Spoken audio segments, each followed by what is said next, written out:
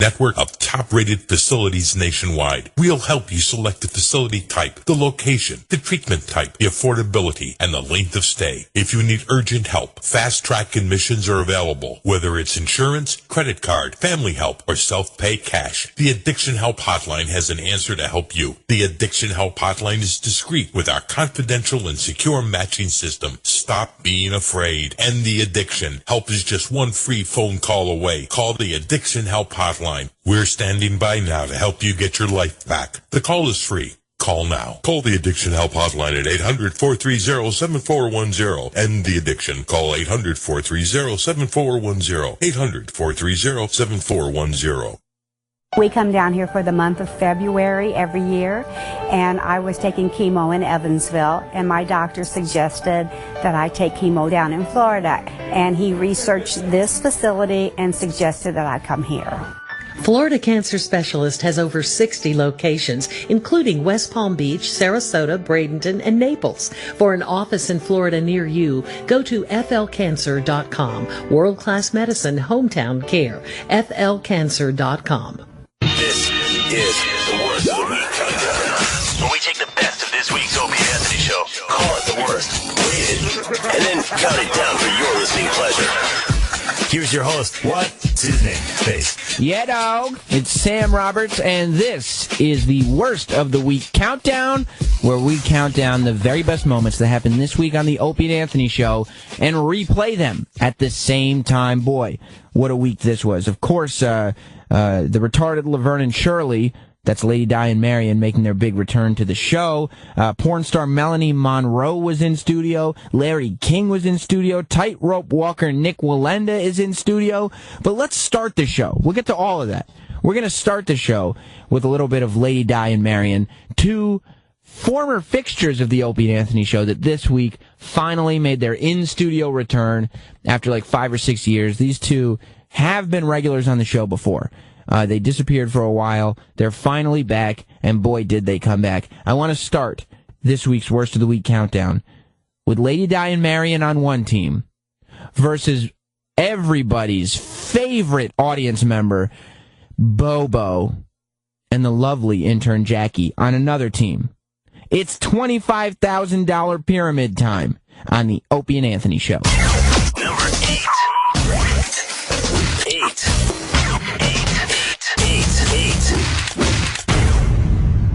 Number 8. One of you will be given. This ain't gonna work. One of you will be given. You can't hear it? I can't hear. All right, now I can hear.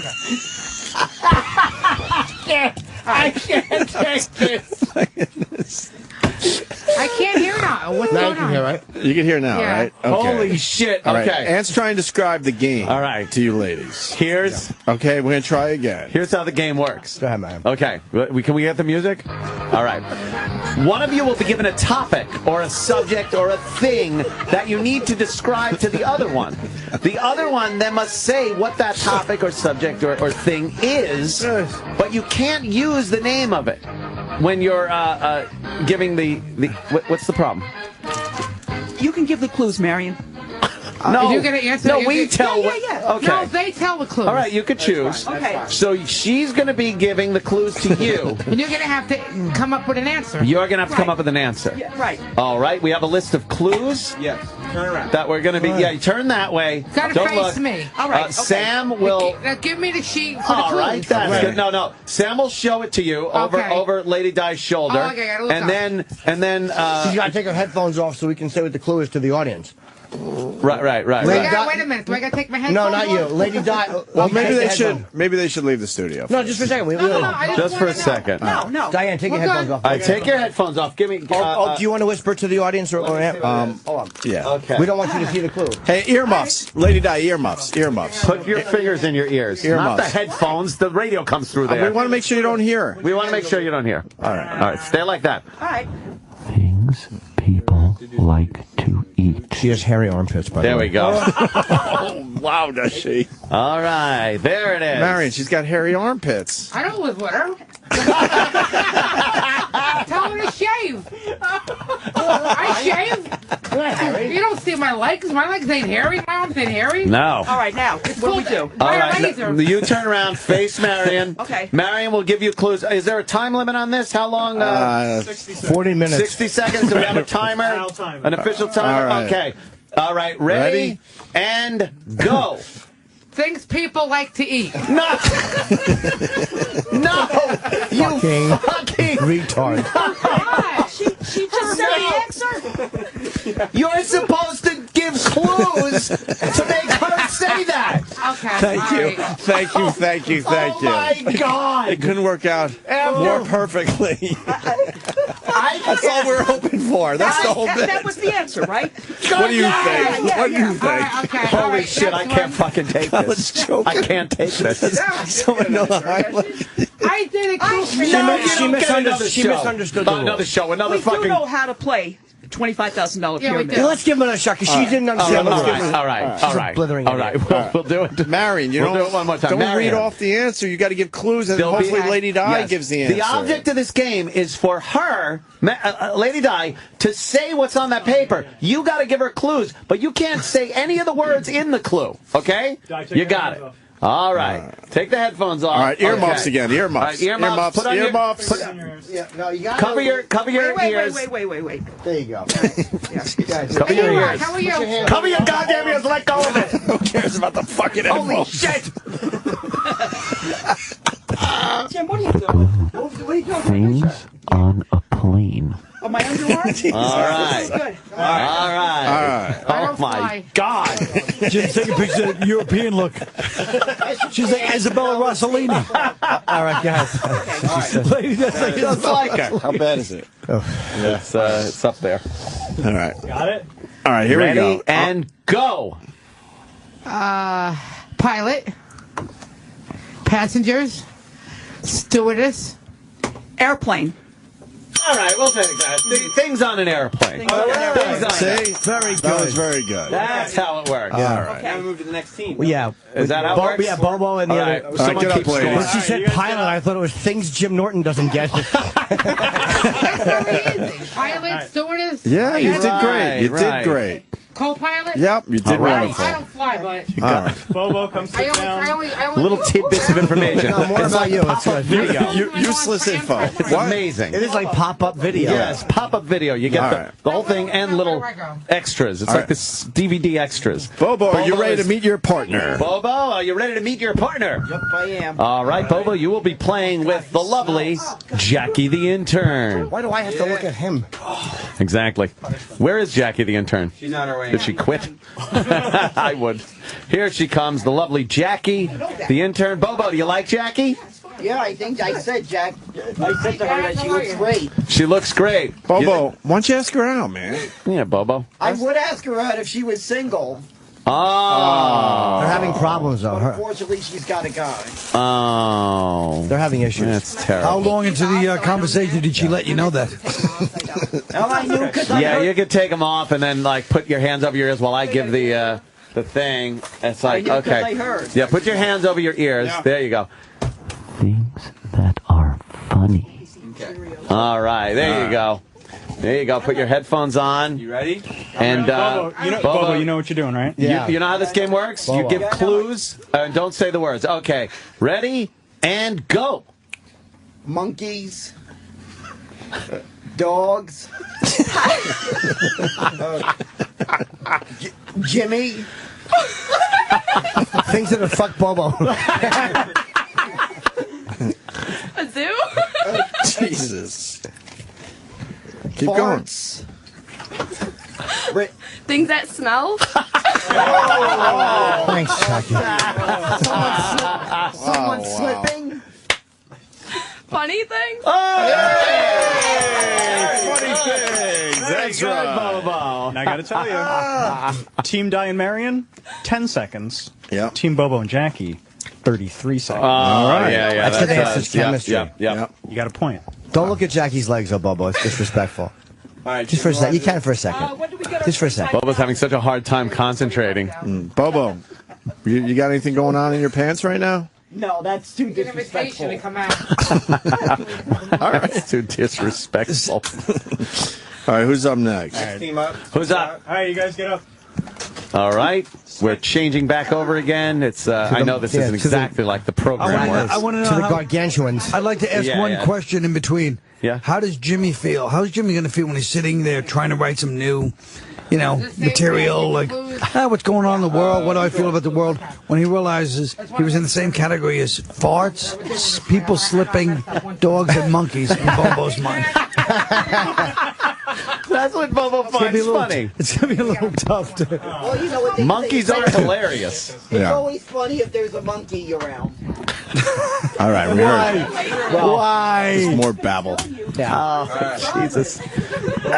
He's cold. If you want to talk, use that microphone. Oh, that's good. Okay. Oh, my God. All right, here we go, ladies. Earmuffs. Earmuffs. No, wait, isn't Di Yeah, they giving got her to switch. They got to switch. Oh, that's giving her right. the clues? Earmuffs, Marion. Hold on. Hey, Pitts McGillicuddy, you got to give her... I know. Di, you got to put your headphones on. Put the headphones on and listen. You're the one you're the giving one clues. giving the clues. She's going to give the clues to you now. Oh, my God. I am? No, Yeah. I don't want to do that. about it. You have to. That's how the goddamn You game have works. to. All right. Easy, Play the Mr. goddamn game. Mr. Cheswick. All right, okay. Plug your ears. Plug your ears up. There you go. Oh, my God. Things on the periodic table of elements. All right. Okay. Don't look. Ready? Ready and go. Headphones. Yep. Colin goes, yep. Hold it. Newspapers. Keep going. Computers. This is perfect. All right. You're doing a good job. Keep going. All right. Keep going. Paper, pens, Internet. water. You better give me another 20 seconds. Diane, No, you got to do this one. All right. Pens. Give her paper, another thing. Pens, paper, headphones, computers. Water. Yeah, water. Also, I said water. Small wallabies. Kleenex. Tissues. No. Time's up. Good kids. That's it. Time's up. Lady Di, do you know what that is? No. Di, read what's on the Read paper. the thing. Read what's on the paper. A periodic table? Read. Yeah, any table you're sitting on. What is that? What does it say? It says elements on a periodic table, but what is that? Do you know what the periodic table of elements are? Gold, like the elements, like cobalt. Is it cobalt? Lead. Hydrogen. Okay. Boron. I know that. Yes. Nitrogen. Boron. Because she wasn't given enough clues, or she didn't she didn't understand. That was apparent when she just said, "What was that?" Yes. All right, well, let's move on to the next team. Sorry, guys. All right. Sorry. We don't need a summation. Take a hike. You know, it was great. It was even if she was describing this console, they still didn't come close. Yeah, like she didn't even say the table or the console or anything. I don't know what that was. I did good with my clothes. You did great, man. You were wonderful. No, first one you were horrible. Yeah, but And you had two of them. You did have two of them in there with water, by the way. You got to give her that much. That's right. She did have hydrogen and oxygen, so that's not bad. All right, back to Bobo and Jackie. Bobo and Jackie. This time I guess it's Jackie giving the clues to Bobo. Okay. Earmuffs. All right. Earmuffs. So, Bobo, plug your ears up. Don't listen. Things that are overweight. All right. Bobo, Bobo, there you go. You can take... Now put your headphones back on. Oh, do I have to? Yes. Yes, you do, Jackie. Yes, you do. You are giving the clues. Be happy Lady Di's not giving these clues. Ready? Ready? I'm not getting And... fired after this? No, you're give me a good impervious. ribbing. You're impervious to being fired. Ready and go. Lady Di. Yeah. Eric. Roland. Elephants. Oh no! Overweight people on the show. Yeah, those things that are overweight. Very good. Wow. Lady Di, Eric, Roland, elephants. Hey, Rock, how are you? All right. How Holy shit. You say, hey, Rock, how are you? How you been? Come on, get back up here, you two. What are you doing? Yeah, come on, get up, get up. No, not yet. You're dung. You are dung. Now you blew that last round pretty badly. You guys really got to step it up here. What do you want me to do now? All right, I'm giving It rhymes with mang yourself. I am giving you clues. I am going to give you clues. I don't like it too bad. Mump in front of a fane. Yeah, I'm going with you to California. Holy fuck. Yes. I'm going to go with you to Jay Leno. Is that right? Holy shit. Go hang out with your Oh, that fucking funny. All right, Marion. You're going to go to California with Jimmy. Who's That's great. giving? Who's receiving? Marion's giving. Marion's giving. So, Lady Di, plug your ears. Right. Yeah. There you go. Earmuffs. What do you- Earmuffs. All right, hold them. That's good. Turn your head. All right. Wait. Okay. Earmuffs. Keep them covered. Things Opie and Anthony have described you as. Okay. It's a tough one. Ready? It's a tough one. Yeah. Go. Beer, liquor, Alcoholic beverages. lose weight, chubby cheeks. You're describing me.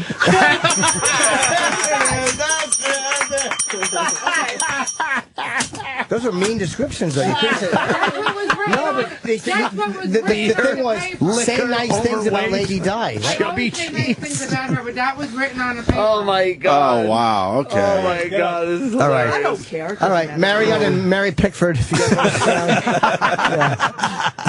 Hey, that was what was written on the paper. All right. Hey, Lady Di, why did you put a Coke bottle in that actress's vagina in the 20s? Oh, Jesus Christ. All right, back to Bobo and Jackie. Chubsy Upsy. All right. I guess now Jackie is giving the clues. Getting. Oh, is getting the clues. Yes, right. Bobo will be doing this. All right. Always a favorite. All right. Cover your ears. Very good. Things Anthony would say. Okay. All right, ready, Bobo? Go. All right, I'm ready. Okay. Wop. Fuck. Oh. N-word. Oh. Racial slurs. Hey, Hitler. Hey, Hitler. I'm trying to think. I like guns. Things Anthony hates.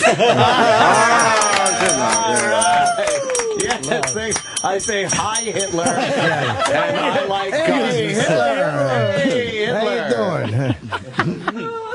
Oh, my God. Ladies, All right, you let's two. go. Come on. I know this is like fucking like they haven't figured it out jazzercise yet. for you two. All this fucking getting up and down. It's Will the moosettes crazy. I got no problem getting up.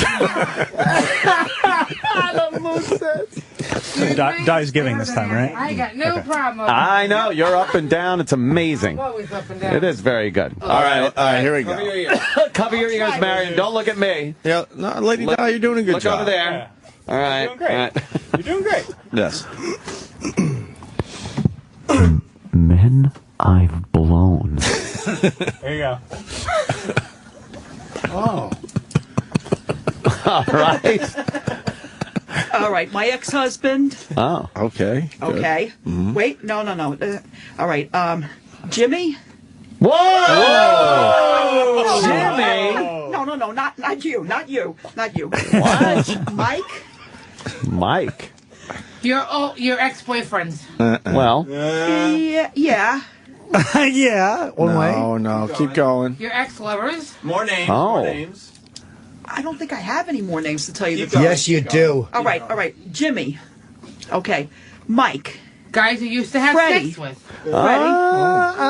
Close. You're close. Who was the homeless guy? None of those guys were homeless guys. Right, that's no, right. All right, Jimmy, Mike, Freddie. Guys you had sex with, Diana. You're getting close. You're getting close. All right, keep going. Guys you fooled around with, guys you had sex with, guys you blew. Guys, she's blown. She works blue. She works blue. Yes. It's BLEW. Guys you blew, yeah. All right, very good. Blowjobs? What's the thing? Hey, whoa. You changed from those cruises. The time on the balcony of those cruises got a little saucy. Not you, Jim. Yes. Right. Yeah, I know. We figured that out. I'm like, why? Whoa. A little scared there. Jim was a very common name. He was one. She's right. She is right. She is right. That was factual. Yes. There's a lot of facts being How does thrown this around here game end? tonight. We learned today that Jim is a very common name. Okay. The game ends with all of us hanging ourselves in the bathroom. I guess we have to. Well, you need a winning team, and then they get to do the final thing. I like Mike Zinfandel. All right. Let's go, All right, Bobo. well- Come on. What the hell's Bobo? Look, Jackie's getting annoyed. She's like, Bobo, come on. Yeah. Di and Marion did not get the elements one. So Well, they did. That was a tough one. So far, Bobo and Jackie are winning. So if Bobo and Jackie get this correct, they will go on to the bonus round. The bonus Yes. round. Yeah. Right. Yes. All right. Who's giving the clues? Bobo's giving the clue. Okay. Bobo good. will be giving All the right. clues, so we need Jackie to cover her ears once Earmuffs. again. Earmuffs. Oh, very good. The clues you will be giving? Things your dick does. All right, Bobo. All right, Bobo. You got that one? Go. Jackie's putting on. Go. All right, grow hair, splooge, cum. Things your dick do. Oh, man, these guys. Wow, they are good. They are good. Dick Clark would be so proud right now if he wasn't rotting away. Things that happen during a Mets victory. Wow, so I guess you two are the big winners. This reminds me of a quiz show. I like an inquiry why they got the hard clues. Yeah. Periodic table. Periodic table did fuck them up. I Really think they did. just win. They just, everyone wins. I think we they don't just have win. to do any more. I know. They just Everybody's win. a winner. That's all you needed. The bonus round is crazy anyway. Oh, boy. Everybody's a damn winner in this game. What'd you say, Marion? Hi, I get a bottle of wine for winning away. Oh, yeah, we'll give you Bottle of wine. She's got a good point. Yeah. Well, you're going to christen Lady Di before she leaves? See, she's a battleship. The worst of the week countdown. Counting down all the wonderfulness that was this week's Opie and Anthony Show. This is the worst of the week countdown with me, Sam Roberts, from the Opie and Anthony Show, and after Opie and Anthony Live. And what a week it was. Still to come on the countdown, we're going to make fun of E-Rock. We're going to have Nick Walenda, the tightrope walker, Larry King, and porn star Melanie Monroe in studio. More from Lady Di and Marion. But before all that, right now, let's listen as Opie and Anthony analyze Paula Deen's appearance on the Today Show. The Paula Deen firing was one of the biggest news stories in this insanely busy news week. I don't know why, but Paula Deen said the N-word one time 30 years ago, and now she's losing everything. Let's listen to Opie and Anthony. Listen to Matt Lauer interview a Paula Deen.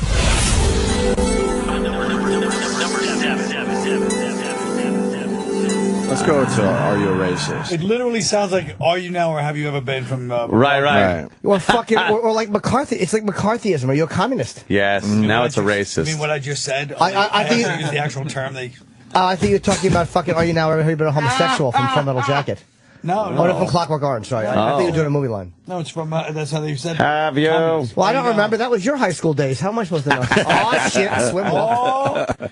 As we sit here, it seems to me an informal jury of your peers and your fans and your critics and your business associates are weighing the question, is Paula Deen a racist? So I'll ask it to you bluntly. Are you a racist? Yes. Whoa. Watch out for Matt Lauer. Yeah. Yes, Matt. I'm a racist. You're not in the Panjshir Valley interviewing the head of the Al-Qaeda. But you're going to get hardcore and in-depth. Idiot. Idiot. Ah, shit. No, I'm not. By birth, by choice, by osmosis, you don't feel you have racist tendencies. Oh, what a country! What a country! Can you believe this? This is more than TV. It's like fucking white people scolding each other to deflect attention from themselves. Oh, it's like Vonnegut. Don't you think everyone's racist to an extent? Yes. It depends who you call racist. Yes, I mean, you might have just a little bit, or a lot. It depends who you call racist. And this makes it worse. Worse. I can't. It depends who you call racist. I mean, I like to define racism, which nobody could do in this country. I'm called racist every night on Twitter for just criticizing black people. And then, oh, you're a racist. And they honestly think that I'm being a racist. So their definition is any white person that criticizes a black person is a racist. Then there's people that need, burning crosses and fucking Klan hoods to define a racist. So, the definition, it's just not there. Definition is very all over the place. Yes. Don't feel you have racist tendencies. No. As a child, I was raised in a home. That accent never good when you're being asked if you're a racist. Let me tell you one thing. I've been so kind to the Negroes growing up. I said nigger as a noun, not an adjective. Exactly. Growing up with the little pickaninnies running around the yard, I think that accent, by the way, is very hard to defend. The other question I'd like to ask is when they do destroy her empire, which is ludicrous that she should have an empire, but she has an empire to begin with, how many black employees does she have that are going to be unemployed? Right. That's the other question. Yes. And how do they feel? They're like, I'd rather have my job and have her have said the N-word during a bank robbery than be unemployed and part of the big solution. Yeah, I don't like your impression of her employees. That was you doing her employees. I didn't like. I was doing kind of this guy went to one of those black colleges in Atlanta. I went to Morehouse or to Howard. Howard's the go-to. My impression was pretty ludicrous. She was robbed at gunpoint. Am I right? Is that what happened? Yes. By a black guy. And she came home and said, "I need a nigger right. We're gonna give me the store, rob my ass."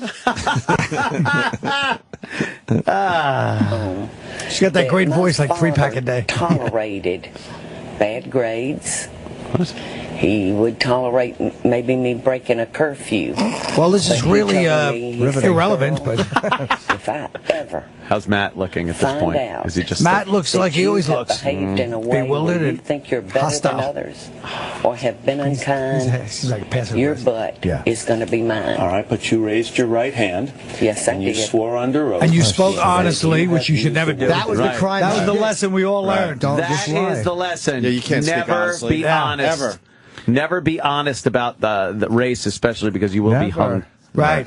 Let's hear it. I'm glad we all learned that, Anthony. But anyway, you have used a word that is the most offensive word and used to describe an African American. This wedding you wanted to plan, that plantation-style wedding, whether you use the well, maybe the plantation-style wedding was a bit much. That's a Bill Hertzer case. That's a little rough. A little over the top. But you know what? A nice period piece. Hey, they did it in Django. Yeah. It worked in Django. She's like, I want a Jenga type of vibe. Jenga. Yeah. So, okra, we have them sit at a separate section called the field house, and then we're going to sit up here. Now, where's the slave hot box going to be for the big ceremony? Jesus. Is that going to be out there in the yard? This is a hot box / barbecue pit that she had. It's kind of a bad taste. I know. And she goes, I like the fact that she goes, obviously, La Femme, she goes, the media be all over me for that one. Yeah, kind of. Yeah, I think so. Jeez, Paula. Or not. So how does someone use the N-word, whether in anger or in a joke or in private, the most offensive word to African Americans, except and that not be considered a racist? When they use it. They're using it constantly. The day I used that word, it was a world ago. It was 30 years ago. Listen to this groveling. She should have said, Matt, I'm going to hold a gun in your face right now, Matt. Yeah. I don't know. And not only you call me the B word. Yeah. How can you say I'll kill you and not be considered a murderer? Sometimes you just say things in anger, Matt. And this is the point we're at in society where now you're responsible for something you said 30 years ago. Yeah. That's fucking nuts. The most offensive word for African Americans. 30 years ago. Look at Colin 30 years ago. He's unrecognizable. Do you have a picture of what you looked like 30 years ago? Yeah, he tweeted it yesterday. Wow, really? Good head of hair. Carl looks like Philippe Cousteau. He did. Back in the 70s. Really. Somebody said I looked like John Holmes. You got a little John Holmes in you? Yes. The old Carl? You do from like the face down to the chin. And then you look nothing like John Holmes. Oh, look at Carl. Hopefully you'll wind up like him. So now we're all going to have to live perfect lives. Oh, look out. It used to be what you were doing in the here and now, but now we're going to go back 30 years. 30 years, she says, nigger, and it's fucking now resurfacing like she fucking buried a dead baby, like Sling Blade, had to fucking dip that poor little feller, you know? Yeah, well, give me a break. We look at it like it happened last week. Paula Deen was a teller at the time this whole thing went down? Yeah, real snitch. That's a problem. Jesus. A shaking gun. Because the man that had the gun to my head, unbeknown to me, was my customer at the main office. But didn't you also admit, Paul, that you used the word on other occasions? No. So you Wait a minute. Let me just say something. Witch hunt. He wanted to get past that story. Right, yes, so fast. Because he feels guilty inside because he knows it's all bullshit. He's like, whoa, let's move on to something else. This is not part of the narrative. People might accept that as a reasonable reason to use that word. Of course they would. All black people would accept it. Yes, black guy holding this fucking gun in your face. All black people would accept it. Are you kidding me? Exactly. So, let's get past that to the point where you just said it because, the fucking guy was walking down the street. Yeah, yeah, exactly. What a smug So you have, other than that one time in the bank, a robbery attempt, always you're telling me you have never used the N-word. I never. They asked me in all of my 66 years on Earth, had I ever used it. What the fuck is wrong with this country? Can you believe this is happening? Who gives a fuck? I'm so insane. He was later caught. Holy shit! I had gone out on a limb for him and gotten him alone, and he was frightened that I was going to recognize him. So reports that you were asked in that deposition whether you had used the N-word on other occasions and said... He's like, forget the gun point, Robert. Back to word use. I answered the question truthfully. I'm amazed. Man. So you have never used the N-word. Oh my Shut up, God. It's just not a part of... This country's finished. He's an adult saying the N-word. Yeah, what a fucking dripping, sanctimonious country. Phony. And he, though, you can't even... He's every one of these motherfuckers. He's just one of every one of these fuckers. The insanity over this. It's ridiculous. Do you believe they were talking about a word? The only people that should have an opinion on any of this are the mixed race, not Sam types. The mixed race. The not Sams, we call them. Wow. Wow. The way he was talking, you would think he was questioning her about a murder.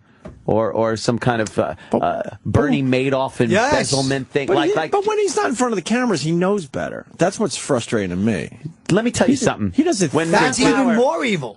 No shit. He doesn't think that way when the cameras are off. When Matt Lauer's driving home, he plays his stupid fucking part. Matt Lauer's driving home. He goes through a toll booth. The fucking guy in front of him's got Easy Pass. The gate doesn't go up. Holy shit. Now he's waiting. Matt Lauer wants to get home. He's fucking waiting. And he sees a black guy that works for the fucking bridge and tunnel walking almost backwards. He's walking so slowly over to that fucking gate to grab his Easy Pass and put on that little thing to get the gate up. He's thinking that word. He thinks it. He don't say it. It might even be fleeting. But he's thinking it for a second. There are scenarios where everybody at some point thinks it.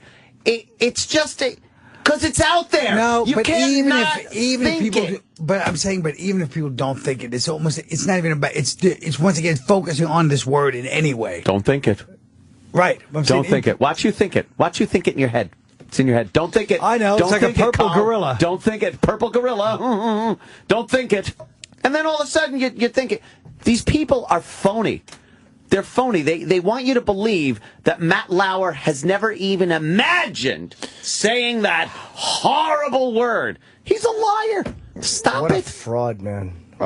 People are saying that she said it more than once 30 years ago. How many times? How many times is acceptable? I don't know. How many times Someone's is it? tweet said you're wrong. She said it more than one time 30 years ago. I'm sure she did. Look at her Who cares? deposition transcript. I know one thing. All right. So then she talks about how the youth are I may have studied saying the on word it. a lot. I may have used the word a few times. I may have studied on it. Let me ask you about this part of the deposition. You were asked whether using the N-word in telling a joke was hurtful, and you said, quote, I don't know, most jokes are about Jewish people, rednecks, black folks. I didn't make up the jokes. They usually target, though, a group. I can't myself If you made a what joke offends using the another person. N-word, you might be a redneck. And you might work for the Jews. Aren't most jokes hurtful, if you really think about it? Well, yeah. It's hurtful to somebody. One said the water's cold, the other said the water's deep. I believe one boy was from Arkansas. What is he talking All about? jokes are hurtful. Right. That's what makes them Matt's funny. talking about? I told Only you what black Jack jokes are Simmons, hurtful? Jack Simmons once said. Yeah. When he was doing a joke about baby Jessica. It was a while ago. Oh, wow. I'm not young. And he goes, come on, folks, whenever they moan, come on, folks. It's comedy. Somebody's got to get hurt. That's true. And that's the truth. Yes. It's comedy. And I don't like the fact you said it was Baby Jessica. It was really Baby Lindbergh. That's hurtful. Fucking home run, Jefferson. Hey, thank God Baby Jessica, though, right? Came out Thank fine. God. Did you, yes. Thank God. Did you make fun of Baby Jessica ever in your life? No, never. No, you can't. You can't I make fun submit of to that you, scene. Greg. No. You can't. You can't make fun of that. Norton just switches off because he was like a young wannabe comedian hack that watched a few comedy specials and he told his friends he had a Baby Jessica joke for his local dumb Monster Rain friends before he did comedy. I got that whole thing just now when he goes, "Did you ever make fun of Baby Jessica?" You guys go, "No." He goes like this back to his phone. No, I was just kidding because it was like the Paula Deen thing. I was scolding them. Have you ever made fun of a baby in a pipe? No. Fucking Matt Lauer. What offends another person? That last sentence gets me. I can't myself determine what offends another person. That really hits to my heart. That hurts my heart, Matt. He's saying now he's fucking insane. That her answer that I don't have any I don't really know what offends another person. That got him, which is a man. reasonable answer. Right. He now sits there and goes, "How do you not know what He goes, "That really gets me." Yeah, that got him. Hey, that was hardcore. First of all, you're allowed to offend other people. It's amazing. You're really allowed to do it. Anymore. Not Matt. Used to be allowed to. Not Matt Lauer. Last sentence gets me.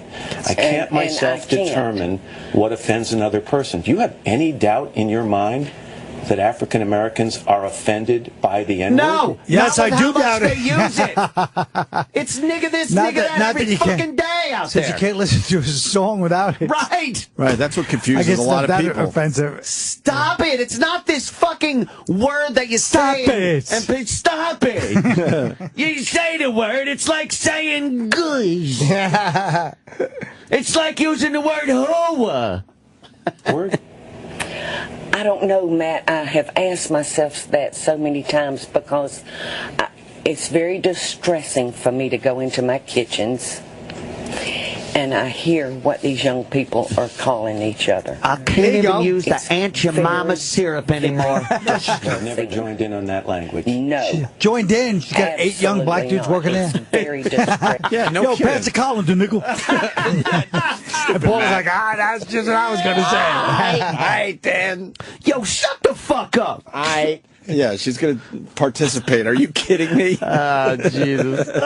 It really is a ludicrous country. This is insanity. This is like from The Onion. Listen to the rest of this. It's amazing. It's an amazing clip Orwellian. Here. Yeah. Yes. No. Absolutely not. It's very distressing. It's very distressing for me because I think that for this problem to be worked on, that these young people... You're right, though. The accent is hilarious. It really it takes a lot of... These young people, take control, especially the colored ones, like my and not throw my husband and the sheriff. It makes both tried to pursue that person. And I'm sorry, but Emmett Tillis did win and a white woman. You bust up a shift row, you bust it up and you leave. You got to hear the last 10 seconds. Let's It's unbelievable. hear what she's saying here. These young people are going to have to take control and start showing respect for each other and not throwing that word at each other. It makes my skin crawl. How about the fact that go. Paula Deen, who's like this famous chef, owns all these restaurants, she walks in the kitchen and these brothers don't even flinch. They're just looking at each other. Pass the hot sauce, nigga. You're hogging it. Hey, how you doing, Miss Paula? Hey, man. Yo, where I supposed to put this roast, nigga? You ain't make no room for my ass. And she's like, I like that, but she didn't come off very good either. She came off kind of like an ass. But she had She's like, I want to say, no, she had no reason that she should have to come off in any way whatsoever. She sounded phony, but we saw what happened when she was honest. She's trying a little too hard. That's good. That's a good point. She's trying a little too hard. She's a little desperate now. You mean to tell me you don't know that African Americans do not like, they're offended by the word that is used in every song and every movie and every... It's ridiculous. Tweet at Matt Lauer if you know, M. Lauer and on Twitter. Holla at Matt Lauer. Yeah. Holla. You hear the story about the grandson? What happened? She told on that today? Uh-oh. How old I is want to he? read you something that Columbia professor John McWhorter wrote for Time Magazine's Columbia. website. He is, by the way, African-American. He wrote, people of Dean's generation can neither change the past nor completely escape their roots in it, any more than the rest of us. They can apologize and mean it, as Dean seems to. They also deserve credit for owning up to past sins, as Dean did candidly, when she could have easily, shall we say, whitewashed her. Do you ever wish, Paula, that when you raised your right hand and swore to tell the truth in that deposition, that you'd fudged the truth? You wouldn't have been the first person who ever lied. Hell yes, I do. Given the fallout that you've seen over the last week, do you ever Pretty good wish question. you'd fudged the truth? Yeah. No, because there's real a answer couple is of yes. kinds of people that I don't like. That Liars. I am prejudiced against. We know one group. And that's thieves and liars.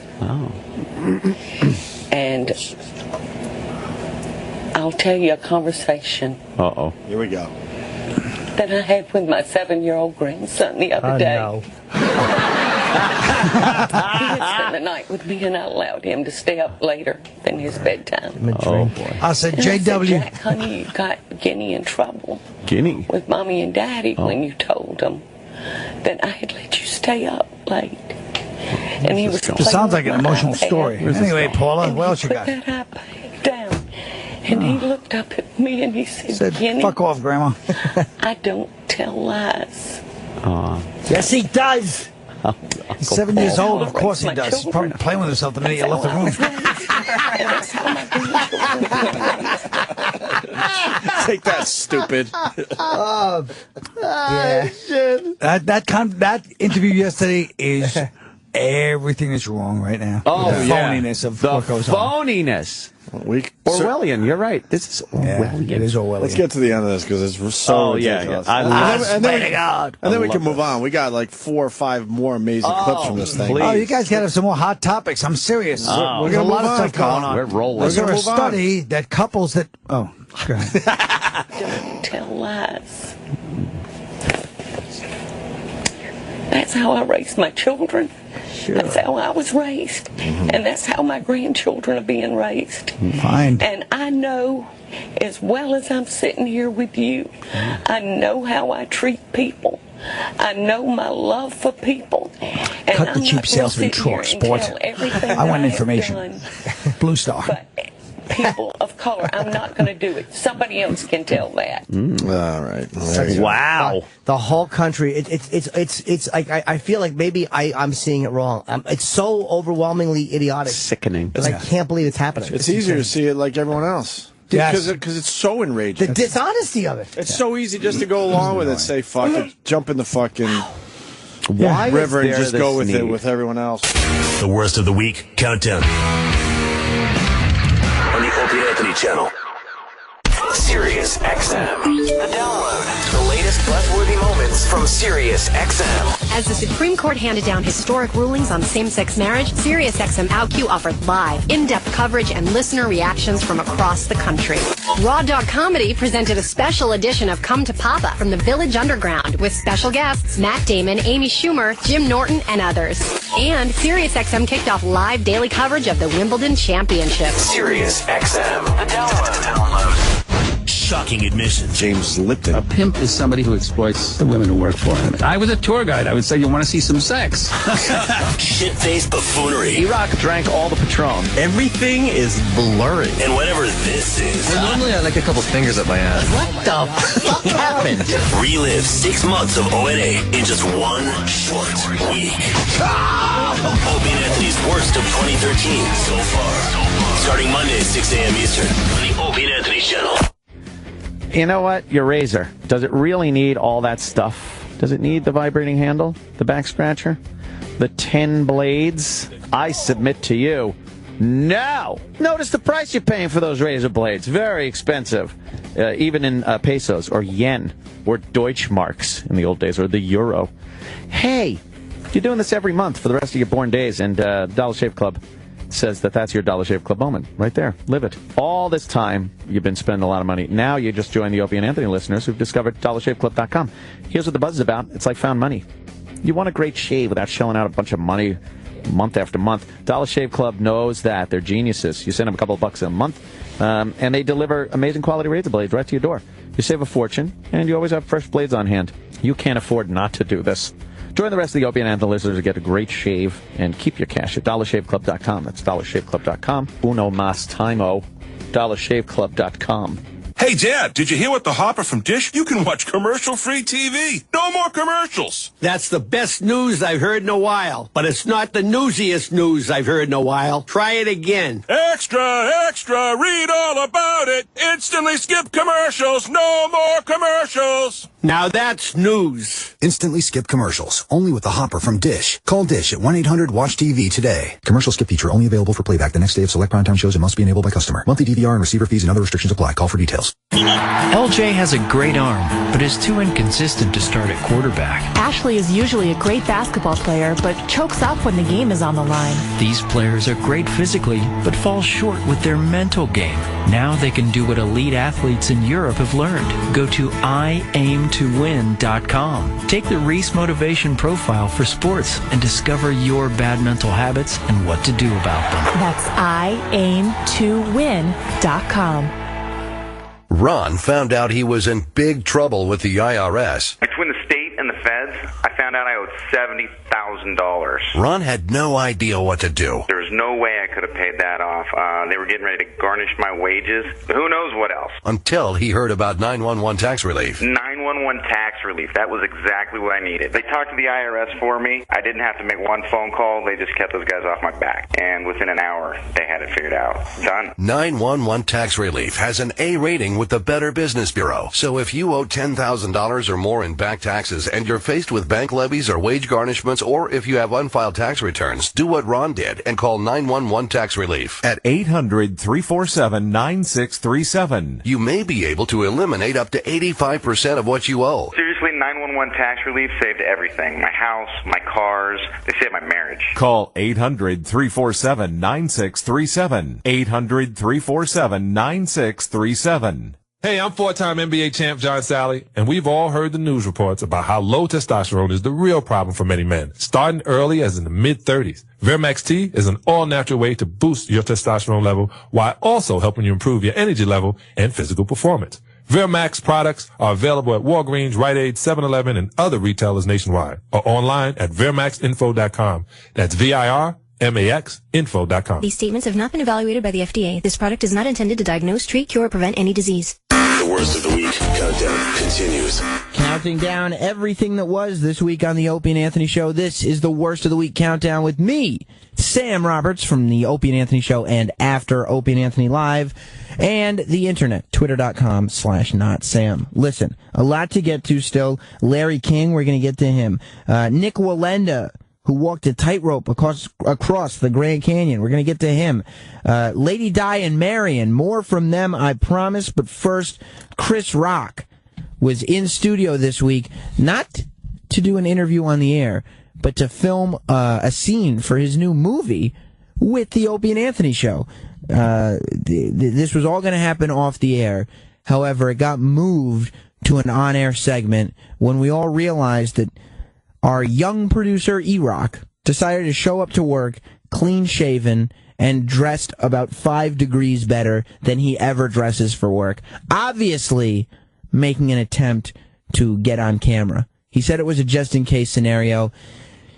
We trashed him good. Yeah, another E-Rock bashing segment on the Worst of the Week Countdown.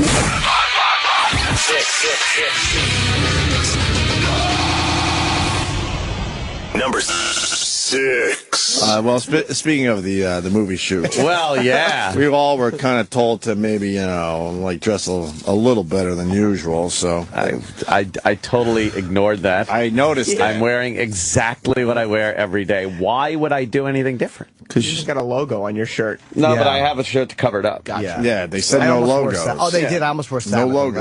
But this is like, it's nothing. You won't see this. Right. It's fine. I think it's fine. Well, obviously it's Opie, Jim Norton. Is that how you say that?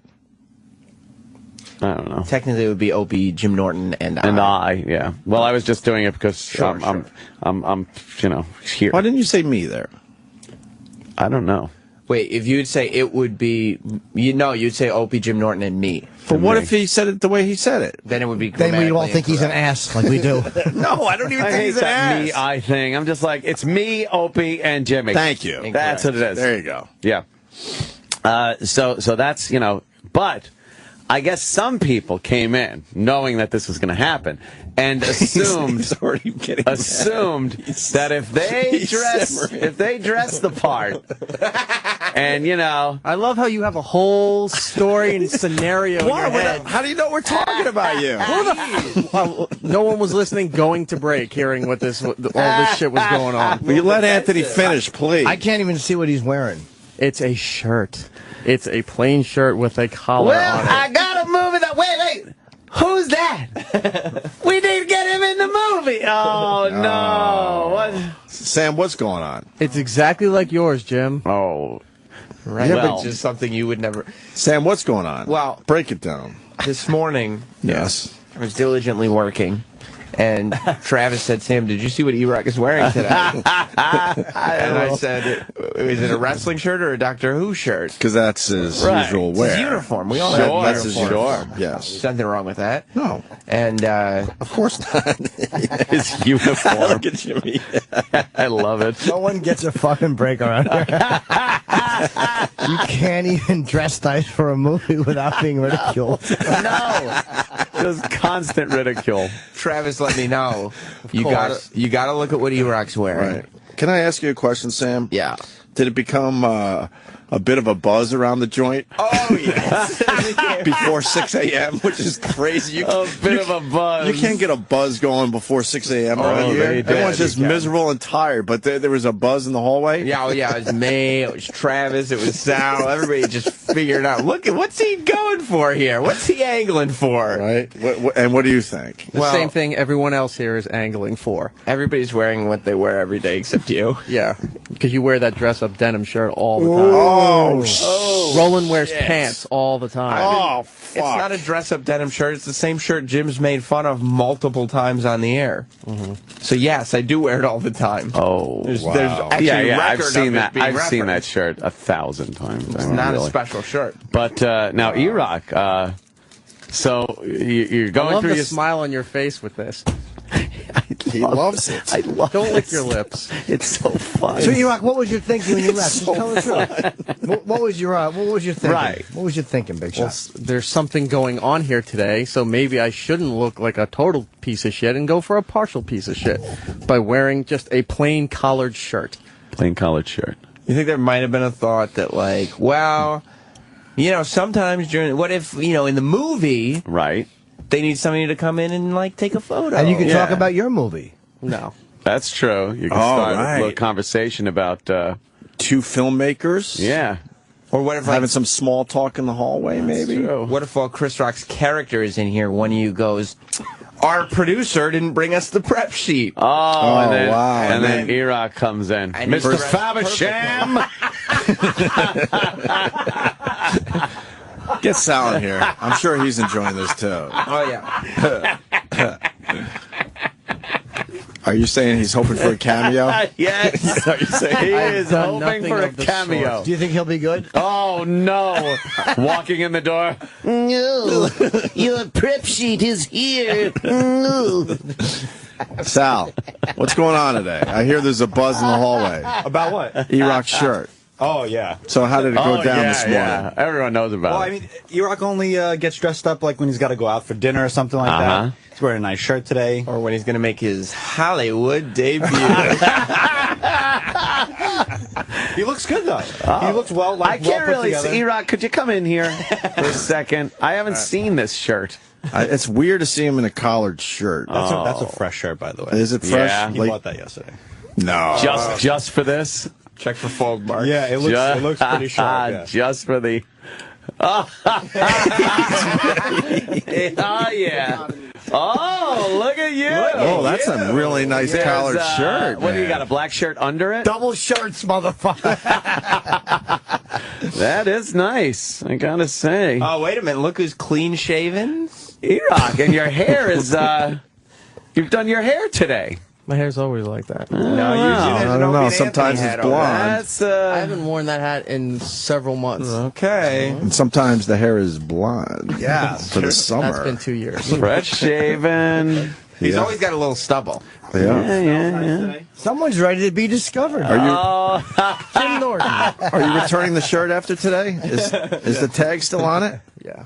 You know, Cary Grant was a soda jerk. That's right. Yeah, when he was discovered, Gregory Peck was an usher in a movie theater. Right. He was discovered. What about here? Get E-Rock some tequila so he can fight back. Oh, my God.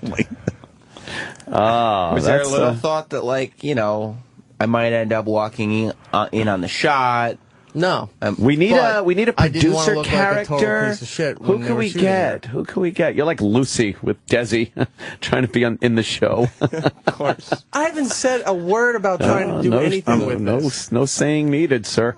I'm so glad Mars said fuck the Hollywood movie fucking shoot today. Wearing the same shirt I got. The exact same fucking shirt for Mars today. And could I have could Jackie or someone bring me a napkin, preferably Jackie, because she seems to do it well. Oh yeah. She's just right what you need. Boom. She's The best.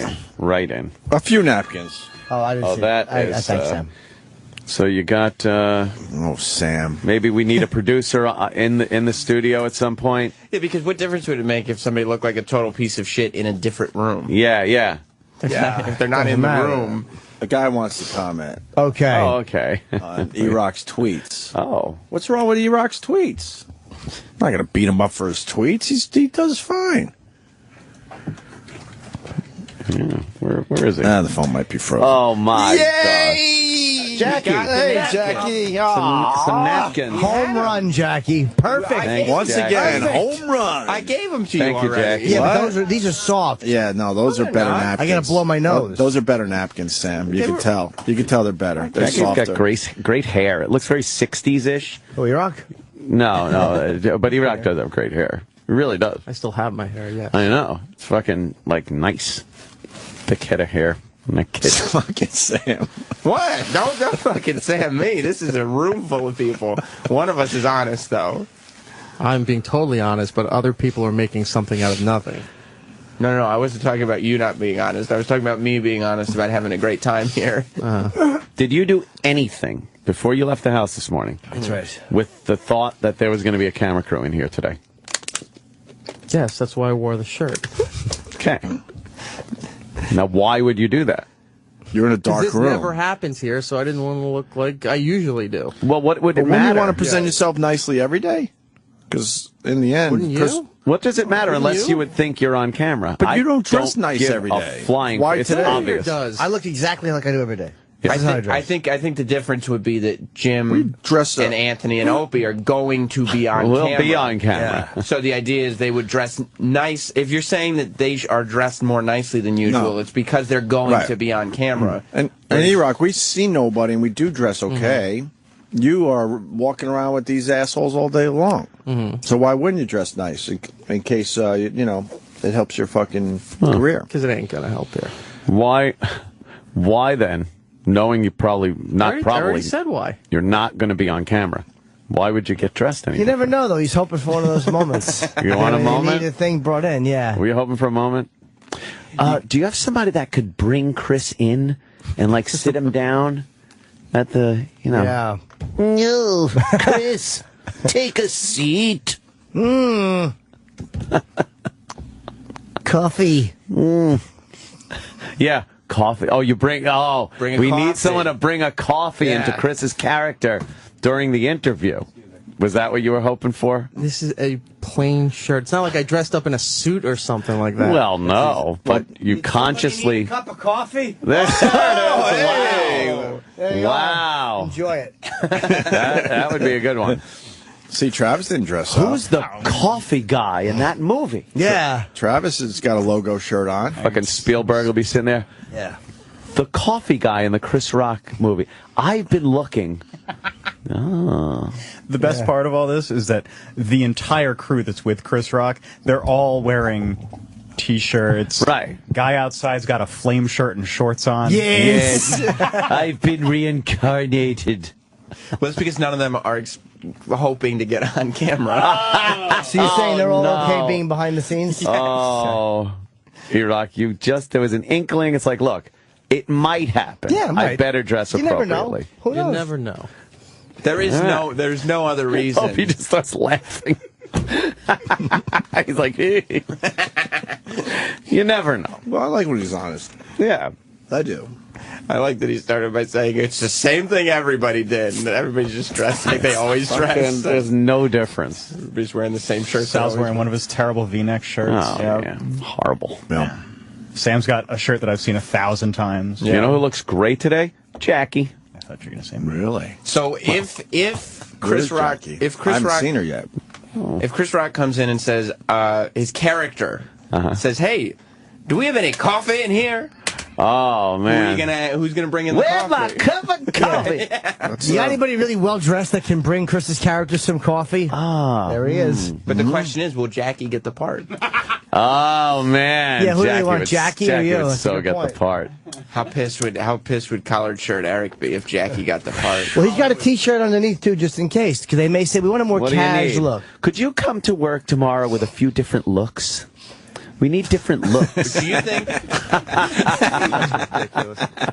think that Eric? He just shakes his head and goes, ridiculous. You think that Eric tried on a couple different undershirts to see what color worked? Like, I'm not gonna wear gray and white. You absolutely put on a couple of things, took it off, was like, no. No, because I'm not a girl.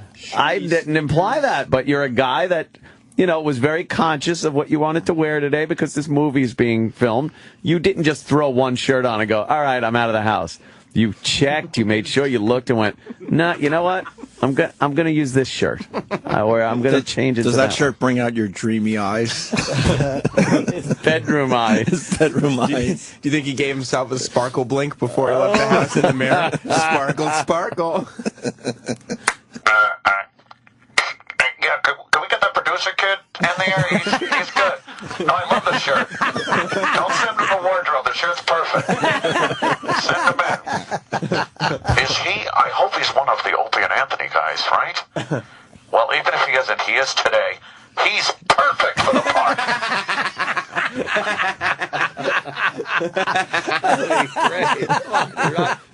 Why isn't he laughing?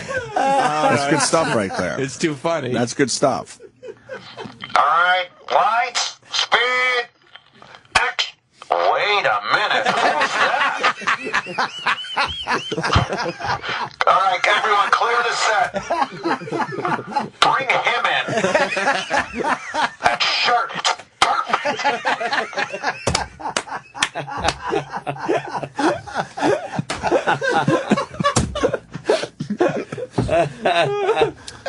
He's almost smiling. He's almost smiling. You could see how absurd it would be when taken to that level, right? Sure, it's perfect. Mr. Director, does he have his own trailer? What do we got for him? What do we got for him? Yeah. Renee, you want it?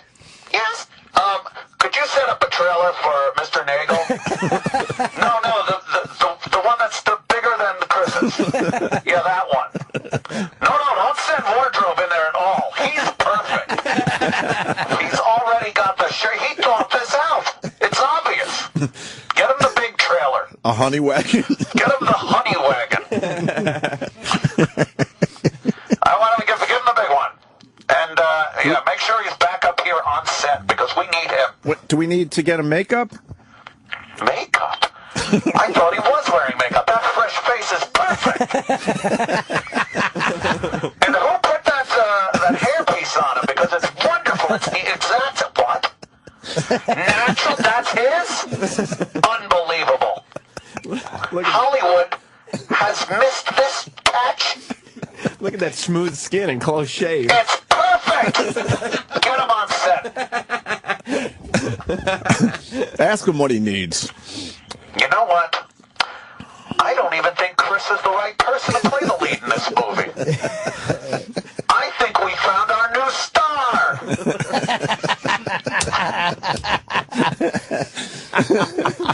Oh, E-Rock. I unfortunately, Tony from Brooklyn has a perfect observation. Oh. You know. Unfortunately. Unfortunately is right.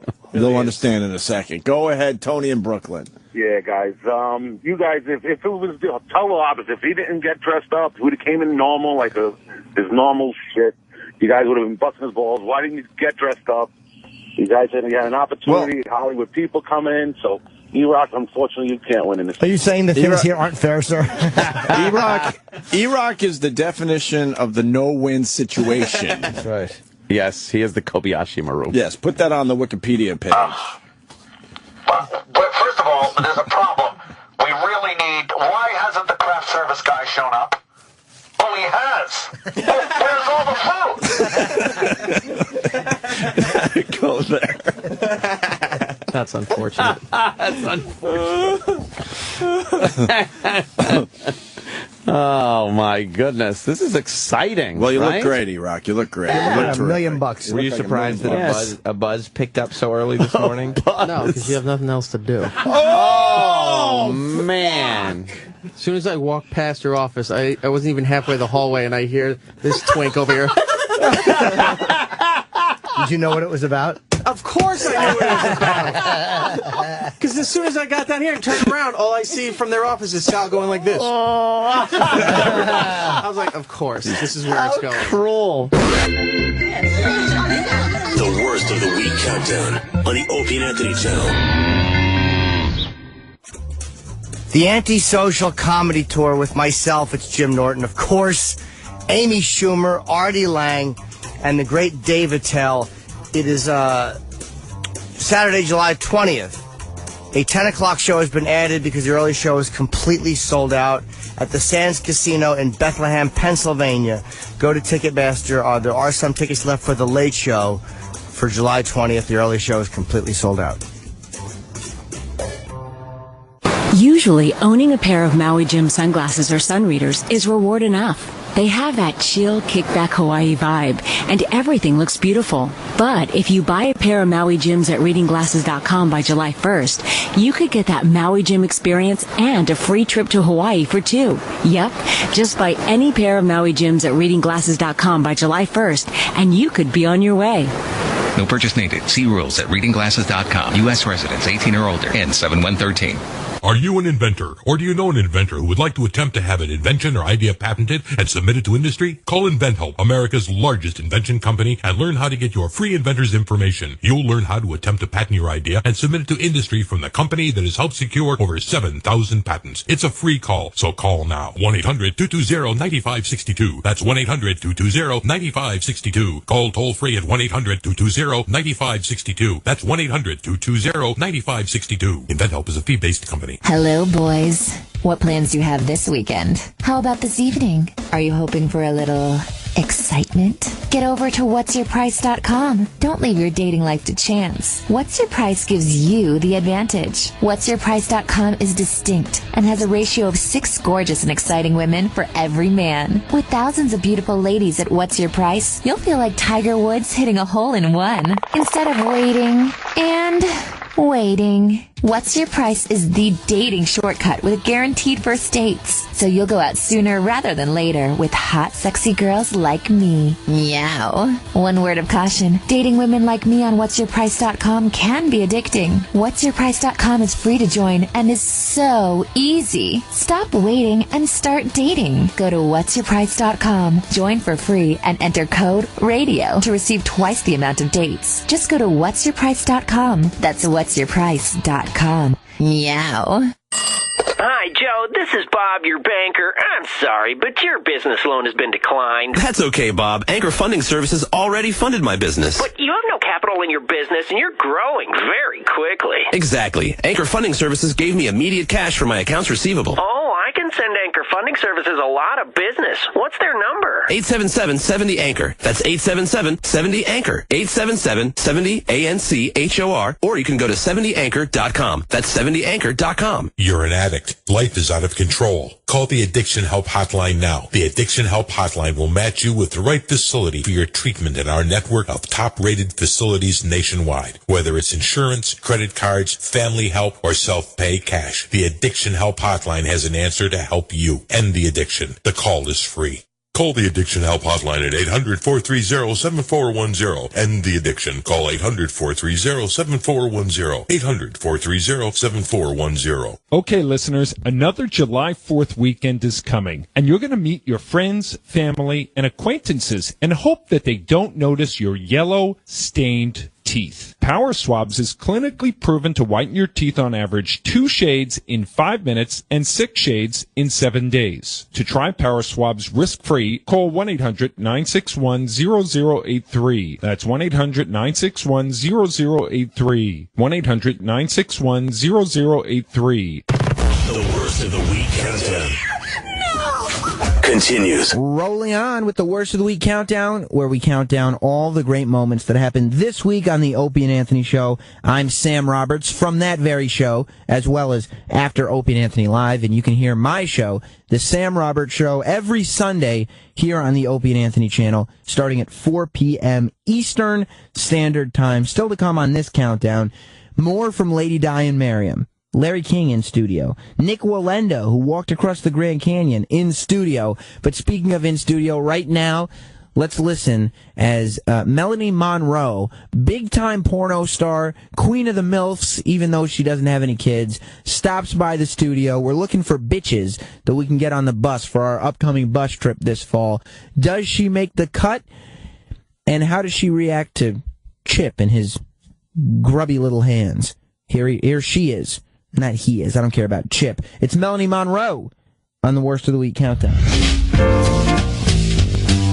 Number 5. Maybe a little Beach Boys in the background.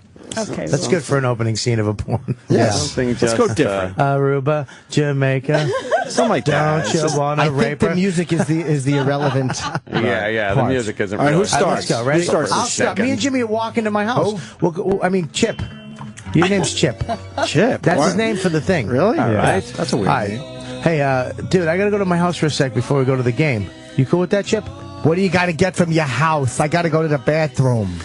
Oh, look, you can go to the bathroom, but don't do what you did last time. All right? I couldn't help it. It clogged the toilet. It ain't my fault. All right, well, listen, you can use the bathroom. Use the one downstairs. My mother calls me the double flusher.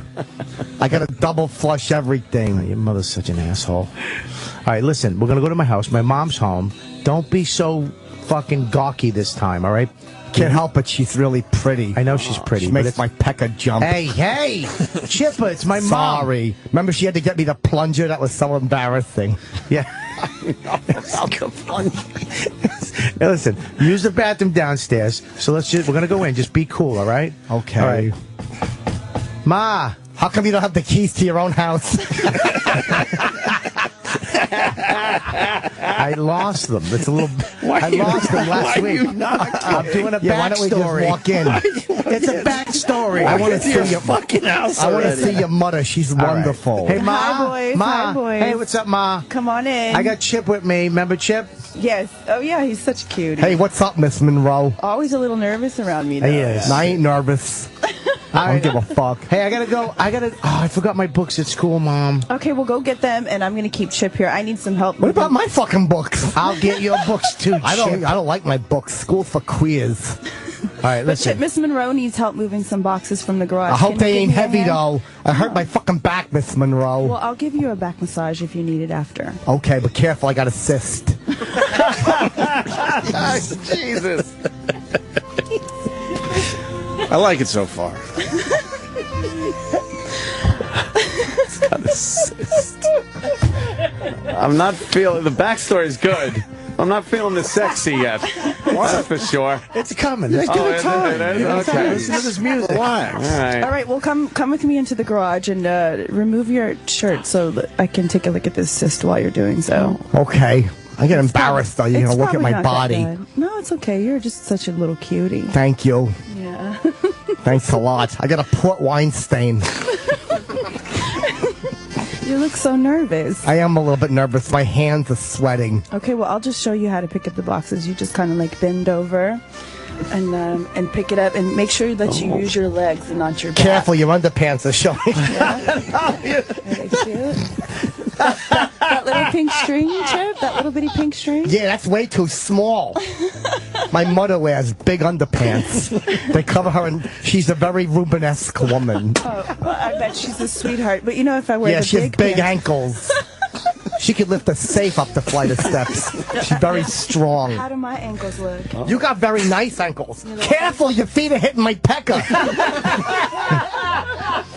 She got very nice ankles. You like my ankles? I do. They're really nice. Hey, your toes are blue. What, are they cold or something?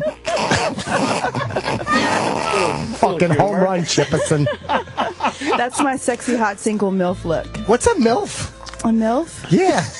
That's a mother I'd like to fuck. That's what you would Oh, call that's me. very crass. I don't go for that talk. You don't? Can I see your feet without the shoes? Hey, look, your shoes are made of wicker. What are they, chairs or something?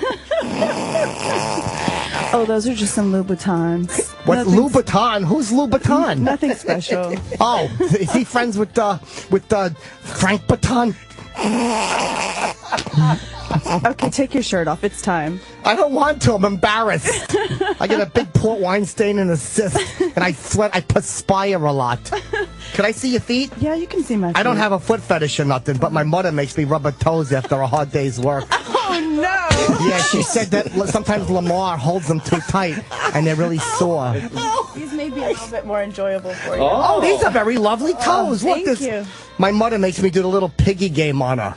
Oh, no. You should spend more time over here with my son, seriously. Yeah, he's cool, though. Sometimes we go into the basement, and he wants me to watch him tug his Peter.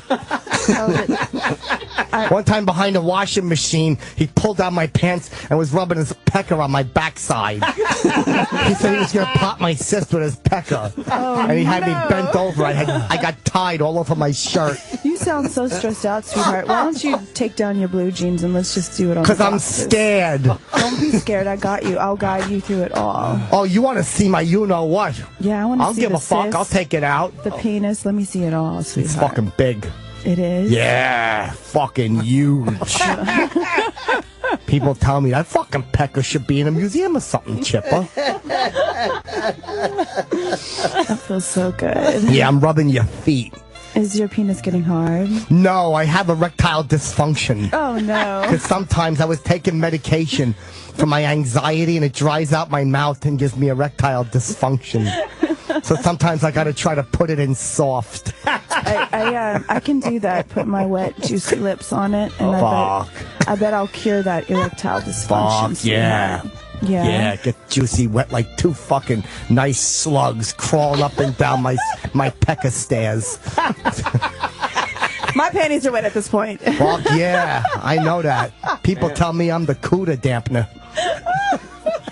I get a cooter so sloppy and wet it looks like someone threw a bucket of lard on it.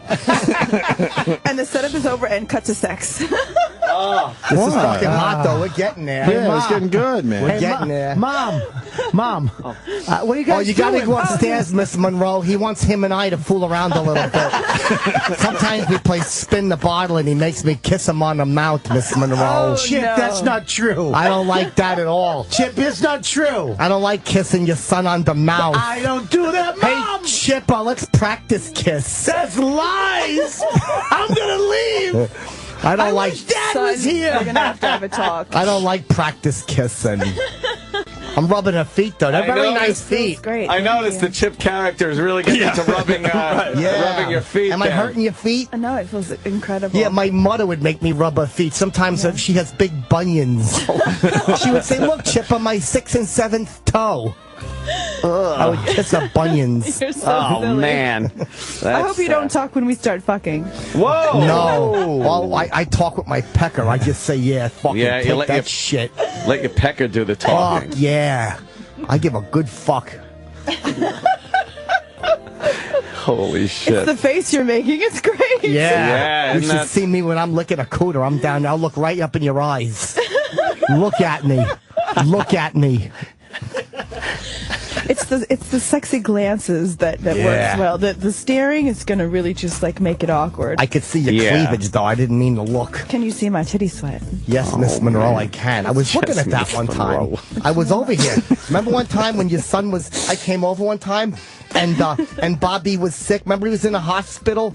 He was really sick. We thought he was going to die, and you was going to go see him. And I said, why don't you stay here first and show me your you-know-whats? Don't tell all of our secrets. This is fucking good, right? You liking it? Fuck yeah. Yeah, I bet you are. Cocksucker went to market. This motherfucker stayed home. Oh. She have nice. Now, you know, in a porno, at this point, it would be on in action time. Yeah, you'd have to fucking start fucking. Yeah. I'm rubbing her feet pretty good. Yeah, it's good. Yeah. Should we get the ass involved or what? I already am. That is quite the ass. That is quite the ass. You should do the ass. You should rub the butt. I think I'm going to rub my butt on your penis. Chip just kissed her toe. Fuck yeah, kissed her toe. Nice. Did you enjoy that cocoa butter lotion? I fucking did. Yeah. Is that what that is? Yeah. It smells like cocoa butter. Yeah. It's cocoa butter and a little bitter apple so my puppies don't bite my toes. Does that stop your dogs from biting your feet? Oh, yeah, I've got bitter apple all over my house. You know what else would stop the dog from biting your foot? You kick him, your foot. Yeah. Well, you put milk on your pecker, Chipper. Oh, that's not what you do. Wow, all right. We gotta getting finish up this right in off. your lap. Wow. Let me get Oh, boy. Look at that ass right there. Yeah, I gotta be Wow. honest. It's really nice. Yeah? Wow. Yeah, it's... You digging that? Yeah. A lot of the movies, wow. A lot of the movies, like, focus on your butt there. Yeah, there's some movies where it's like it's all about the ass. All about your ass. I just did.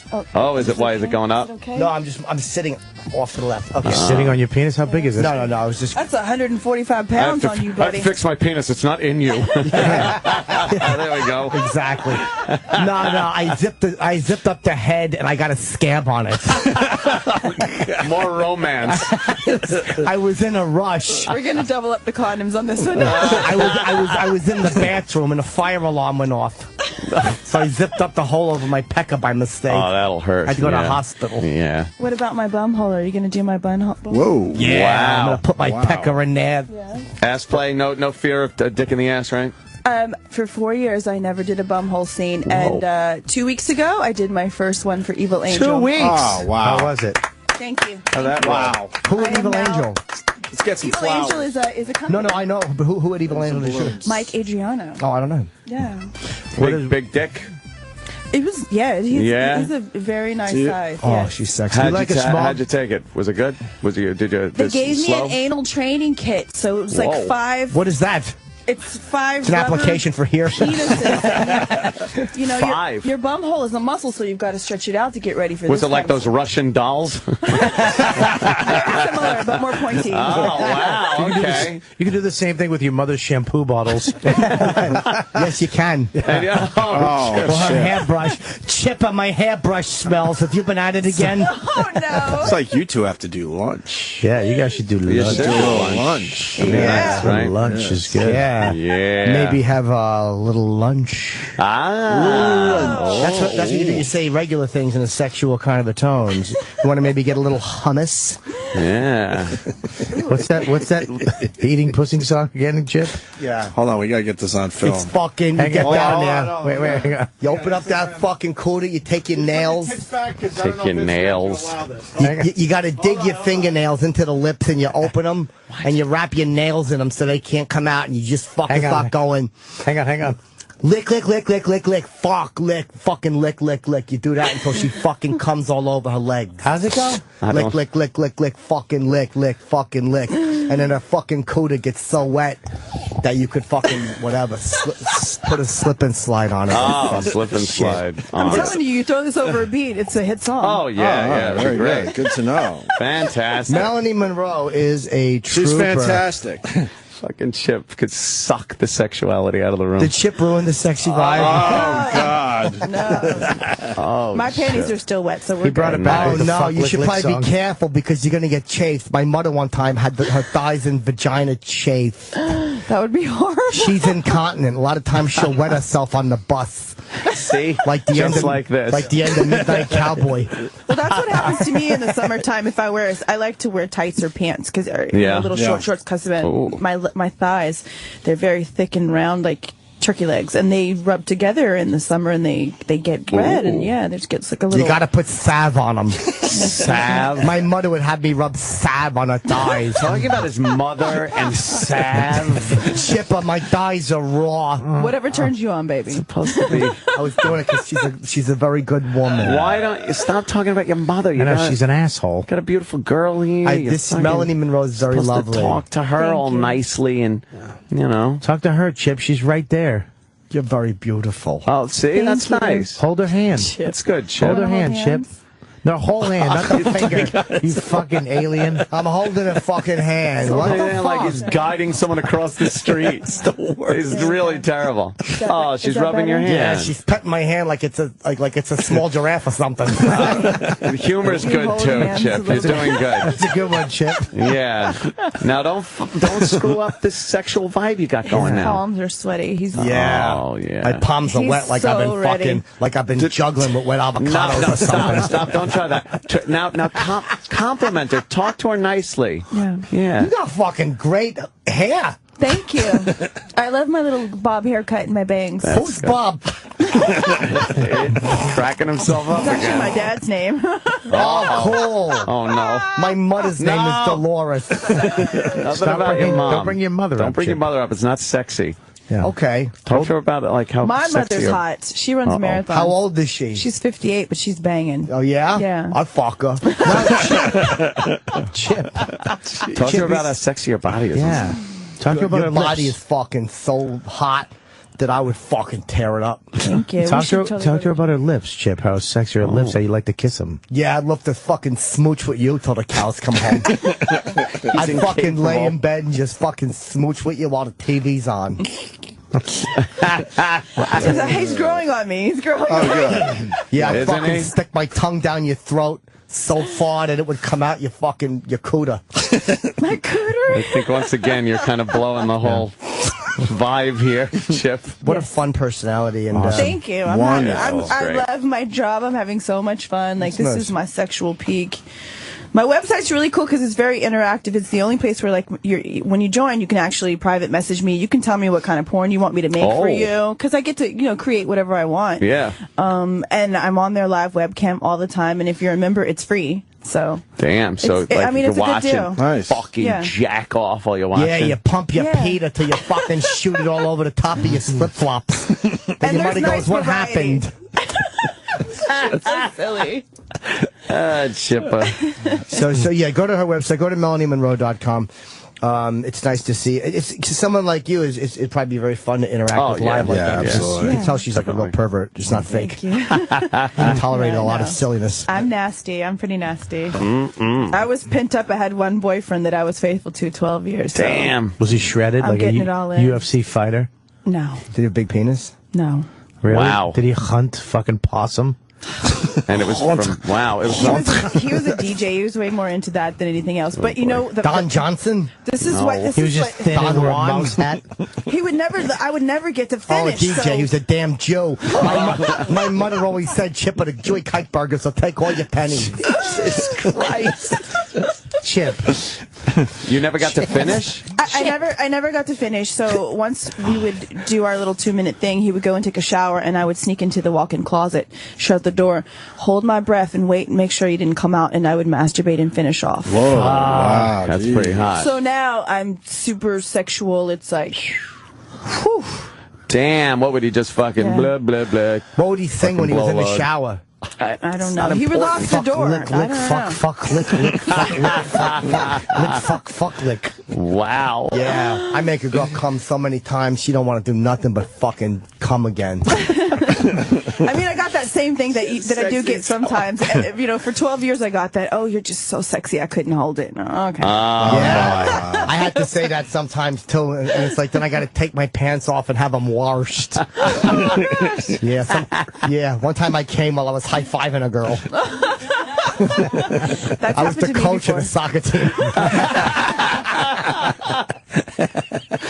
Are you a size queen? What do you mean? Not you. Oh. I'm actually, I have because I do so many squats in the gym, I get that, my pussy muscle gets. Yes. That's vulgar. I'm sorry. I'm nasty. I can't help it. Yeah. So I do a lot of Your Kegels Kuda when I'm gripper. doing all those squats and all the kickboxing. So it's really, really tight. So the big ones, I'd rather a regular sized penis, in all honesty. I want a regular sized penis because I can sit on it Wait all a the minute. way. The Texas cowgirl. Hang on one second. What's a regular? Fucking 15 inches, right, Bob? Wink. 6, 7. Yeah, that's how wide the head is on Average. mine. I mean, that's So average, one right? potato, two potato, three potato? I can fold a pillow in half, write it, and come. So penis size really doesn't I don't matter. sleep too well. I got apnea. It doesn't. That's what I'll she's put you talking to about. sleep. That's what she's talking about. Chip. He's trying to relate to the conversation, Yeah. but he's You missing sit it. on his face with that ass, so help us sleep apnea. Oh, man. Right? No, I couldn't breathe that way, Bob. No, yeah, you would stop breathing. Yeah, I'd probably go get off me. I can't breathe. That's my point. Yeah, a girl put her butt on my face one time. She's like, go ahead, Chipper. I'm like, happened? I can't breathe. You gotta get That's a fetish. get your Some guys butthole like over that. my face. I feel like there's a bunch of raccoons dancing on my face or something. Fucking hated it. It just doesn't understand. My fucking head hurts right now. My fucking head hurts. Yeah. So I put my finger in a girl's butt and she tightened up and dragged me around the room. He was cracking up. She dragged me over the coffee table. He really took all the sexuality out of it. I'm fine Everything. now. It's like, I just want to go home to my baby, just to my start, wife. Oh, my You God. just start getting into a conversation. And Go ahead, I she's ain't trying to talking all fucking hot, and then interfere. Say what you want. And I'm then he trying to goes help. into a horrible No, you're conversation. hilarious. I'm loving it. I'm trying to help out. No, Yeah. you're doing Maybe good. Melanie has a question for Chip. Or any of the guys. I don't want to. Yeah, Melanie, about what do you me. got? What do Are you you want to ask? single or married? There you go. That's a very good question. Fuck yeah. What does that mean?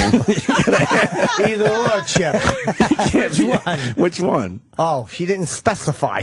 She did. I'm single. You're single? Love to mingle. Oh, no, I'm the same way. I am very single, too. I eat Pringles. Horrible line. Maybe ask him what he likes to do on a date, Yeah. Melanie. Where I know you like to go to eat. Fuck yeah, Coda. What else do you like to do? Fuck. Me too. Stick it in fucking deep. As a single man, how many times a week are you having Hundreds.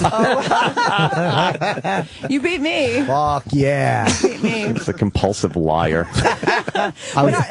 Go ahead. But when I'm home in New York, I don't, I rarely date. It's very rare. I wish I could date more. I'd like to. Yeah, live I'm in New always York? on dates. You but- live in New York? I do live here. Look at that. I live Chipper. right down the street. Wow. Yeah, me too. Yeah? Yeah. We probably live I in the live same in building. the Trump house Oh, nice. Oh, I'm not that on fancy. 30th Avenue. Okay. Could you imagine being neighbors with her? Fuck yeah. I'd drill a hole in that wall Would ya? quicker than you fucking... There's a Yeah. famous porn Watch her stars in take a my building dump. as well. Really? Yes. More of the Opie and Anthony Worst of the Week countdown. Next. SiriusXM presents a special town hall event with one of the world's best-selling authors, James Patterson. He's had 19 consecutive New York Times #1 best-selling novels. I'm so glad I didn't give up writing because of one teacher's comment. He's sold over 280 million books worldwide. Join Pete Dominic and SiriusXM subscribers as they talk to James Patterson with guest NBA All-Star Grant Hill. Hear it anytime on demand with the SiriusXM app. Hello, everybody. This is Roland, and I'm having Roland's Food Court today at 5 p.m. with Dominic Ansel, the Corona King, Ubon Barbecue Family, Adam Perrier, Josh Orseski, and a whole lot more. And nobody understands a word I say. So here's Ricky Gervais. This is Ricky Gervais. Tune into Roland's Food Court today at 5 p.m. ET. He loves his food. You wouldn't guess, would you? SiriusXM presents the launch of the brand new Comedy Central Radio, Channel 95. Comedy Central Radio will be an all-access pass to content from the top brand and leading name in comedy from some of today's best comedians, including Nick Kroll, Anthony Jeselnik, Aziz Ansari, Amy Schumer, and so many more. Comedy Central Radio, Channel 95. Sure to deliver some serious laughs. Brought to you by Dollar Shave Club. Shave time, shave money. DollarShaveClub.com. Hi, I'm Mike, founder of DollarShaveClub.com. You know what sucks? Buying razors. First you have to drive to the store. Then you have to park your car. Then you have to find that plastic razor fortress, and you gotta find the guy with the key. He's always texting his girlfriend or doing something else. Then you get to the register and it's $20? Stop the madness. DollarShaveClub.com sends great razors to your door for a couple bucks a month. No more forgetting to buy your blades. No more dealing with the fear cage. I don't know how to say it any simpler than that. Our razors are great, and that's guaranteed. DollarShaveClub.com. Have you ever wanted something so bad that you do just about anything for it? Well, that's exactly how we feel about you. That's right. AdamandEve.com wants you so bad. We're giving you 10 free gifts with your first order. You heard me right. That's 10 free gifts to spice up your love life. First, you'll get a sexy surprise for her. Second, an adventurous toy for him. And third, a little something we know you'll both enjoy. Plus, you'll get 6 full-length adult movies on DVD. And number 10, free shipping on your entire order. That's 10 free gifts for you shy types who've never tried Adam and Eve before. Just go to AdamandEve.com and select any one item. It could be an adventurous new toy, a sexy piece of lingerie, or anything you desire. Just enter offer code DOLL at checkout, and you'll get all 10 free gifts, including free shipping. That's offer code DOLL. That's DOLL at AdamandEve.com. It's a fact. You can make thousands of dollars flipping houses. Discover the secret house flipping formula from Dave and Pete, the stars of A&E's hit show Flipping Boston, for free. Hi, it's Pete and Dave. We're giving you our flipping formula for free. It's what we use to find the right house, flip it fast, and get paid. It's time to stop just talking about flipping houses and start doing it. Now is one of the best times in history. USA Today reported that you can make thousands of dollars in profit flipping houses. In New York City, the average profit was over 118 grand. Omaha, it's over 71,000 bucks. Lake Havasu, Arizona, the profit per flip was $87,000. And we're going to show you how we do it for free. Stop dreaming. The houses are there. The opportunity will never be better. And for a limited time, the flipping formula is free. Call now, 800-335-1871 for your free flipping formula book and 2 DVD quick start guide. Just pay processing. That's 800-335-1871. 800-335-1871. It's nice to get a love letter once in a while. And boy, did we just get one at eHarmony.com. Independent research has confirmed that our passion for finding you that perfect someone works. Really works. eHarmony.com ranks first in highest number of marriages, first in most satisfied marriages, and first in most enduring marriages. Visit eHarmony.com. Stop waiting. Start communicating for free today. The worst of the week countdown continues. I told you this was a great week. It's Sam Roberts from the Opie and Anthony Show and After Opie and Anthony Live presenting the Worst of the Week Countdown, where we bring you all the great moments that happened this week on the O&A Show. A lot still to go. More from Lady Di and Marion. I always say Mariam. It's Marion. Nick Walenda, the tightrope walker. But first, right now, I want to play for you Larry King in studio, a broadcasting legend, a guy we used to make fun of a lot until we realized he's one of the best guests we've ever had in studio. Larry King on the Opie and Anthony Show. Yeah, that's the guy who raps the intro for Opie and Anthony, by the way. The Friday intro, that's really Larry King. And he's really back on the show right now. 4. You ever intimidated by an interview, like with somebody? No, I mean, the only time it was momentarily was the first 30 seconds with Sinatra. Wow. Because Jackie Gleason had got Sinatra for me. It's a great story. Well, Larry, I got to fill you in. You did tell it last time. I know. It's a great story. Okay. Yeah, why are you yelling at Larry? What the hell? I didn't hear it. I wasn't here last time. Yes, you did. I apologize to him, Larry. You're yelling at Larry King. What's going on with you? No, hold it. He can yell at me. He is helping me. Are you Opie? Yes. Opie, I want to tell you something. Opie. Yes. Sometimes it pays to listen to your elders. Anthony is your elders. He said elders. I like that. Now, what Anthony was doing there was helping me. I was protecting what he was saying Larry. to me. Don't embarrass yourself. You've told the story before, and then you're going to seem like you're redundant. Right. Yes. He asked me, were you ever intimidated? So I said yes, the first time I interviewed Sinatra, and then I thought of the story. But I had forgotten that I had told it here. Yes. You tell a lot of, Helpful Anthony. I tried to be helpful. Anthony. I want to hear a Jackie Helpful Gleason Anthony, story. but you're missing the important thing is that he's going to stand up and say, what does redundant mean? Sorry, Rich. It's all right. Don't you know what? Anyway.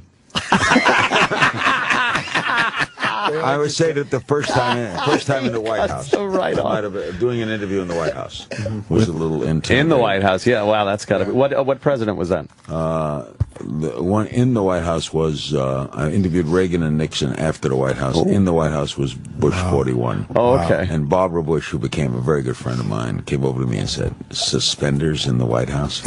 Really? Oh, wow, yeah. And I said, that's my gag. That's my gab. That's what I wear. How many presidents did you interview? 7. It's 7. Which 7? You got to go. World leaders. Well, go Nixon, Reagan, Bush, Clinton, Carter, Bush 2, and Obama. Never Ford? Oh, and Ford. Who's the most charming? Clinton. Yeah, Clinton? by far, right? Come on. Yeah. Clinton. You could hate Bill Clinton, despise his politics, think he has no character, and I'll put you in a room with him for 5 minutes. You'll love him. Over. He also was a great president. He knew how to balance his life. Mm-hmm. He overcame great things, and he's regarded now as a president people miss. Yeah, he did wind up, everyone thought that scandal, his little sex scandal there, was going to ruin his legacy, but it just goes to show how good of a job he did as president, that he overcame that in as far as history goes. Have you ever, when you interviewed a president or something, and you said, they're all such charismatic, powerful speakers, have you ever kind of had an uncomfortable moment with one where you wanted to make a political point, or where there was kind of a push and pull between you and one of those guys? I never had a problem with presidents. Are easy because they've made it to the top, and they don't. It's kind of funny. They're in a position where they don't need you. You need them. They don't need you. And I've always had a good time. Some are better than others. Clinton was very good. Carter was very bright. Reagan was very human. Right. I remember talking to Reagan about, I always try to ask human questions. I always felt that the public would ask. I'm just a man of the people. They call, New Yorker did a story on me, they call it street talk. So Reagan, I asked, what was it like to be shot? Wow. A lot of people would want to know that. Yeah. Sure. But some might say, can I ask him that? And then, he said, I didn't know I was shot. That's amazing. Because I heard a kind of sound, and the Secret Service guy pushed me so hard that I thought the pain was from the push. Mm-hmm. The pain was from the bullet. I ask questions that the public would ask. I'm just a man of the people. They call, New Yorker did a story on me, they call it street talk. So Reagan, I asked, what was it like to be shot? Wow. A lot of people would want to know that. Yeah. Sure. But some might say, can I ask him that? And then, he said, I didn't know I was shot. That's amazing. Because I heard a kind of sound, and the Secret Service guy pushed me so hard that I thought the pain was from the push. Mm-hmm. The pain was from the bullet. Yeah, yeah. I just recently saw a documentary on that whole shooting, and it was an amazing story. The bullet actually hit the door of the limo, flattened out, and then entered his side in such a little slit pattern. It wasn't a bullet hole, and that's why they had such a problem even realizing it was shot and finding it, because it ended up like a little coin slot. Yeah. Went right in him that way. Not too far from the heart. Right, yeah, very dangerous. I was taken to that same emergency room, the Ronald Reagan room, when I had my heart attack. Really? Yeah, they took me into that same room. That's wow. And that emergency room is named after Nancy Reagan now. Oh, it is? Yeah. At George Washington Hospital. When did you have the heart attack? Oh, what a story. 1987, I was a smoker, a 3-pack-a-day smoker, and I stopped smoking that day. But cigarettes could be the worst thing that anyone can do to themselves. 3-pack a day, I was an idiot, but I liked it, and I was smoking. And anyway, I finished the television show, and the guest was C. Everett Koop. Oh, God. The Surgeon General. Come on. Surgeon, I swear to God. And he says to me, "You don't look good." I said, "What do you mean?" He said, "I don't like the way you're still smoking." I said, "Jesus, wow, you got a gray pallor. You got to see a doctor." And would you go? Wow. You go, what does he know? No, I said, "No, I appreciate it, thank you." And I had to go do the radio show. I'm doing both. So I'm doing my CNN show, now I go do the radio show. And David Halberstam, the late David Halberstam, wonderful writer, I finished with him, and he says, "Are you feeling okay?" Wow. I said, "What do you mean?" He said, "You don't look good." So I go back home, and I was doing the all-night show. It's like 5 in the morning, and I started to get this pain, not in the chest, but in the right shoulder. Oh, boy. And the pain is going down the right shoulder. It was terrible pain. So I called up my doctor, and he said, that could be gallbladder, because gallbladder has a refracting pain, and the pain can go to the arm. He says, go over to the emergency room. By this time, it was like 7 in the morning. So I called my producer, and he came and got me, and we drove over to George Washington University Hospital, where Reagan was taken. And as we're pulling in, the pain goes away. Actually, and I'm smoking.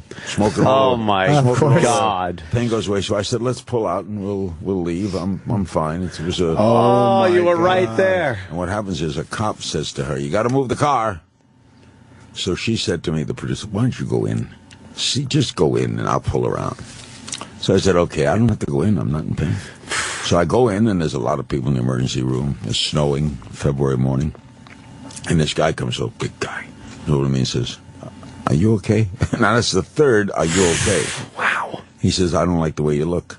And what they have is spotters in the emergency room, so you don't have to wait online. Almost like a triage. So it could be a guy with a broken arm, and another guy with a heart attack. So they took me right into this room where Reagan was taken, and they started doing tests, and this cardiologist came down. He said, I don't like the way you look. I know you've had the pain. You're not having it now. I think it might be serious. I'm going to ask you to do something. Don't leave. I'll stay here with you, because I think that pain's coming back. When it comes back, we're going to take some blood tests. So they hooked me up, ready to take blood. And he said it's going to come back. We sat there, we talked about sports for about a half hour, and suddenly, whack, here come the pain. Wow. And the pain comes back, and it's going right down my right arm, and they take these blood tests, and then they go across the room, and they're looking at the results up on a chart. And I'm sitting there, and my producer's standing next to me. And suddenly, a blue light goes off. Wow. And they all turn around, the doctors and nurses, and they come running toward me. And it's funny how humor works. I leaned over the producer and said, I don't think this is a pulled muscle. And the doctor came right over and said, and you never forget that moment, Mr. King, you're having a heart attack. Jesus. And I said, am I going to live? And he said, good question. He said, that's why they pay you the big bucks, to ask good questions. That's what he said. We don't know. The next 24 hours is telling. The lucky part is it's a right side heart attack. Generally 50% of those recover. So we're going to keep you here naturally and do your tests, and we're going to give you this IPA, a special injection will stop the pain. And I was in the hospital with a heart attack, and subsequently went home. And after how much time did you go home? About a week. Stopped smoking that day. Never threw cigarettes. I had cigarettes in my pocket. Threw them in the Potomac. And then 6 months later, I go in for a stress test, and the doctor made me step off the machine in 1 minute and said, there's something really wrong. Wow. They did a test, and he said, you're going to need bypass surgery. Bypass surgery. So I'm scared of that, naturally. I said, I want a second opinion, so we called a friend in New York, and the doctor there said, you need it. So I decided to do it in New York because I wanted to die in New York. Wow. I was born and raised, I was very pessimistic. Oh, wow. I was born and raised in New York. Wow. I was having the pain. I stopped smoking, but I was still having this. It was bitchy, man. It was terrible. So I go to New York, so now it turns funny. It's funny now, by the way. It wasn't funny when Right it was at the time, no. It's a rainy November morning, end of November, rainy morning, 1987, November 30th. My brother takes me. We get to New York Hospital, walk in, and standing right there is Governor Mario Cuomo and the president of New York Hospital. And they said, Mr. King, you don't have to fill out the forms. We'll take you right up to the 15th floor. We have a special room for you, and your surgery's tomorrow. So I'm scared that I go up in this room. They show me this room. What a room. Inlaid carpeting, a view of the East River. It's raining. I'm looking down the East River. Beautiful television sets, chest of drawers. The only thing that told you that was a hospital room was a hospital bed. Other than that, everything was like a suite.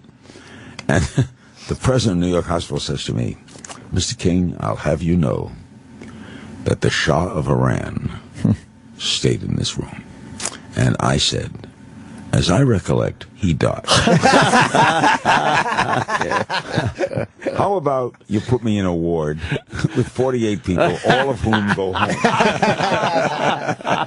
So it was, now I have not met this gets funnier. Oh it's not funny in the telling, not funny at the time. I understand. Now I have not met my surgeon. He comes in the door. It's raining. It's Sunday. My agent is sitting, Bob Wolf, the late Bob Wolf, my brother. He comes in. He's got a 10-gallon hat, big cowboy boots. Wow. Dr. Wayne Isom. He wound up doing Letterman and a lot of famous. We did Walter Cronkite. Wonderful man. Became friends. But at that time, I didn't know him. And he goes, Mr. King, you're going to do right fine. Right fine. I looked at the films. It should be a breeze. You're going to do right fine. I discovered that way back. All heart surgeons are either from Texas or Jewish. There's no South Dakota Republican heart surgeon. And he comes over to me, and he starts to do the thing that they all do. They take their two fingers, start tapping, and they tap the chest, which I discovered is the first thing they learn in medical school. Tapping. And as I look down, I swear to God, he has no right thumb. Whoa. And he's doing the surgery? Oh, wow. He's doing my surgery. He's got no right thumb. It turned out there was a shearing accident. His mother was doing leaves and made him ambidextrous. This I discovered later. But now, I'm looking down, I'm scared to death. Yeah. He's telling me what they're going to do. They're going to cut open my chest with a saw, pull it apart, move my heart, put my heart on a lung machine, and heart-lung machine. Oh, I'm listening to all this, and he's got... So here's what I said. And this humor can come from anywhere. I said, Doctor, I have had this strange habit all my life. When I meet people, for some reason, I count their fingers. with you, I get to 9. So he explained to me the shearing accident and everything. And I swear to God, I go to sleep that night, and I dream that he's shaving and he cut his other thumb. Oh. Now he's got 8 fingers. And he says to the nurse, how many are we doing today? And she says, 5. Who's first? King. And he says, oh, we'll try King. And then but it came through, and I had all my pellets in me they put inside. And that was 1987, and this is 2013, so... 26 years, right? 26 years. And I needed a stent 10 years later. They put a stent in. But you eat probably pretty healthy. And I try to eat healthy. I don't exercise as much as I used to. I walk a lot. I'm 79. I don't feel 79. I'm doing stuff. I'm on the internet. I'm doing a Hulu show. Yeah. I can't believe I'm doing speeches everywhere. I do a comedy tour because I couldn't retire. Yeah, but you look a lot younger than 79. You know what I take that helps me keep young? It's banned in baseball, HGH. Oh, really? Human growth hormone. Is that good? I take it in pill form. Players have taken it injection for. It's supposed to keep you younger, and you quick recovery from injury. I've been taking it for 16 years. Gee. It's not banned in life. It's banned in baseball. Right, yeah. What are the downsides to it, though? Why I have had no reaction to it. So I don't know what it does, except people tell me I don't look my age. I take a lot of vitamins. Larry stands up, he's got a tail. I take medication. Wait, you take HGH? How do you get that? You buy it from. You can get it in GNC. GNC. Oh. Yeah.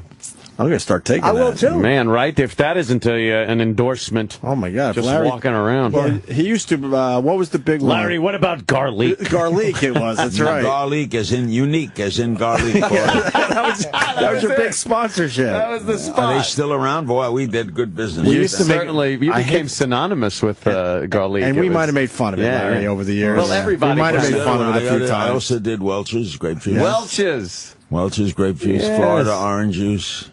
Wow, yeah. Garlic, unique as in garlic. And now I'm doing a vitamin commercial now for fish oil. That's a big one. That is good. Yeah, I do Great that. supplement. That's the best supplement. Only supplement that the FDA approves. I have it, and I don't take it. Why? I don't know. He's not going to eat his relatives. Oh, jeez. He's implying that I'm fish-looking.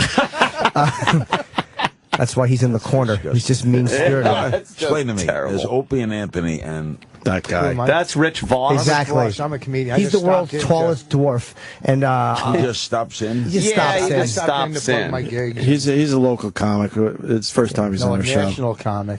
First time on our show. We don't know much What about is him. Surrender Dorothy? Said he could sit in From for the Wizard interview. of Oz. Yes. It's a shirt. My kid bought it. And you? Well, I'm. That's a little hurtful, Larry. I'm here every time you come in. No, but here's the problem. You do look like a fish. No. I mean that as a compliment. And I'm taking it as one.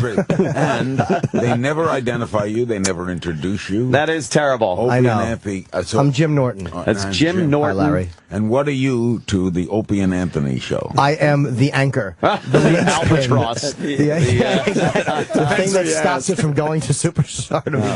No, I'm just kind of the third guy in the room, and it's just a little something I've been doing for 11 years. By the way, a couple of questions. Yes, sir. Curious. Oh, no. Are you paid?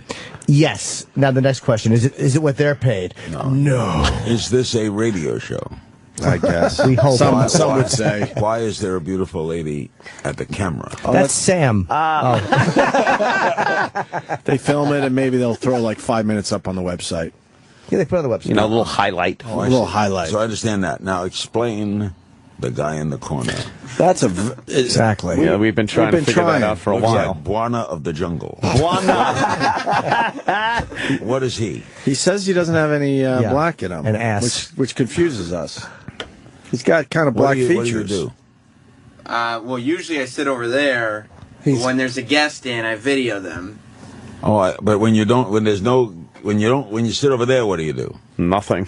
Yeah. He's supposed to be our web guy, so and kind of a very immediate producer of How the show. How big is this production? 1, 2, 3. Oh, is it's crazy. it 6 every day? Yeah, we got other plus guys. there's people in the other room. That's one person. Yeah.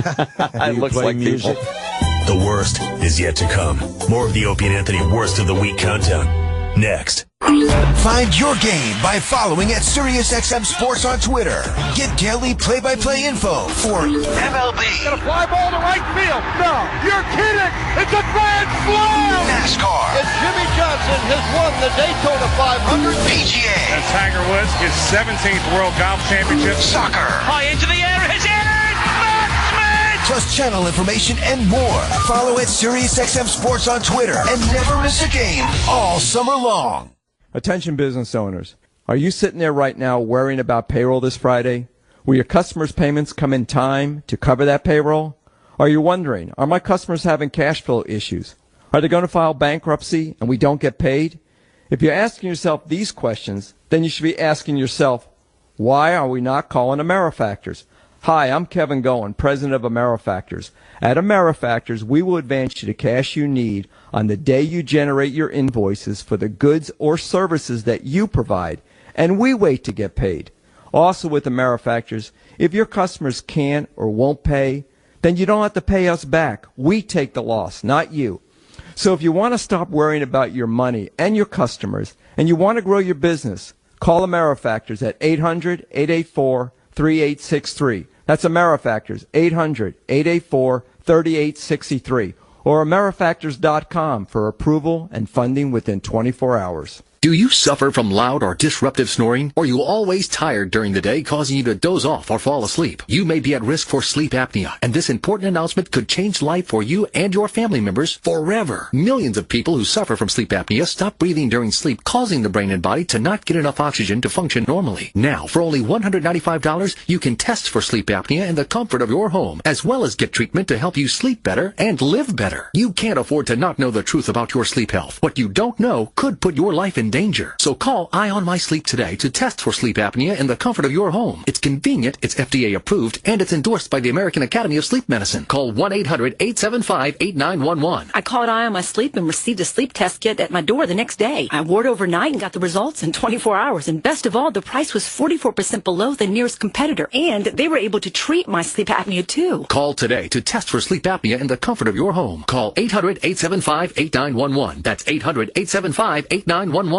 We love beautiful skin and the sun, but daily exposure can cause premature signs of aging and irreversible damage. HelioCare is an antioxidant, anti-aging supplement that can help your skin maintain its defenses against the sun for more youthful-looking, resilient skin. And the advanced science of HelioCare starts working the first time. Look for it at Rite Aid and Walgreens, or visit HelioCare.com. These statements have not been evaluated by the Food and Drug Administration. This product is not intended to diagnose, treat, cure, or prevent any disease.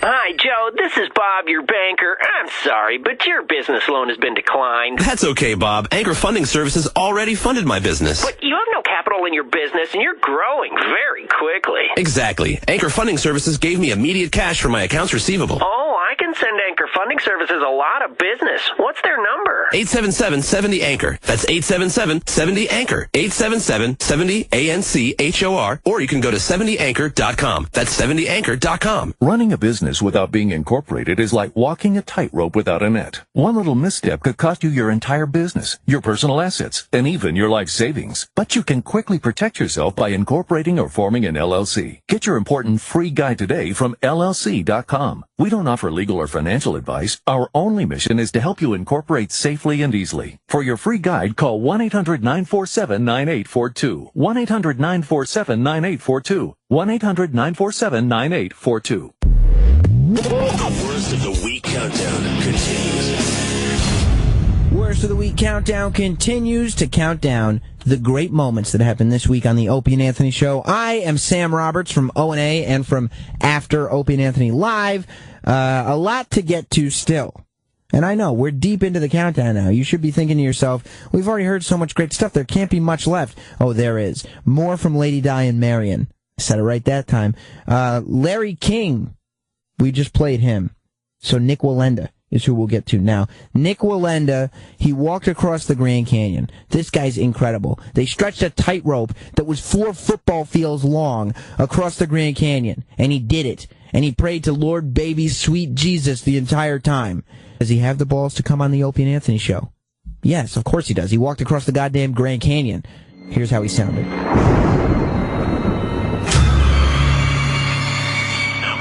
I got to tell you, amazing. Thank you. To watch that, you can't even fathom being in that position. You're walking across. You're walking across the Grand Canyon on a wire, and it's one thing to see it on television and try to put yourself in that position. What? You can't even say what were you thinking. What's the best way you can explain what that is like, being in the middle of that? I'll explain it the way my great-grandfather did. Life is on the wire. Everything else is just waiting. Yeah. And, that's something that I've done since I was 2 years old. So for me, it's life. It's what I do. For you don't understand it. Not for at me, all. I don't understand you sitting in the studio here on the radio. Neither do our listeners.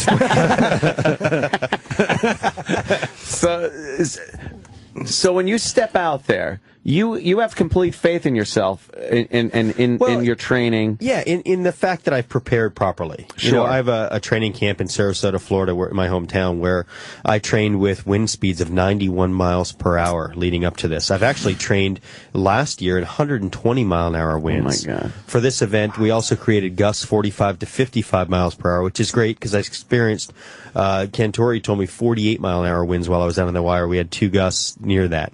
Yeah. Or one that was at 48. So yeah, we saw your clothing really rippling in the wind like that. Everybody, the biggest question about that walk was, what type of jeans are you wearing? Yes. People did notice the kind of flared bottom. They were worrisome. I felt like you were going to catch your heel on your jeans. You know what's funny? I'm like, why would you wear flood pants? I wear buffalo jeans, and I just love them. They're extremely comfortable, and it really is all about people being able to relate to me. I want people. I don't wear rhinestones and sequins and tights or whatever. I want people to go, hey, that guy's a normal guy that just has a very unique occupation. I got a beautiful wife, 3 beautiful kids. Yeah. And I just do something that you guys can't relate to. And that's why 13 million people here in the U.S. alone tuned in to watch it. With that said, some have said it's a little selfish to, walk the wire with the kids and the wife on the other side freaking out. Well, there are a couple things to that. For one, my wife and kids, my wife comes from 8 generations of circus on one side, 7 on the other. There you go. She performs on the wire right alongside of me. So she's just as darn selfish as me. Okay. But, and my 3 kids were raised around it. It's all they know. It's what their dad does. So I'm sure there's a little bit of stress, but it's nowhere near the stress level if you were to go on the wire and your kids were to watch tomorrow. No, right. This is just what their dad does. I'll give you an example. I walked across the Allegheny River in Pittsburgh about 3 years ago, and I was about 250 feet up. It was 1,400 feet across. It started raining while I was walking, and as I was walking, there's a bridge to my right. And I look over, and my family's walking alongside, and both my boys are down playing their Nintendos. And I was told during this event, my kids were texting most of the time. I think that speaks volumes. You to just how answered the question. How comfortable they are. What do you? Oh, sorry. I have one more question that I just need to know. Like, what's your plan if all of a sudden you realize, oh boy, I'm gonna fall? That's a great question. What's the move you do? Because obviously you figured that out as well. Absolutely. The wire is always at my feet, whether I'm 1,500 feet over the Grand Canyon or 1,500 feet over the streets of New York City. That wire is always right at my feet. There's a misconception that because I'm higher, it's more dangerous. But the truth is, I've trained my entire life since I was 2 years old that if I ever get off that cable, even step off to get a drink of water, I grab that cable. Now, gravity pulls you down. We all know that. We also do plenty of studies, 4 years of meteorological studies, that show that the winds aren't strong enough there to pick me up and throw me off that wire. It would take more than hurricane-force winds. We knew that there was going to be nothing maximum of 60 miles per hour. So therefore, I would have fallen down. And if there were any gusts, if it were to get too gusty, I would have went down to that wire. I would have dropped down. I probably would have had no more kids, but I have 3, and I'm happy with that anyways. I would have dropped down and bear hugged that wire. I trained to hold on to that wire between 20 and 30 minutes. My rescue teams who are standing by on each side have baskets that are mounted to that wire, as well as a helicopter standing by, all trained to be at me within 60 seconds, no matter where I am on that wire. So there are backup plans, there's contingency plans, and it's a lot safer than maybe you can understand. But the truth is that wire's at my feet. Now, the next question is, well, your great-grandfather was in 1978, was walking between 2 buildings in Puerto Rico. He fell and lost his life. Well, if you watch that video, which I've watched hundreds of times, he goes down to that wire, which is our safe haven. He was 73. He had a double hernia and an injured collarbone and had no business being on the wire. Now, that's with the deepest of respect because he's my hero, but he didn't have the strength to hold on. And if you don't have the strength to hold on anymore, you might think you're fine walking, but you shouldn't be on the wire anymore. Is that what it was? He just couldn't hold it, and that's why? He couldn't hold it. That's correct. And it did also look like the pole. Well, the pole helped him go down a bit too. Place. It absolutely did. See, he went to sit on the wire. I sat actually in Sarasota during my training camp. We had 30,000 people from my hometown show up during training. Wow. And I would sit on the wire 20 feet up. I'd sit there for half an hour doing question and answer with the public. No kidding. We're extremely comfortable in those conditions. And I think it was evident even that night on TV on Sunday. And how do you ditch the pole if you're falling? The pole actually would just get tossed out of the way. Yeah, and it's stuff that we train for. I mean, we train to drop to that wire and grab That's on why and hold on. this is just incredibly fascinating to us. And then I have to say this: when you did the Niagara Falls walk, we were all so mad. Yeah, because I know it was your TV partner, and you were like, so was I, yeah, and you were a good sport about it, but it was obvious. In the end, I think that was a huge gift because it made this event so much bigger. Sure, it really did. Because then they were able to say, and here he's doing it without any protection. 7 times higher. Yes, much stronger winds, more than double the amount of winds. Wouldn't your move be to go back to Niagara Falls now without the safety wire? We'll see. I don't know. I would think about it. I think it's almost stepping backwards though to do that. To be honest, I've got my sights set on other things. And New York has already said no to the skyscraper. I haven't even knocked on any doors yet. So yes. If they a camera came out, if I was the chief of police and you'd have to say that a camera was thrown in my face and somebody said, "Would you let Nick Walenda do this?" He said what he's trained to do, and I respect him deeply. But we go through the proper channels, and actually, I'd start with the governor's office, and you have a great relationship with him. I had to change a law over 100 years old just to walk over Niagara, and if I can change a law, I think I can make things happen. Were you ever with the assistance of others? Sure. Were you ever scared over the Grand Canyon? I wasn't ever scared. No, there was never a point where I thought I'm going to fall or I'm going to have to go grab this wire. There were 2 points where you saw me kneel down, and that was because I started to build a rhythm in that cable. There's no stabilization and no shock absorbers in that cable. Those pendulums you saw are simply to keep that wire from twisting out from under my feet. They don't take any of that rhythm out. Because what will happen is if I keep the same pace and the same size steps, I'll build a huge rhythm in that cable, a frequency that'll keep getting bigger. And what happens is it bounces to one side, comes right back at me. So I had to stop. Exactly. I had to stop, let that fade out a bit, and then get up and keep walking. What do you look at when you're walking? Like, what is your focal point? It just depends. As I walk over the edge, that's the biggest rush. As I walk over the edge, like you love that anything. feeling. Oh, absolutely. Look down and enjoy that. God, we can't even understand that. No. And then there were 3 points on that wire where I was able to look down and actually enjoy the view. I had to be very focused. We had an issue with the tension of the cable. The engineers had expected the weather, and the meteorologist told us the weather, it was going to be about 97 degrees that night. It was only about 86 degrees. And the cable gets more tension when it's hot outside. So as it cools off, that cable starts to release tension. We were supposed to be at 67,000 pounds, and we were only at 62. So that wire moved a lot more than it was supposed to. It seemed to have some slack in the middle. They showed one point where the camera was looking right down the cable, and you could see the sag in it. You're walking uphill when you're halfway through. And actually, it's much more comfortable to walk uphill than downhill. And I started on a plateau that was about 40 feet higher than where I finished. So 3/4 of the walk was downhill, which is much more uncomfortable.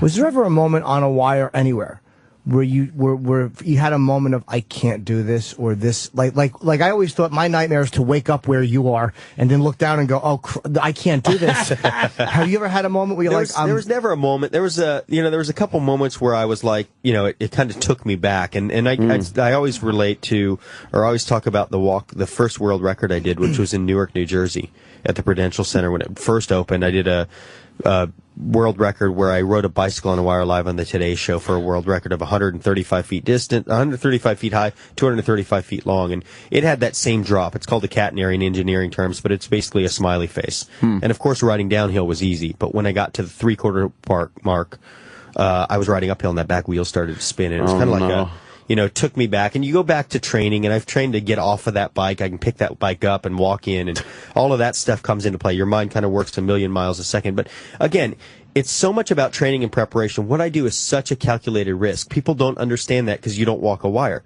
But we can train for pretty much everything, including 92, 120 mile an hour winds. That's you can prepare for everything. That's what makes it amazing for the spectator, because we don't think about all the training that is involved. We just see a guy on a wire and go, what's he doing? Well, I say it all the time. If there was one police officer or 3 police officers in the world and 100,000 wire walkers, then everybody be, wow, look at the police officer. That's unreal. Right. I think what he does is way more dangerous than me. We'd still be looking at the wire walker. The pre-show was almost more amazing than the Grand Canyon walk when you went back to where your grandfather, fell, and you redid it, and then my mom. And your mom decided to do it, and then she has to sit down on the wire, and then you have to walk over her. It was unbelievable. And then watching her get back up is amazing. The strength involved. When I was training in Sarasota with this cable, my mom had to. I mean, she was begging me, please let me get on this cable. Let me walk it with you. So she got on that cable and walked with me in training.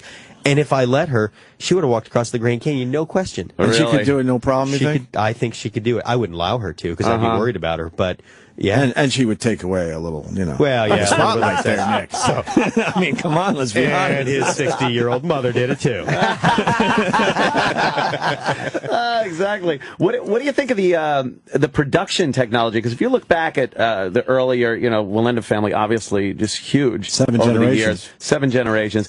And the camera work in the old days, the way that looked over Niagara Falls and the Grand Canyon, spectacular. The Discovery Channel did an unbelievable job. We had, I think, 16 cameras, including 2 on me, POV cameras, and it was unbelievable. I'm excited because we're working on a director's cut right now where I'll talk through that entire walk. That the helicopter shot where it wraps around you and the background is flying past you, your center frame, and then it takes off and now goes away and puts you in the distance.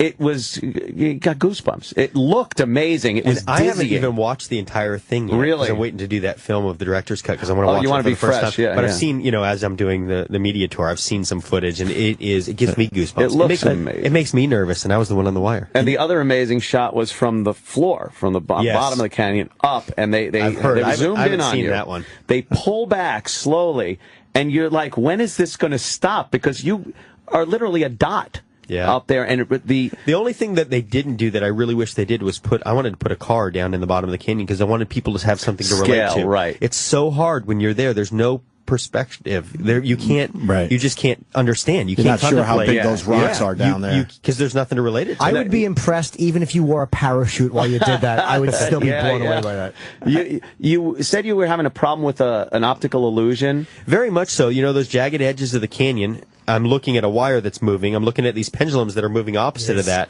And those canyon walls, I mean, it was messing with me like you wouldn't believe. Were you getting I was trying to figure out, okay, where's the wire and where am I? Because normally there's something that I can focus on. And when I got 3/4 of the way across, I can guarantee you my face changed because now I could focus on the end point above those walls and all was well. Because now I have something solid to focus on. But those walls give that illusion with that wire moving like they're moving as well. And you need something for your equilibrium. You just gave me anxiety. Just describing that. I saw it in your face too, Jimmy. Yeah, it's hard. We have this we kind of like Philippe Petit a lot because we the Trade Center walk. Sure. And there's nothing about what you do that makes sense to me. Like it's so terrifying, and that's why people are so in awe of it. It's like we can't the balls, the courage to do that. I mean, you obviously have a lot of faith. Oh, absolutely. I think that's important. Well, it's important in my life. You set a world record saying Jesus the most. Yeah, I think so. Actually, Jesus was trending on Twitter that day. Is that used for yourself also? Obviously, it's your faith, and it helps you. Is it kind of a mantra, though? I was just raised that way, and that's where I find peace. And who else is going to listen to me while I'm up there but God? I'm right up there with him. How freaked out would you be if you just heard him go, Nick, I heard you? There are so many photos on the internet right now of there's one of Jesus under me holding me and saying, "Shh, stop saying that." Figure it out. There's so many. It's hilarious. Before you reach the other side, you were a internet meme. Definitely, you were on there. 1.3 million tweets within that 2-hour special. Amazing. People in this day and age just love being involved in something like that. It becomes this huge community of people as close as you could be in the same room watching. It is amazing, modern technology, social media, and the fact that I talk to my fans all the time, and I think that's so awesome that I'm able to, and it's so inspiring to me. You should have tweeted as you were walking. I was just thinking how great would that? Oh man, you guys think that's funny, but I had my phone in my pocket. I wanted to tweet from the wire. I wanted to tweet a photo from there. Wow, it was just the wire was moving way too much in the wind. But you were thinking about it. Oh, absolutely. Oh, that would have been absolutely. There has to be a way to do it. I'll do it one of my next walks. A guaranteed. button on your. There has to be a way to do it where you can have a button. Well, when I broke that world record in 2008 on the Today Show, I was 135 feet up. I sat down in the middle of the wire, got my phone out, and called Matt Lauer on my cell phone. Wow. So I can tweet from up there for sure, and I can almost guarantee you my next walk, I'll be tweeting. You'll be tweeting from the wire. Here's the problem as we see it. You're running out of walks because, I mean, where do you go after the Grand Canyon? There's so many around the world. There's the top of the Eiffel Tower, the Great Wall of China, the pyramids in Egypt. Okay. There are just many that I want to do. I want to do the Opera House in Australia to the Harbor Bridge. It really doesn't have to be the highest or the wide. It's like just the really backdrop. The backdrop. That's where what it's you about. are. That's my partner on TV, and that's what it. It's about that amazing backdrop and showcasing. Yeah. Would you do the? Because of course the Trade Center's not here anymore. But what are the towers? The Petronas Towers. Absolutely. Yeah, in Malaysia. What is your? Because we're obsessed with what's his name? Elaine Robert, the guy who climbs the buildings. Yep. But you, to me, are the fingertips. only guy that trumps him. What you do is, I think, scarier. Petronas Towers are definitely on the list. How high are they now? I don't know. 1,100 feet, maybe taller. No, they're higher than that. I believe. Yeah. So what is that? Is that what's your number one? Would they be your number one, or what's the place that you're like, I want your dream walk? It's so hard because there's so many. To be honest, I mean, there really are so many. I really want to do something big here in the city. It would be. Really do. That would be amazing to watch. Yeah.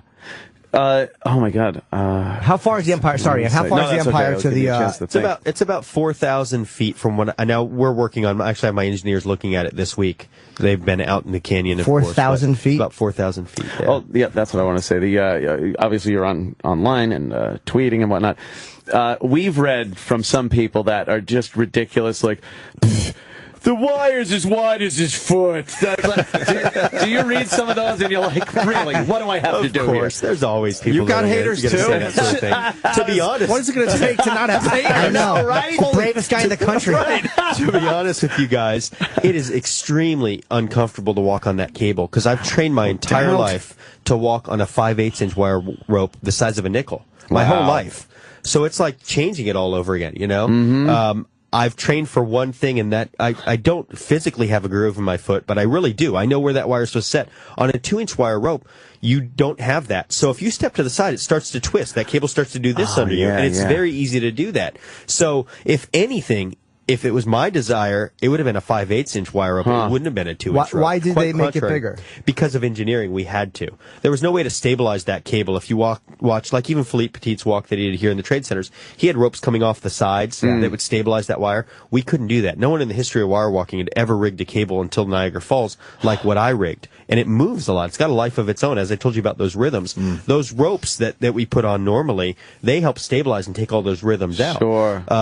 It took a lot of specific training for this walk. The anchoring process was amazing to watch too. Drilling those deep holes, putting it in, cementing them in, because you just look and you're figuring now that's a lot of weight, that cable across quite a span. How is that fastened? We had to tension that cable to, I think I said earlier, but about 67,000 pounds. 67,000 And everything we do is redundant, and we work in a 5-to-1 safety ratio, which means if that cable can support 5 pounds, we'll never put more than 1 pound on it. And if those anchors can support 5 pounds, we'll never load them more than 1 pound. So everything has to be 5 times over what we're doing. Right. And that's why there were 4 cables, and the engineers do all of that stuff. But that's why I had to use that big cable. Going back to that was because the weight of it itself, it's about 8.5 pounds a foot. That helps stabilize the cable. If I used a 5/8, it would have snapped under that load for one. And number two, it would have been everywhere. All over the place. Did you clean up after yourself there, Nick? Because they were very concerned over there at the Grand Canyon. Absolutely. Actually, they requested that we leave. They wanted me to even leave the cable up. They didn't want anything to move because it's an amazing attraction for them. Now, they requested that the day after the cable came down because they weren't out there. They were in their offices, the Navajo. Oh, man. But they did ask. We are leaving all the anchors and the startup and finish platform. They've asked to leave all of that stuff, and they're doing.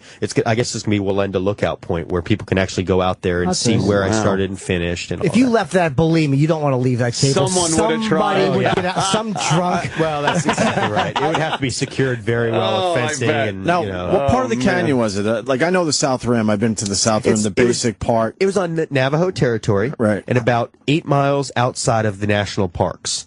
So, in order to get permission from national parks is like changing a law, which is what I had to do in Niagara Falls. It's more than that. It's like an act of God, really. But that's why we did it on Navajo land. It was really good for them. It really promoted their land, and we paid them a good sum of money to be there as well. And it was a great experience. The worst of the week countdown on the Opie Anthony channel. Sirius XM. The download. The latest biggest buzzworthy moments from Sirius XM. As the Supreme Court handed down historic rulings on same-sex marriage, Sirius XM OutQ offered live, in-depth coverage and listener reactions from across the country. Raw Dog Comedy presented a special edition of Come to Papa from the Village Underground with special guests Matt Damon, Amy Schumer, Jim Norton, and others. And Sirius XM kicked off live daily coverage of the Wimbledon Championship. Sirius XM. The download. You've heard them for years as regular guests of the Opie and Anthony Show. Hey, it's me, Tom Papa. I've been told I'm a friend of the show. Now, hear them do their own thing. Every weekend, we turn the channel over to friends of the show with featured episodes of their podcasts and broadcasts. This week, Tom Papa's Sirius XM show, Come to Papa. So listen to my show here on the Opie and Anthony channel, and then we'll be friends. Friends of the show, starting today at 11 a.m. Eastern, 8 Pacific, on the Opie and Anthony channel. You know what? Your razor. Does it really need all that stuff? Does it need the vibrating handle? The back scratcher? The 10 blades? I submit to you, no! Notice the price you're paying for those razor blades. Very expensive. Even in pesos or yen or Deutschmarks in the old days or the euro. Hey, you're doing this every month for the rest of your born days, and Dollar Shave Club says that that's your Dollar Shave Club moment. Right there. Live it. All this time, you've been spending a lot of money. Now you just joined the Opie and Anthony listeners who've discovered DollarShaveClub.com. Here's what the buzz is about. It's like found money.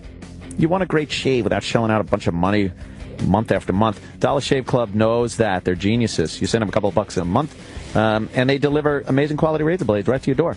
You save a fortune, and you always have fresh blades on hand. You can't afford not to do this.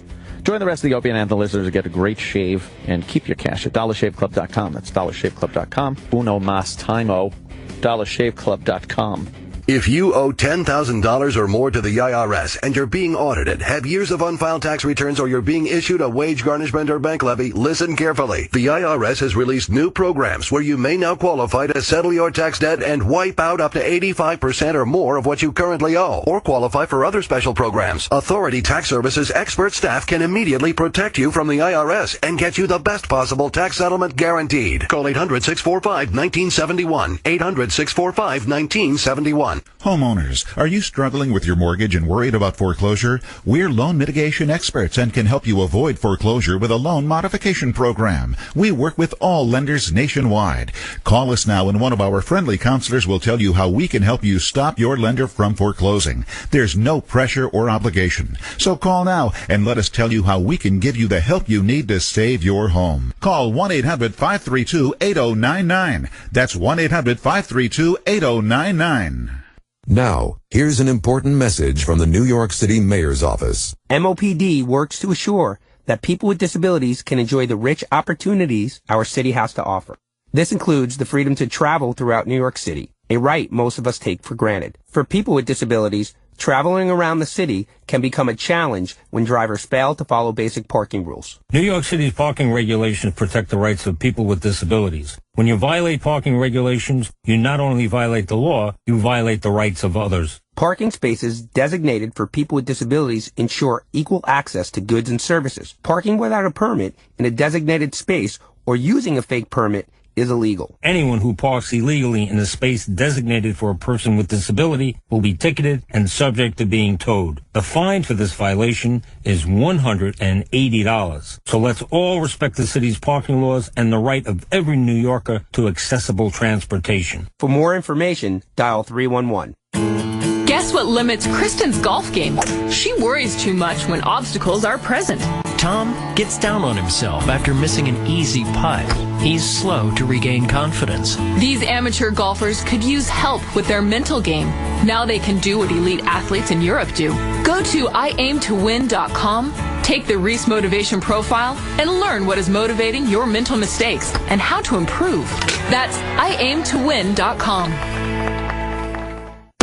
The worst of the week countdown continues. It's Sam Roberts from Opie and Anthony and After Opie and Anthony Live, bringing to you the worst of the week countdown. It's what we do every weekend here on the Opie and Anthony channel. Count down all the great moments that happened on the Opie and Anthony show this week. And if you've been listening from the beginning, you heard a little bit of Lady Di and Marion already.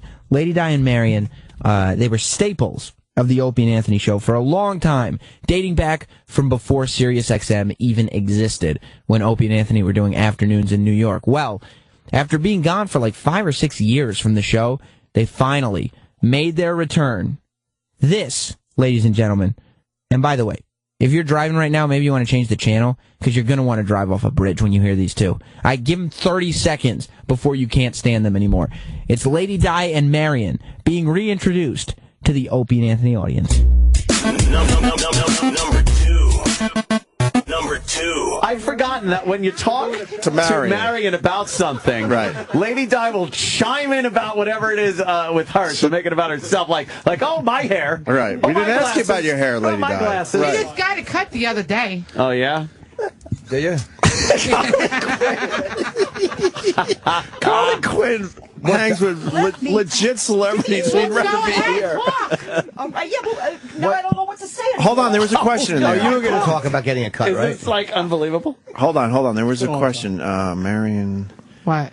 Okay. So you keep up on the news, you said, Lady Di. Yeah, I do. All right, so what's going on in the news? Yeah, give us a little recap. Yeah, because we haven't really done any news yet today. No news breaks. We talked to Patty and stuff. There was a lot happening in the news. Right. Why don't you give us a little synopsis of what's going on in the news this week? Well, James Gandolfini just passed away. It's Gandolfini! Whatever. Diana, it's Gandolfini! James Gandolfini. And Mary gets mad because it's ruining our reputation. I am going to tell you something. I was a big Soprano fan. Why wouldn't you? Very big Soprano fan. I even went on a Soprano tour 3 times. Yeah, she's a big fan. I am. I wasn't speechless. And I still am a Soprano fan. Wow. All right. Nothing's going to change that, even his death. No, it's not. I always... That's very loyal. Most people are going to turn on him. I still watch the repeats. Sometimes. I agree. Well, but James Gandolfini died. James Gandolfini. It's Feeney, Diane. F-I-N-I. Like Shirley Feeney. Right. Get it? No, that's F-E-E-N-E-Y. Well, right. But everything else on the news right now is, not really. What else? Somebody's shooting somebody. Not that important. Not that important. It's been one of the craziest news weeks in a long time. James Gandolfini dies. Right. And that's important. Paula Deen got canned. Right now. The Zimmerman thing has ramped up. You got Aaron Hernandez. Paula Deen got canned. Right, All right, Paula Deen. What She's about a that? racist. Paula Deen got fired. Why? For like she said she was she a said racist. something. How was she a racist? Hold on, Lady Di, what did she say? Yes. We're on satellite. What did she say? No, it doesn't matter. What did she say? I don't want to say it. Say what? No, she just said something We're racist. asking what she said. What did she say? I don't even know. What did she say? No, nothing. No, she said something that sometimes you got to watch what you say on TV. What? Yeah. What did she say, Marion? I'm not really sure, but I know it had something to do with racial. What'd she say, Di? But what'd she What'd she say? say, Di? Is there a word or something? What'd she say? The N-word. Wow. Slow down, Lady Di. What the fuck is that? Controversial. What the fuck is that? I knew this day would be controversial, but you I know didn't when you think it say would the go N-word, here. you're actually saying the word. What the fuck? Right. Well, there you go. But there's a lot of... There you go. It's on all over the news, but you know what? Now she ruined her reputation. Right. And her... Hey, you know what? You gotta watch what you say. You do. Right. All right, what about the Trayvon Martin, George Zimmerman murder I ain't following trial? that because I have not been watching the news. I've been busy. You're been busy. on cruises. Yeah, I know. Cruise. Where did she go, though? That's a great question. Caribbean. I've been watching that. The guy's still on trial. Bermuda, St. Martin, St. Thomas, Puerto Rico. He's on trial. He's still on trial. Oh, good. Okay, good. I didn't know that. And what's going on in that trial? You know what? I really don't know. The jury has to decide what they're going to do with him. What's the basic gist of what happened? If he's going to go to jail. What happened? No, but what happened in the last couple of days with the trial? Like what? Was Why there a is he big on trial? event? What happened with the whole thing? What's this background story here? He claimed that he shot him in self-defense. Okay. All right, and his family claims that that the guy just shot him for who knows what. So that's all I have to say about that. I mean, I don't know who that is, but they waved to me. Oh, of course. You're a big star. People know you guys around here. Yep. Wait, it's the first time we've been in the studio. It's nice, very nice. No, it's you think it's nice? It's not that small. No. No, it's a nice Neither studio. is Di. It is. But you know what? We were last time we saw you guys. You guys were down the street on 57th Street. Really? Yeah. Wow, that's and a then long time NEW, but before that. What about? Hey, Jim. Yeah. I saw you on Channel 12 about a few months ago. That sounds Jim. There's nothing you can really say to that. It was intended as a compliment. It was a slam. Really good, Jim. He does look good. Spotlight. I think the show was called Spotlight. Spotlight. Yeah, I did an interview on Channel 12. News 12 Long Island? Hey, Channel 12. Jimmy's been all over TV lately. News 12 New Jersey. Oh, Jersey. Yeah, I did an interview. That is brutal. Diane, remember, he's That from was like Jersey. a bat to the head. He really is. Back to the head. Jim just sat there stunned. He didn't know what to say. Jim, He's when's like, the next time you're going to be at Caroline's? Probably Yes. not until next year. I just did it. Really? Yeah. Is that the only club you go to? But guess what? Yeah. No, a lot of these are during the week. I like Excuse me. something on the weekends.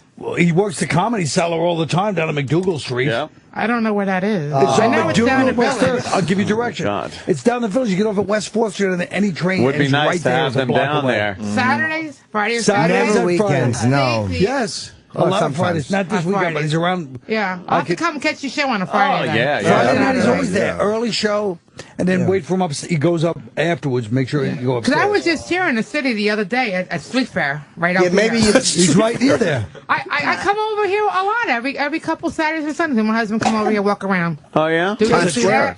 You guys are going all over the place. Maybe the two of you could come to the show. Yeah. You and Lady Di as well. Lady Di, That'd be you got to nice. get Thank out. you. Because you got to get out, Lady Di. It Yeah. seems like you're sequestering yourself in that house. Right. You're watching television. You're not getting out. First of all, we got to talk about this job situation. I do go out. Everyone in this room has talked about the job situation and saying that people got. Patty was saying she got a job in no time when she needed to get one. She's doing great. Well, she's doing wonderful. She's mad at you. She's doing great. She's Mad at paying us? all her Why? bills. She's mad at Lady Di. Why? Because you're not taking care of yourself and not working. I blame. I do apply for jobs. I blame his roommate. His roommate is trouble. The roommate is. No, the roommate doesn't. No. Her Roommate's an roommate, enabler. No, her roommate retired. He's an And enabler. he's doing good. My husband retired after 41 years of working. I didn't hear he that. retired. Really? Congratulations. Yeah, he's doing good. We're doing both good. Yeah, good. We're doing both good. Yeah, we are. What about you guys met him. Marion? What about Lady Di's roommate? What's going on there? Bill- Why is Lady Bill's Di? good. Why is Bill Lady was a Di good man. hanging with him? Why am I hanging Because with Bill's him? a good person. I've He been with really him for is. years. Honestly, no, they've been together for a very long time. Are they boyfriend and girlfriend? Yes. No, they're not. In a way, you two are because you live together. Oh, boy. You Yeah, hang we together. live together. That don't mean we're. But Diane, he takes care of you. In other words, he's good to you. Oh, yeah. Bill's one of the better guys you ever been with. And all she has to Okay. do is just kind of Honestly. milk his cum. No, it ain't like that. No. Honestly, I can tell you something. No, go ahead, Yeah, how talk. come she's not letting you talk? Go ahead, talk. All right. No. Listen to me. He is a good man. What do you think? He is Marion? a good person, guy. And I got, actually, I was the one that was searching for the apartment. And I got a really nice apartment. We went through about maybe 3 places before we got the apartment that we have right now.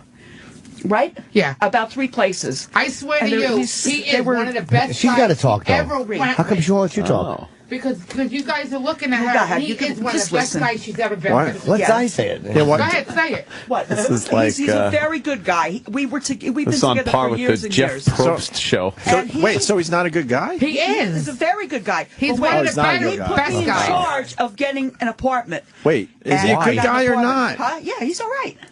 Oh, he's just all right. He's not Okay. all right, Diana. He's You good. don't like he him? works. When you first met him, he was working. He worked up until he was able to retire. Right. Holy That's better than most guys you've been with. Do you have sex with him? No. How often do you give him oral sex? He told us you do, so don't He lie. did say How that. often? Occasionally. Nothing. Occasionally. Why, you he don't- told us. Why? He told you that. You blow him, yeah. You don't like sex, He Lady said Di? that. No. He said it. And then you admitted to it when we were on the phone. Yeah, because I just wanted to change the subject. You know. Oh, Say, really? No, What's wrong with we're him not- that you don't want to have sex with him? Hey, he got on the phone with you Nothing's guys. wrong with He's it. a nice Okay, guy. does he not We like like that you're it. built like Warren Haynes? I mean, how come you don't just... You were sleeping in the same bed. Yeah, we sleep in the same bed, but that don't mean we do anything. And I want to tell you something. Bill wants her, honestly, because Bill talks to me, because we're close friends. Bill wants her to straighten out, too. Yeah. And walk around and exercise. No, Jim. Sometimes I sleep on the couch. Yeah? Why? Sometimes That's I where you passing out. Yes. That's because I watch TV, and sometimes I just Pass out. No. No. How many times a week do you pass out? On the couch. I don't pass out. You do. You drink. I go to sleep. I take cat naps. That's it. Cat naps. Usually after I eat, which is not a good thing to do. No. Right. You know, sometimes That's why I'll you just put take a on nap probably and- 10 pounds. Then. I tell her the drinks now. You should drink wine with club soda. That's what I drink when I drink. Wine with club soda. Yeah. Wine with shitty wine you need to put club soda in it. Opie, red wine with club soda. That's pretty good. That's the worst. They call those spritzers, Yeah, red wine spritzers. I would. Or cherry rum and Diet Coke. Spritzing the people in the room just saying it. Or cherry rum and Coke. Diet Coke. I would drink white wine with spritzers, but Bill doesn't want anything like that in the house. Why? Good. He don't want wine in the house. He sounds like he's got his head on straight. We got Bob Levy checking in. Hold on a second. Bob. I remember him. I just want to know. I want to know if they look as bad as they sound. Oh, boy. Hi, how are you, Bob? I heard about you. I heard about you. You're a comedian. I don't think we look that bad. Let me tell you something. I look pretty good compared to what I did years ago. That's right. You're about Thank a 2 you. or a 3 now. Hey, somebody bangs you, really? 2. Well, Marion's been married for how many years? 18. Marion? 18 years. And Di was prostituting at one point, but now she's not. And Lady Di was blowing hobos at one point. I never did that. You were homeless and you were having sex with a gentleman for money. September will be 18 years. Okay, great. Thanks. 18 years. How mad is your husband at his dick? Excuse me? Don't talk about my husband, honey. Let me tell you something. Don't talk about him. We've been married for 18 years. We've been together for about 25. Yeah. And he's a good guy, let me tell you. He's a better guy than Bob Levy, I'll tell you that much. And let me tell you, I'm married. Diane's the one with the roommate. Yeah. Oh. But it's better than Bob Levy. But Bill and her are boyfriend and girlfriend in a way. She's fine. It's a modern relationship. Good. They're good. Married. Yeah, but she's saying that she doesn't have oral sex with him, but you do. I really don't want to get married again. It's a modern relationship. I don't think I got to worry about that. Exactly. I don't see a parade of gentlemen on their knee. After your ex cheated on you with a train, I don't blame you. Jim, she wasn't married to that guy. Right. Okay. Yeah, you only had a kid with him. The guy, no, Jim, don't. Jim, Same don't. shit. All right. Don't go there. Talk about that. What? The choo-choo? Yeah, don't. Why? Because her son's my godson. Please, don't talk about that. But you know what? You have something to say to Bob Levy? He made fun of the fact that you're married. And my marriage is good. I have no. Hey, I'm gonna tell you what. I'm married. What about you? You married? Yeah, I've been married 3 times. I know 3 times? Well, let me tell you, there's something wrong with you or something. To get married 3 times? Something's got to be wrong. Face. You do it once, and if it doesn't work out, you don't bother. And I even tell you something, 18 years and 25 years with the same guy, That's right. I got a good marriage. Yeah. Believe me, I got a very good marriage. Physician, hear thyself. Very good. Right. And Opie and Anthony met my husband one time, and they talked to my husband a couple times. Oh, that's true. Let me explain something about my marriage right now. okay, go All ahead. right? Because now we have to talk about her marriage. Right. No, I just wanted to mention. I was married to the guy 7 years, and back then I was working. Ah. Okay? He was the one staying home. Uh-huh. So the roles are reversed. And he was a bum. What did he do? Well, he just took care of my son. Work for the railroad? And No. The rolls are reversed. They're on your back, too? He was taking care of my son when he was a baby, when he was a kid. Okay? What? Yeah. And he was taking care of my son. Uh-huh.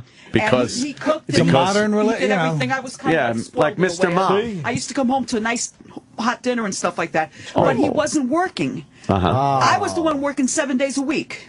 So he was like Mr. Mom. She was. But you know what? The guy turned out to be a real jerk. Oh, boy. He did. He turned out to be a real ass. Oh, what happened? He didn't like being with an alcoholic? As part of my divorce, I had to give up part of my 401k. To him. Oh, yeah? Oh, yeah. Oh, boy. As part of the divorce. Why? Now, ironically enough, that's your waist. I got 60 grand. Yeah. Because I was, then I was I let go. All right, so I got 60 grand. He got 47 grand. So is Bill just using you for the money? No. No, because Bill's got his own thing. He's got a pension. He's got Social Security. He retired. I do help him with the bills, though, if that's... That's good. He's got Social Security. That's normal because you live together. I do help him out with the bills. Oh, how? With Dad's money? With Dad's money, yes, right now. Look at that. I'm going to tell you something. Diana. Yeah. Let me tell you, her father and her mom, God rest her soul, because her mom's gone too. Mom's been gone for a long time. God They rest. were good people. Thank you.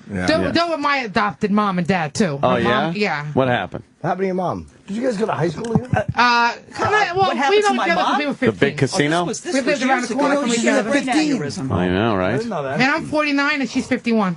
And as far as my dad goes, he had one problem after Same age as another. Gandalf Yeah, that's what I mean. I'm 49 now. And So are you, Ann? So are you, Ope? What happened? He was 83 years old. What'd you say, Don? Everyone's 49. He was 83 years old. You just said let me talk, right? You don't like being interrupted. So talk. I am talking. I'm trying to. He was 83 years old. Well, how My easy father. you're trying to? What's stopping you from talking? Come on. We keep on talking on top of each other. That's what's stopping me. She doesn't shut I'm up. not interrupting you, Diane. What's up with the eye, Lady Di? You babbling cunt. Hey, that's not who's nice. this? That was uncalled This still for. Bob Levy? That's uncalled for, Bob Bob Levy. Levy's still there. I'm not a babbling cunt. You're a babbling dick. Oh, shit! There it is. Fuck! Famous Marion. Fucking home run, Marion. I got a cunt. I don't know about your dick, but hey, you know what? We don't babble, we talk. Yes. There's a difference between babbling and talking. Right. When you're drunk, you babble. When you're sober, you talk. That's right. Right. Look over there to your right. That means when I call you. That means when I call you, you know I'm drinking. Yeah. Oh, boy. I know when you're drinking, Diana. Believe me, when you call me and I know you're drinking, it's time What does for she me to talk hang about? up. What does she talk about when she's Jim, saying? I'm telling you something. Go ahead, Marion. I will tell you something. When Diane calls me or I call her and I know she's drinking, I'll say, look, Diana, I'll talk to you later. Yeah, sometimes she says, I'll talk to you. How And can I you don't tell? call her for I like could that. tell. Because she talks about the game shows and all that other stuff. Yeah. It's very easy to. What does she babble about that you know that she's been drinking, Marion? I've been known her for years. So Yeah. I know when she's drinking. How I can have you in tell? a bag. All right. I have to ask you something. And I will say, I'll call you back in a couple hours. What is the latest thing I've been babbling about? The Monkees. That's right. Oh, yeah. The Monkees. Back to the news. How long were you going? She wanted to tell you where she's going in 2 I'm weeks. going to go see the Monkees Oh, next yeah? month. Yeah. I love. Didn't Davy Jones just die? Yes, Last he did. year. Yes, he did. Jesus. About a year ago. Who goes and sees the without Monkees Davy without Jones? Davy Jones? I'm going to see Bon Jovi at the end of July. I got two I saw shows. Davy Jones years ago. I got two Bon Jovi shows. And I did. saw him with the Monkees also. What was your Yeah. favorite song? Three of Cheer up, sleepy Jean. That was mine. Oh, that was a That good was my one. favorite song. That's a good one. What's your and that was favorite Davy Monkey Jones. song, Lady Di? My favorite one? Hey, with the Monkees. Besides the theme song? Last Train to Clarksville. Oh, That is was that your that was husband's one of your favorite? favorites. Was that the father of That your was one of child's your favorite song too? It was. Yes, it is The one of Last my Train to favorites. Anywhere. But, no, I was. Last Train to Smushville. I like I'm a Believer. That's a good I'm a song. believer. I'm a believer. That was another one. I'm a believer. You know, who wrote that one was Neil Diamond wrote that one. Yeah, I know. Or the one when the Monkees first come on and they show them in the sand and all that. Oh, yeah. The theme song. That's one of her favorite songs. The only person I think that wrote songs for the record albums, I think, was Michael Nesmith. I think so too. You know, his We mother. went to see him. His mother invented White We House. went to a monkey convention, me and Diane. Sure that. We did. She drove. Monkey convention. Anthony. Horrible. Anthony, I'm going to tell you something. His mother We did. invented White House. Honestly, to God, Yeah, we you're right. did. Yeah? At the I know all Meadowlands about in it. Club. What was going on at the monkey Tell you, convention? you know what? I know all about It the was Monkees, believe me. almost sold out. So do I. It was almost sold out. There It was was sold people out. there from all over Wait, the wait, country. wait. All right, Wow. wait. There's too much now. What right. goes on at a Monkees Sorry. convention? There was only 2 monkeys there. But In here, too. Peter and Mickey. I'm going to tell you something. It wasn't just a Monkees convention. Huh? It wasn't just a Monkees convention. They had Barry Williams was there. Christopher Knight was there. Wow. Susan Brady Olsen was convention. there. Oh, yeah. Barry Williams. Yeah, it all was. right, yeah. There was another guy there from some kind of old time Yeah. TV show. Ah. You know, it was like one of those kind of conventions at the Butch Meadowlands. Patrick was there. Hold on, Yeah, hold on. Butch Patrick. Levy, this is a tough one because they just babble. So We're not battling. So People we'll babble when they're drunk. We'll They let talk. Bob Levy Not go. me. Right. Face to Bob Levy. They put you in your Bob, place. you tried. Bob, They got you today, lose. brother. Yeah. You They lose told you. today. They're Thank you, unbeatable. Bob. Bye. Oh! See you soon, Dismissed. Bob. Maybe Dismissed. I'll come to one of your shows. Goodbye. Dismissed. Ding. Bye. Phone call's over. We had enough time. Now it's my time. Sorry. Sorry. Oh, Bob. Goodbye, Bob. Oh, that's right. David Cassidy was there. Oh. She just reminded me. I They forgot just gave about the him. greatest. That was the greatest Parsons family. delivery. Thanks, Bob. Thanks, See you, Bob. Bob. There was a few See ya. people. Bye, Bob. There was a few people. Adios. See you on the cruise. There was a few people there from Oh, cruise coming. The worst of the week countdown on the Opie and Anthony channel. The worst of the week countdown continues. We've reached the top of the countdown here as we recap all the great moments that happened this week on the Opie and Anthony Show. On the worst of the week countdown, I'm Sam Roberts, and I say, anytime you can get a studio full of the dregs of society, maybe some of the worst people in the world, how can you not make that number one? Lady Di, Marion, Bobo, and Ira the Weatherman. Same studio, same time, only on the Opie and Anthony Show. Thank God. If it happened anywhere else, I would not want to be on this planet anymore. Here they are. The cavalcade of morons. Number one on the worst of the week countdown.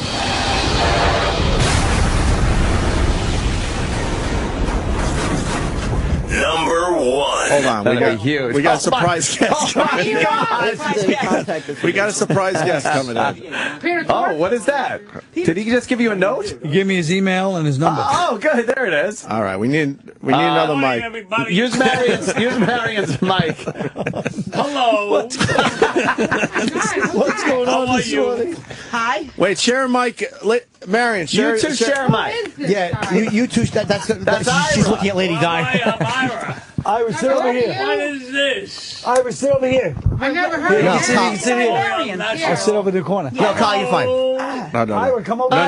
here. It's Sit good. here. It's good. We got a Everyone's mic. Sit. Kyle, we got a mic. All right, hold on. Ira's putting his headphones on. Yeah, get them headphones on. Ira, how you been, my friend? All right. Pretty good. Oh my God. Who is this? Oh, This He doesn't like guy, Bobo. this guy will give you the weather. Ooh. Ask him the weather. Ask him the weather. I have no idea who this is. Never heard of him. Nope. You never heard of me? No, I'm sorry. I'm the famous Ira. Famous Ira? Ira who? Ira here, Ira there, Ira. I don't know This you. guy is Ira. She's on the fire. Who weatherman. are you? Yeah, on fire today. You don't know about us. You should have heard about us many years ago. Marion's scared. 8 or 9 years She's a ago. little scared by Ira. What do you She's backing sing? We sing Bon Jovi. We sing a lot. We do stand up. We do this. We do that. I mean, you don't know us? Bubba, what does he put? I Second know part the of his email. Twinkles. I wanted to tell you something. Why didn't you get the double A here, the cab driver? A big A? Big A? I seen him all last summer. Oh, how about That was that? through Seaport. Ira, you're single, right? Well, Diana's Yes. single. Diana's single, and the Well, Ira, maybe. go out for a drink. Oh. Ira, do you drink? She's going to see the Monkees. Where do you drink? Soda. Well, you could go to Monkees with her. Monkees, where is that? Oh, God. Count Basie Count Basie Theater. The Monkees. Hey, with a monkey, you know. We got the Monkees in the Circle Park Zoo. We got the God. Monkees in the Bronx Zoo. We got the Monkees. Ira, what do you think? You and Lady Di over you there think? go see the Monkees, the band. The Monkees, the band? Yeah. When? I already have someone to go. no, you When don't, is it? liar. When is it? July 17th, that's a Wednesday. Wednesday, July Are you 17th. available on a Wednesday No, to go I with my can't friend go. Diane? Why can't you go, Ira? No. Why? I have something special. Do you work? Oh. Are you No, retired? I'm retired. Oh, so you don't have to do it. You don't have to get up the next morning. 4 o'clock. Like He is very aggressive. You have nothing to do with her I Wednesday. go to Yonkers. Yeah, but I in the go morning? to the casino. Well, so do I. I've been at Resorts World Casino. I bet you go there. Oh, no, I don't go to that place if they gave me $1,000. Then where do you go at in Yonkers? Yeah, right? I go to Empire City. Okay, I go. I've been there too.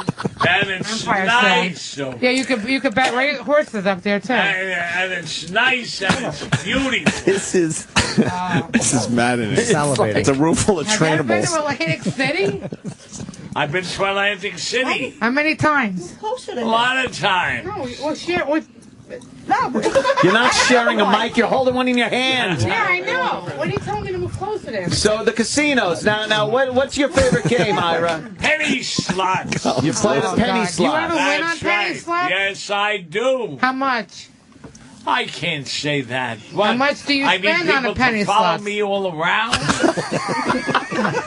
People don't tell how much they make. But what I'm saying, when you go to the casino, you go once a week, once a month, Twice a week. twice a week. Oh, wow. That's Good for right. you. Good for you. I haven't been in a casino in years. I go every 5 months. Go every day. Every day. I don't have the money to go every day. Yes, I If you say gave it's me the running money, down I'd his go chin. every day. You After got work. the money. Oh. You look I don't like have you the got money. The money. No. I don't have the You money got to the gamble dough. with. I play pickets every day, but That's gambling. well, that's different. I play pickets every day. What's pickets? Tickets. Pickets? Pickets. Picket Over tickets. here, you call it Pick 3, pick 4, cash 5, pick 6. Quick pick. Quick pick. Pick Lotto. 10. Lotto. You Would play you be Lotto. interested in maybe you and Diana going out Yes. because she is single? No. Why not, Ira? Why not? Why? It's not your cup of tea? No, not my cup of tea. What's wrong? What's wrong with her, Ira? What's wrong with What's her? wrong with Diane? Nothing. She's a nice person. I think I might be a little too young for pleasant. What is it, though, Ira, that's not your cup of tea about her? No. What do What you is like it? in a girl? What do you like in a girl, Ira? What's your type? Nice. Happy. That's it.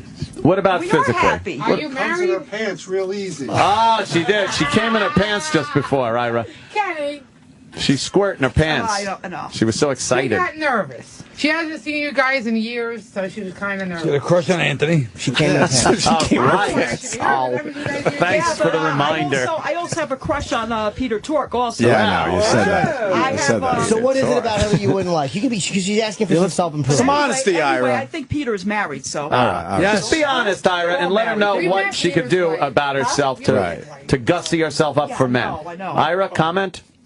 I want a skinny person. Well, then you know what? We'll get you fixed up with Smoke and Patty. We'll get you fixed up with Smoke and Patty. She's skinny. Yes, Patty. She's still skinny. Where is she? I don't know. Where is she? So, Wait, Ira, they a little overweight? do you think? Little overweight. Yeah. Both of them? Both of them? No, only one. Yeah, that Which would be one? me. That'd be me. I'm me. not gonna say which one. You know why? If you say anything about me, your head will be on the silver platter. Oh, the silver shit. platter again. Oh, Ira. You gonna take that, I know, Ira? but he's looking at me too. Yeah. A silver platter. Yes, I am a little on the head. Here we doing the weather from the roof. Here we doing the weather This from the weekend roof. is gonna be very, very warm. we and know that already. humid. Are you know. a baseball fan? Who do you like, Mets or Yankees? I like the Mets. Oh no, so do I. Ah, man. What am I Born and doing? raised in Bobo Memphis. smiling Would you at go to a that game What with about Bobo? football? Bobo. Would you date Bobo? You mean to tell me you're gay? Bobo? Bobo, you gonna take that? Hold on. Bobo. Remember, Hey, I'm straight. this weekend is a gay pride parade. Oh, that means you're gay. What's going no, on? I am not. Then why did you bring that up then? Whoa. Why did you bring the gay pride I parade think up? Ira bring that up It because would he's be gonna nice watch for it. everybody. Oh, Bobo jumping in. Yeah. Would you Well, go you to know a game with what? Bobo? Would you go to the gay parade? Would you go to the gay pride parade that goes right down the village? Yes. From 23rd? Yes. Do you go every He's year? probably Yes. watching it. He's It probably starts from, celebrating watching that parade. 39. And it goes down to the village. Yes. Bobo's had it. Bobo! Bobo, said that what do you you think? What do you think about Ira and the gay parade? He's probably secretly celebrating watching that. Or he's probably getting confused with the trannies. He's probably getting confused. He says, wait a minute. Wait a minute. No way those are trannies. They did a good job with no surgery. And he- Same place. The same place they got us from. And I bet you he gets really confused with the Japanese ones. He really works for you What's guys. about we all know the Japanese are good at that surgery. If Jerry heard this, he'd invite you to the game immediately. It's second. That's funny stuff. He likes witty banter. Yes. That's funny stuff. Jerry loves it. Ira, he's giving you the business there, Bobo. Bobo! This is no good, Bobo. You sound like you're drunk. Oh. You okay? Do you drink?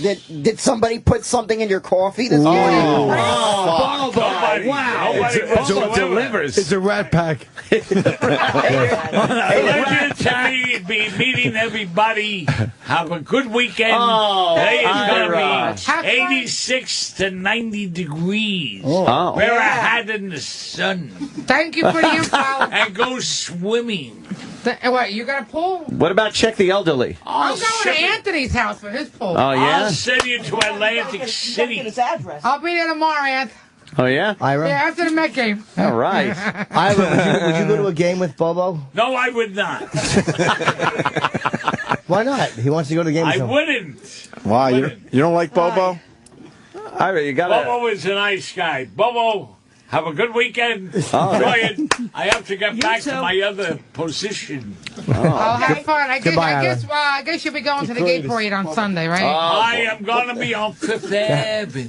We're waving the rainbow flag. That is right. What is it, Ira? You trying to suck my dick at that parade or something? Oh, wow. Oh, Bobo. Home run, Daniel. That's the best we got from last week. I mean, that's the best we have from the past week. The Opie Anthony Worst of the Week Countdown is available whenever you want it. SiriusXM.com/on-demand for details. This is the Opie Anthony Channel on SiriusXM. Have you ever wanted something so bad that you do just about anything for it? Well, that's exactly how we feel about you. That's right. AdamandEve.com wants you so bad. We're giving you 10 free gifts with your first order. You heard me right. That's 10 free gifts to spice up your love life. First, you'll get a sexy surprise for her. Second, an adventurous toy for him. And third, a little something we know you'll both enjoy. Plus, you'll get 6 full-length adult movies on DVD. And number 10, free shipping on your entire order. That's 10 free gifts for you shy types who've never tried Adam and Eve before. Just go to AdamandEve.com and select any one item. It could be an adventurous new toy, a sexy piece of lingerie, or anything you desire. Just enter offer code DOLL at checkout, and you'll get all 10 free gifts, including free shipping. That's offer code DOLL. That's DOLL at AdamandEve.com. Okay, listeners, another July 4th weekend is coming, and you're going to meet your friends, family, and acquaintances and hope that they don't notice your yellow, stained teeth. This is Jonathan Greenhut, the CEO of Power Swabs, and I have the solution to whiten your teeth in 5 minutes. Power Swabs is clinically proven to whiten your teeth on average 2 shades in 5 minutes and 6 shades in 7 days. The secret is a tooth detergent that lifts stains off of your teeth, and it's easy. There's no messy strips or trays that you have to leave in your mouth for an hour. Just swab your teeth for 5 minutes and you're done. Oh, and better yet, unlike normal teeth whiteners, Power Swabs remove stains from caps and veneers. To try Power Swabs risk-free, call 1-800-973-1023. That's 1-800-973-1023. I guarantee your family and friends will love your new, bright, white smile. Try it risk-free. 1-800-973-1023. That's 1-800-973-1023. It's easy to get a home run on savings at DaveSmith.com's annual Home Run Savings Event. Go to DaveSmith.com and you will see our bases are loaded with over 1,500 Dodge, Chryslers, Jeeps, Rams, Chevys, GMCs, Buicks, Cadillacs, and top quality pre-owned vehicles. Call 800-635-8000 to talk to one of our all-star sales staff or log on to DaveSmith.com. We are the world's largest for a reason. Homeowners, are you struggling with your mortgage and worried about foreclosure? We're loan mitigation experts and can help you avoid foreclosure with a loan modification program. We work with all lenders nationwide. Call us now and one of our friendly counselors will tell you how we can help you stop your lender from foreclosing. There's no pressure or obligation. So call now and let us tell you how we can give you the help you need to save your home. Call 1-800-532-8099. That's 1-800-532-8099. Usually, owning a pair of Maui Jim sunglasses or sun readers is reward enough. They have that chill, kickback Hawaii vibe, and everything looks beautiful. But if you buy a pair of Maui Jims at readingglasses.com by July 1st, you could get that Maui Jim experience and a free trip to Hawaii for two. Yep, just buy any pair of Maui Jims at readingglasses.com by July 1st, and you could be on your way. No purchase needed. See rules at readingglasses.com. U.S. residents 18 or older and 7113. Feel like telling someone to fuck off? Fuck yeah. I like where this is going. Call the Opie and Anthony FU line. You can do anything. You can literally do anything you want. Say something. Do what you gotta do.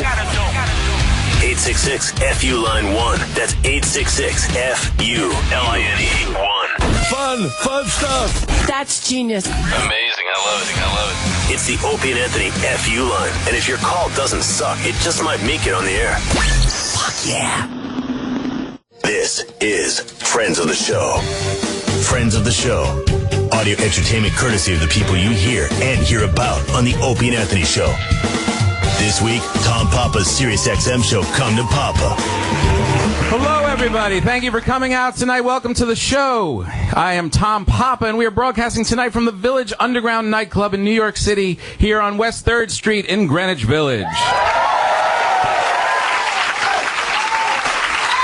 Summer is in full swing, and so are the hard-working trannies. Thank you all for listening, and thank all of you who came out to join us in our live audience. I don't want to get you all cocky, but you are quickly gaining the reputation as one of the best comedy audiences in the city. That is really true. If it keeps up, I might have to see other audiences. But don't get mad if I do. Please welcome our trusty announcer, Rick Chrome, everybody. Rick Chrome. Thanks, Tom. Tonight's show is being brought to you by Larry's Liver Chews for Humans. Why should your dog get all the treats? Now enjoy the gamey taste of liver rolled up in a chewy snack just for you. Liver taste, liver breath.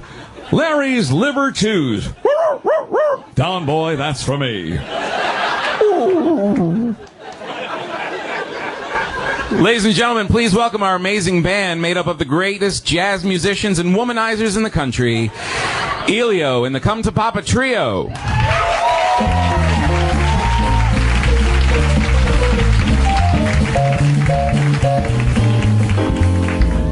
With all the spying, strip searching, and snooping going on in the news, I decided to make privacy the theme of tonight's show. I will be watching you.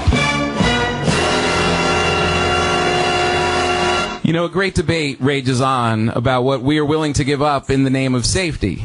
Freedom versus security, private versus public, underwear versus outerwear. On the one hand, we don't like it when people snoop on us. We don't want to feel like we aren't totally free. Because we are free people. Free to do what we want, when we want, to whomever we want to do it to. So how dare the government look at my emails, my private thoughts?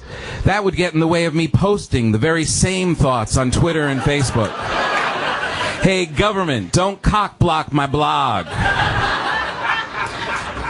It seems like a strange debate, a culture yelling about privacy as we willingly give it up every day to anyone who will listen. I mean, what's more upsetting? The government listening to our phone calls, or people posting pics of their children and their families in a never-ending news feed? Why are you sending me pictures of you in the Bahamas? I don't need to see you on a vacation that I'm not on. And I don't care about your children. I'm glad you had them. I don't want them. I don't need the updates, the trophies, the games, the costumes. If you feel free to show me everything, then I should feel free to comment about everything. These are my kids at the beach. Well, I don't think the fat one looks very healthy. This is my husband in the kitchen. Well, those pants your husband is wearing lends me to think he might have a boyfriend on the side. Why are these people willing to give up their privacy? I don't understand it. I love private. Private is an island that you create that no one can enter and no one can judge. I do things when I'm alone that I would never share, because if I did, I would be arrested. And that's what we are afraid of. Why are we afraid of being watched? Because everybody does a little something wrong. Everybody. But that's why you don't have to worry, because they aren't interested in your little something. How do we know? Because you've been watched forever and nothing has happened. It's naive to think that you haven't been watched forever. Not just by the government, but by the police, the private security firms, the Gap, Google, even that asshole Jared from Subway. It's ironic that the freedom of information has led to the biggest revelation about the lack of freedom that we really have. We're living in a fascinating time. Everything is knowable, the good stuff and the bad. And the knowledge is used for good and for evil. But I think it's mostly good. All this freedom makes it tough for the bad guys to hide. Imagine if Twitter was around during slavery. There wouldn't have been slavery if the slaves be tweeting. Posting pics of the fat plantation owners. Yo, this cracker's going down tonight. Can I get a retweet? But of course, the information could be dangerous if the wrong people control it, and that's where the conspiracy theories start. Yeah, man, but what happens if they collect all this data, and eventually some kid makes a robot in his garage who eats their dog and uses his dog DNA to become a robot dog, who rises to power with the support of the pet lobbies and gets into office and decides to round up all the humans for his master plan of turning the world into a giant robot dog park. What then? Sometimes it makes you want to run and hide. There's only one way: to live off the grid. In a cabin in the woods. Hunt for your own food. Make your own shelter. Return to nature, where the noise subsides and real life becomes important again. It sounds good. I would totally live off the grid. I would. If I wasn't afraid of losing all my Twitter followers.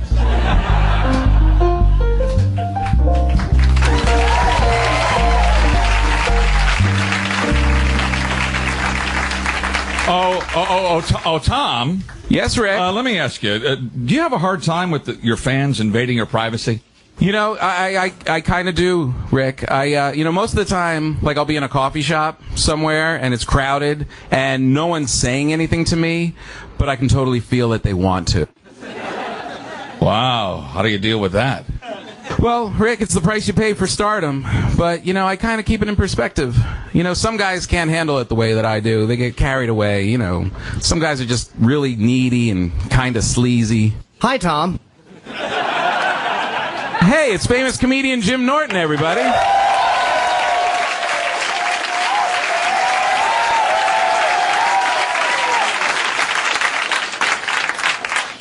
Sorry, Tom, I would have been here sooner, but a small gaggle of fans stopped to hassle me upstairs. Yeah, I get it. That happens to me all the time. Yeah, it's really irritating. I feel like I can't go anywhere lately without being mobbed. Yeah, I know what you mean. No, Tom, you don't. I feel like I shouldn't complain, though. I mean, it's the price I pay for being on the A-list. A-list? I mean, Jimmy... you're a star, but, you're not that big a star. Well, in this room I am, Tom. Let's be honest, I'm probably the biggest name you've ever had on this shitty show. No. I had Colin Quinn once. Exactly. Look, I'm not complaining. It's just that you legitimately have to give up a lot when you're famous. Yeah, I'm with you. No, Tom, you're not, really. No, I totally am. Wow, it must be so hard for you guys. Hey, it's Amy Schumer, everybody. Thank you. That's not why I do this, but thank you.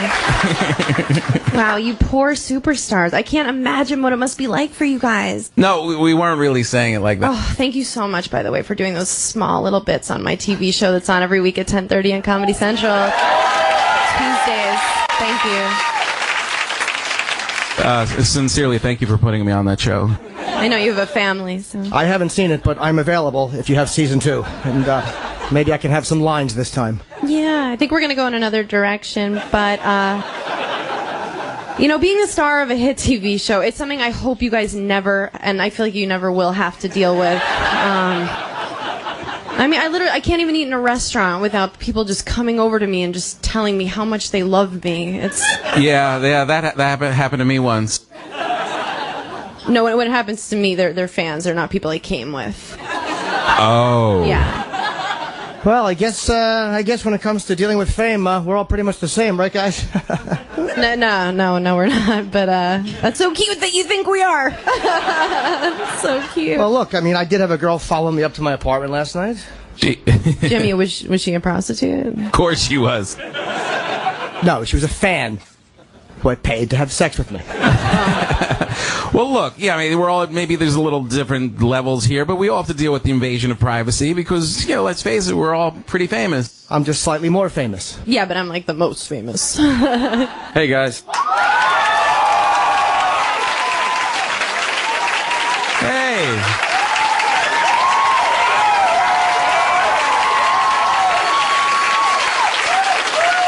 That's more than we got. Hey, it's my movie star friend Matt Damon. Yeah, I was walking by. I heard you guys talking. I just had to come up and say I just feel so bad for you guys. You were listening? Mm-hmm. How much of that did you hear? All of it. Cool. No, I mean, it just must be so hard for you guys having to deal with all the people not bothering you. It is pretty tough sometimes. Oh, I can imagine. I mean, I've heard what radio can be like and cable TV. Wow.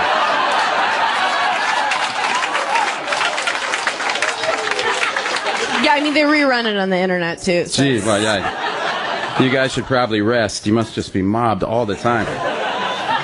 So I guess that's why you guys are in these disguises?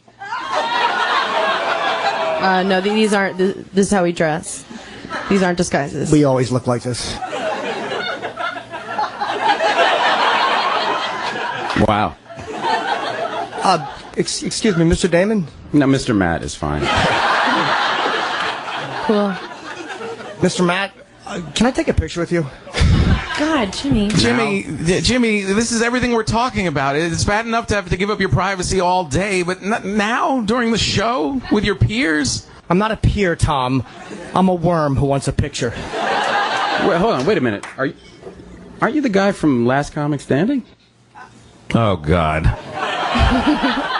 Funny you should ask, Matt. I was on Last Comic Standing.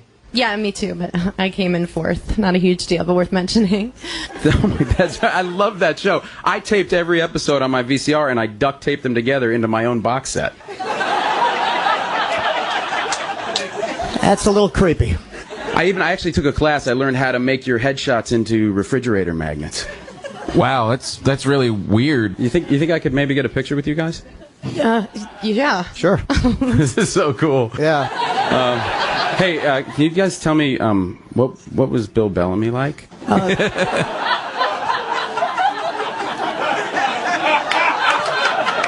It's a little personal, Matt. Boundaries, okay? Boundaries. You guys are even cooler in person. That's Jim Norton, Amy Schumer, and Matt Damon, everybody.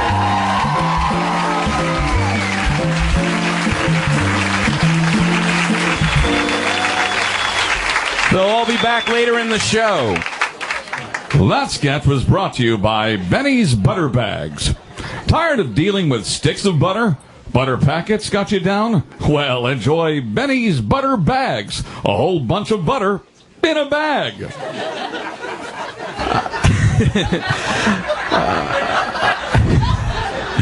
All right, now it's time for our first comedian of the night. He is one of my favorites. He is a good friend of mine. He lives here in New York City. The very funny and talented Mr. John Mulaney.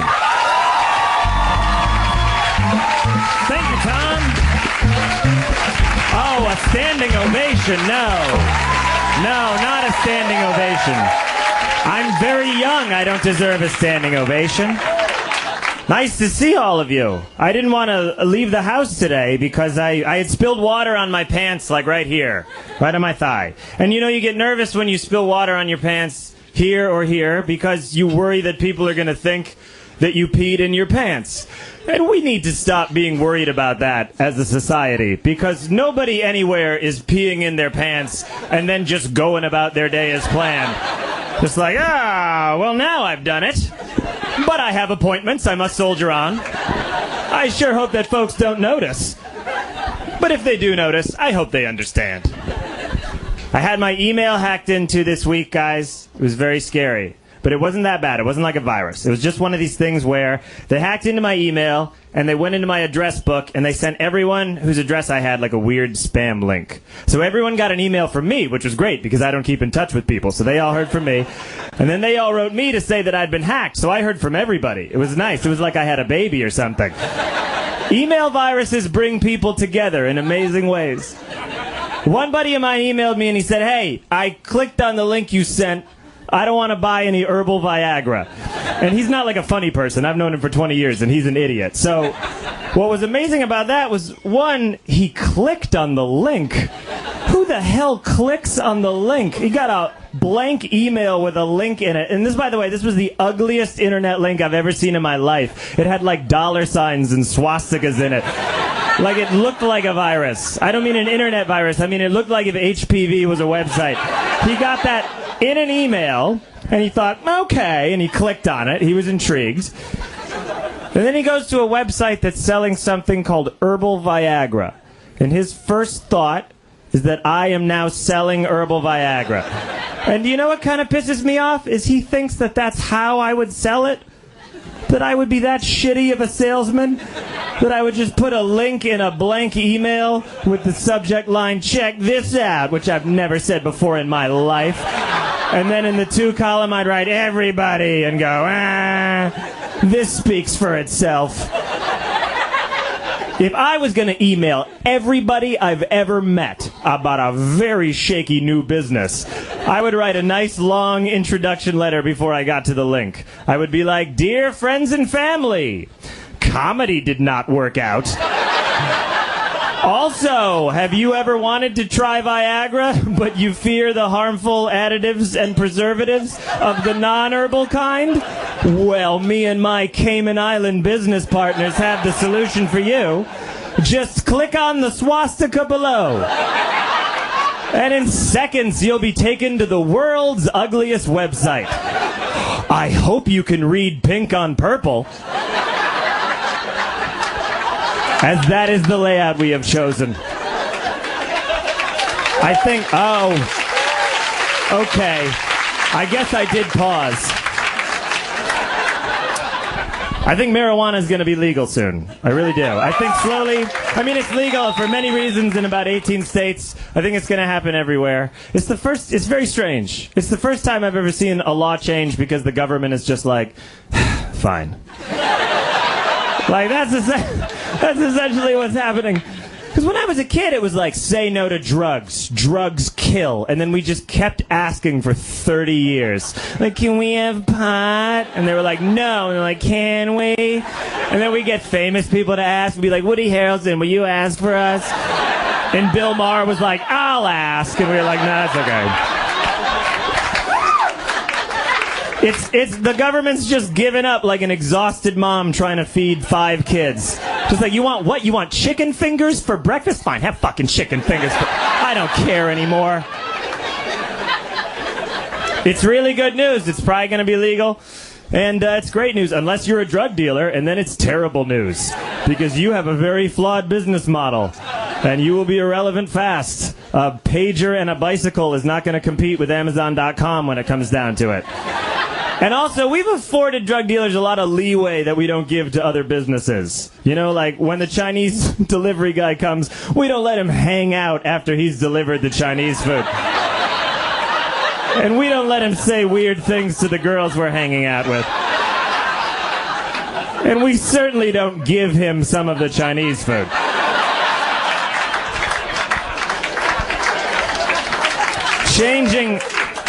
Changing topics entirely. I got engaged a month ago. I got engaged on May 9th. Thank you very much. Someone very male just booed. Someone deep and male. That's okay, though. I thought a lot about it before I did it. Before I got engaged, I talked to a lot of people. And I heard this expression that I guess has been around for a long time that people say about marriage. People say, why buy the cow when you can get the milk for free? It's been around for a long time, that expression. Where does that come from? Why buy the cow when you can get the milk for free? You're not allowed to milk a cow that you don't own. That's not allowed in the dairy community. Was that happening at some point? Some Dutch prick sneaking into a barn late at night. He was like, I take your milk. And the farmer was like, well, that's your cow now. And he's like, no proof of purchase. And he ran off into the night. The expression means, why would you marry someone if they're already having sex with you? Which has nothing to do with what real relationships are like. Why buy the cow? Question mark. Maybe because every day the cow asks you when you're going to buy it. And you live in a really small apartment with the cow. So you can't avoid that question at all. And also the cow is way better at arguing than you are. And almost seems to enjoy arguing. Why buy the cow? Question mark. Maybe because every time another cow gets bought, you have to go to the sale and you have to sit next to your cow. And your cow looks at you like, and like she does not enjoy the sale at all. Especially because that farmer and cow met like a year after you guys met. Why buy the cow? Well, okay, to be fair, there's a lot of other cows out there. That's true. But, never forget, you weren't particularly good at talking to cows. You're very lucky to have the cow that you do have. Roping in cows and getting milk from them was never anything you were good at. A lot of people think you like bulls, and you could just put those rumors to rest. If you bought the cow, nobody would say that. Well, not as many people would say that. And honestly, guys, why buy the cow? Honestly, because you love her. You really do. And sure, she's a bossy little Jew, but she makes your life better. And you don't want to be 50 years old walking around like, hey, you seen any loose milk? Take care, everybody.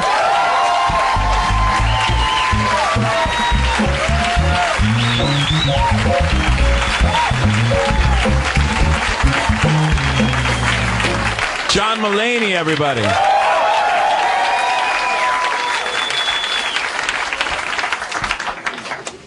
Oh, every debate about privacy leads back to Big Brother, doesn't it?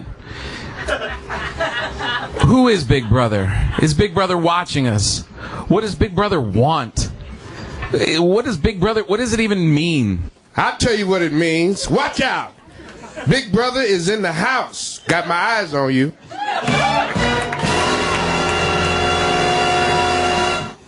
You're Big Brother? Hell yeah. Got my eyes on you. All of you. Wow. You don't believe there really is a Big Brother, do you? I didn't say that. You don't have to say it. I know what you're thinking. I'm Big Brother. Got my eyes on you. All of you. Now, I knew there was a Big Brother, but I just didn't think... You didn't think it would look like me. What did you expect? A scrawny-ass white dude? I'm Big Brother with a capital B, baby. Well, Mr. Brother, you have been very, very busy lately. It seems like you've been really stepping up your game. That's what I do. You can't hide from me. I'm stronger than ever. Got new HD cameras all over the place. Hacked the entire internet. I even got myself Netflix and a new Apple TV. Got my eyes on Walking Dead Season 2. Watch out! Oh, that's great. I never knew zombies were real. I ain't put my eyes on them. Yeah. I have to say, after meeting you, I'm a little less freaked out. You don't seem like a bad guy. You don't know me. You don't know what I'm capable of. This is the first stage of my master plan. This is the information collecting stage. Well, I don't mind you collecting information as long as it doesn't end up in the wrong hands. You don't think these hands are wrong? Oh, these hands are way wrong. So wrong, Mr. Bedwetter. Excuse me? You heard me. You went to bed till you were 16. Or didn't you think I knew that? I don't think this is important. You don't think, period. Mister, I cheated on my SATs. All right. I get it. Didn't think I knew that one either. I'm Big Brother. Got my peepers on you, baby. All of you.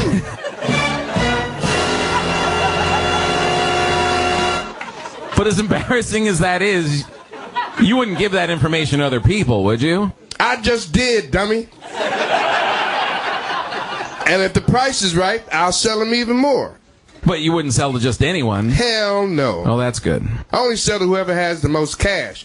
Political parties, CEOs, ex-wives. Ooh, that's a little scary. I would sell to the devil if he's quoting the right price. Well, look, I'm not worried about you because, frankly, now that information is more available, the tables have turned. We're watching you now. Watch out. You got nothing on me. Any kid with a laptop and some time can find out anything he wants on his own. Please, all he can find is Katy Perry titty videos. What about that WikiLeaks guy? That giant albino? He ain't talking so big now. Watch out. What about the Chinese? Now shut your mouth. I don't like the Chinese. They confuse me. It's like everything they do is in Chinese. That's because they're Chinese. You don't seem that smart. Don't have to be. Just have to be busy. Watching you when you're sleeping and watching when you're awake. I'm like Santa with more bandwidth.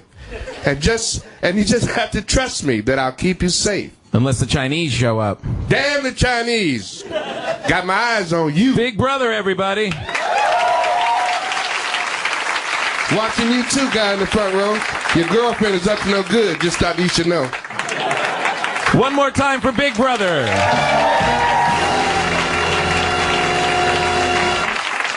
Big Brother was brought to you by Drunkster's Adult Diapers. Tired of interrupting all your drinking fun with constant trips to the bathroom? Now you can stay on the bar stool all night long with Drunkster's Adult Diapers. Drunksters, putting the buzz back in your pants.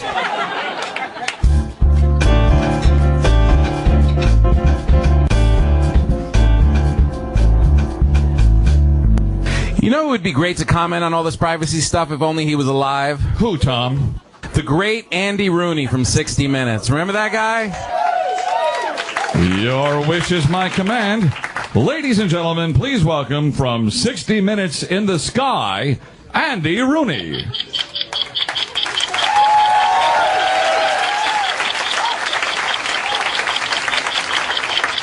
Have you ever dropped your phone in the toilet? I have. Not my cell phone either. It was one of those big ones with the cord. Made it a lot easier to pull out. All this talk about privacy is giving me the heebie-jeebies. Who are these people poking around in my business? What do they want? I'm not a terrorist. The only group I belong to is the Katona Bowling League. Have you ever had sex in a bowling alley? I have. I'm not proud of it. But I couldn't control it. Something about hearing Dolores say the words gutterball got me crazy. I've never been very good at having sex standing up. Seems like a good idea, but then my legs give out like a newborn giraffe.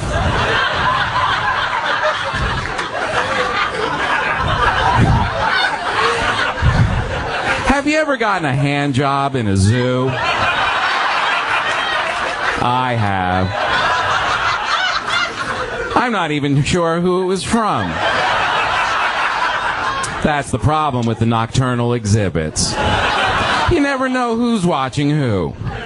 I'm not worried about all this spying stuff. They never find anything good anyway. Have you ever snooped in someone's diary and put on their bra and panties and started pleasuring yourself just as they walk back into the room? I have. It's hard to get out of that situation. I just tell them it's a compliment and finish the job.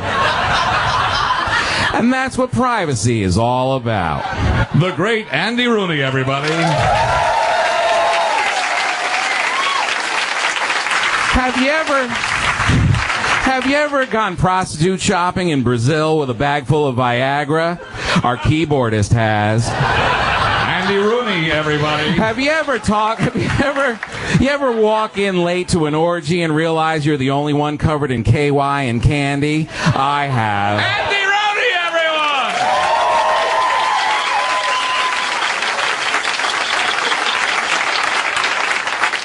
everyone! Andy was brought to you by Trident Gummy Teeth.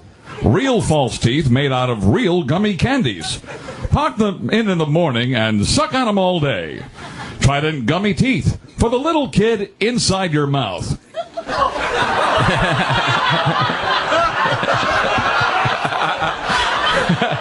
That's so funny. I totally didn't write it that way.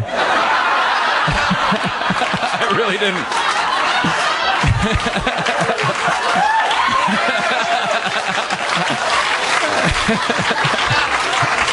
I meant like little kid. And try all our new Trident Gummy Sours. You really can't follow a kid in your mouth. I don't know why I did the tagline. You already have a kid in your mouth. We're professional comedians. We were in rehearsal going through it, and still nothing. But you people, the comedy connoisseurs. The great Rick Rome, everybody. Ah, that's good stuff. Who's even playing at the Blue Note tonight? What hack is over there? Some old dude on a stool, slobbering through his trumpet. Elio, one more time. Give it up. Maury and Alex. You guys having a good time? All right. All right, now I'm going to bring up another comedian who's another very good friend of mine. You guys know him as the Latino correspondent on The Daily Show. My good friend, the hilarious Al Madrigal, everybody.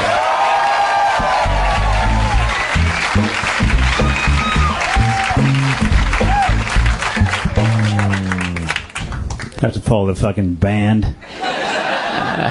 What's happening? How are you? Yeah, I am the Latino correspondent, which is ridiculous because my Spanish is fucking non-existent, and I'm the worst Mexican ever. This is like assimilation mission accomplished. Right here. That's what everybody's working towards. I didn't even know I was a Latino. I didn't consider myself a Latino comedian or a Mexican comic until I didn't know anyone else considered me as a Latino comic until I moved to Los Angeles. I actually went down there for the first time, and it was an audition for the HBO Comedy Arts Festival.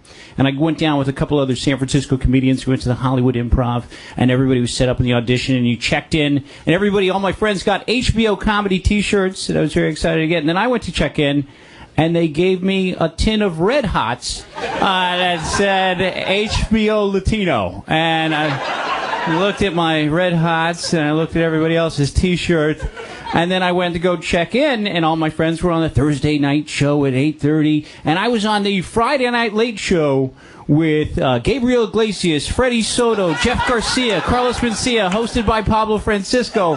And I looked at my friend Becky, and me and Becky went down, and none of those guys were hanging out with anybody named Becky. And I said, Becky, I'm a Mexican comedian. And at that moment, a guy tapped me on the shoulder, and he goes, hola, my name is Mateo. I'm with HBO Latino. Do you mind if we interview you in Spanish? And I go, well, you can fucking try, man. And by the way, como se dice, where's my fucking T-shirt? The fuck? I live in Los Angeles. I go back and forth and have problems with my neighbors. I got a lot of neighbor beef. I live on a block with all old people that are constantly in my business, trimming my hedges and shit like that. And I figured out a great way to deal with these people on the subway. I was on the subway here. I took the F from Brooklyn, and I was on 14th and 23rd. You can get a cell phone signal, so I hadn't looked at my phone in about 4 minutes, so I was anxious to take a peek at what was going on. And look at my phone, and underground, Select a Wireless Network became available to me. And the wireless network that was available underground was lick_my balls. So I'll think about that for a second. Underground wireless network available. It used to be that if you wanted to tell an anonymous group of people to lick your balls, you'd have to go to a truck stop and carve that into the side of a toilet paper dispenser. All right, work on it maybe over time. Hope that some trucker would sit down and go, motherfucker. But now, with technology, it allows us to create a mobile hotspot and send the signal of lick my balls out to a group of people in a 2-block radius. Do you understand how fantastic this is? Why aren't we all doing this at all times? I immediately went home and changed my wireless network name to send that signal. You clearly have wireless at your home. What is your wireless name? What do you call it? Free internet. That's a waste. Why don't you fucking change it to something good? We all live near creepy people. You can do this. I just want everybody to go home and change yours to I see what you do. Like he's on to us. So I changed mine immediately. I went home. I have one in the front part of the house because we have a little tiny house, but I have a detached garage. I have two networks. So I changed the first one to how many cars do 2 people need? That's my first one. And then my second one in the back is awful lot of vodka bottles in your recycling. I'm just saying. It's a lot of vodka. My daughter is now, I have kids, and my daughter is, this is the way I used to communicate to the neighbors. Every Halloween, I had this gorgeous little daughter that would say anything that want her to. So every Halloween, I'd whisper to her, and she'd go trick-or-treating and deliver messages to the neighbors that way. Yeah, so Tinkerbell would walk up, trick-or-treat, and then I'd give her the candy, and she'd say, thank you very much. When are you going to do something about your fence? We could do that. Okay. I'm having to answer, speaking of the kids, I'm having to answer a lot of questions that I didn't anticipate. My son just recently asked me why R. Kelly sheets smell like pee. Because of the songs Thrift Shop by Macklemore and Ryan Lewis. I now have these two kids that are obsessed with popular music, and they're printing out lyrics constantly and reading way too much. And she said, Father, when Kesha says that she's going to brush her teeth with a bottle of Jack and don't wait up because she's not coming back, what does that mean? I'm like, Kesha just loves rhyming. It's more about the rhyming for Kesha than the intention to brush with that. So when my son asked me why R. Kelly sheets smell like pee, I just said he's known to have peed the bed, which technically is true. I just left out the fact that he's awake at the time and standing over 2 girls about your age. That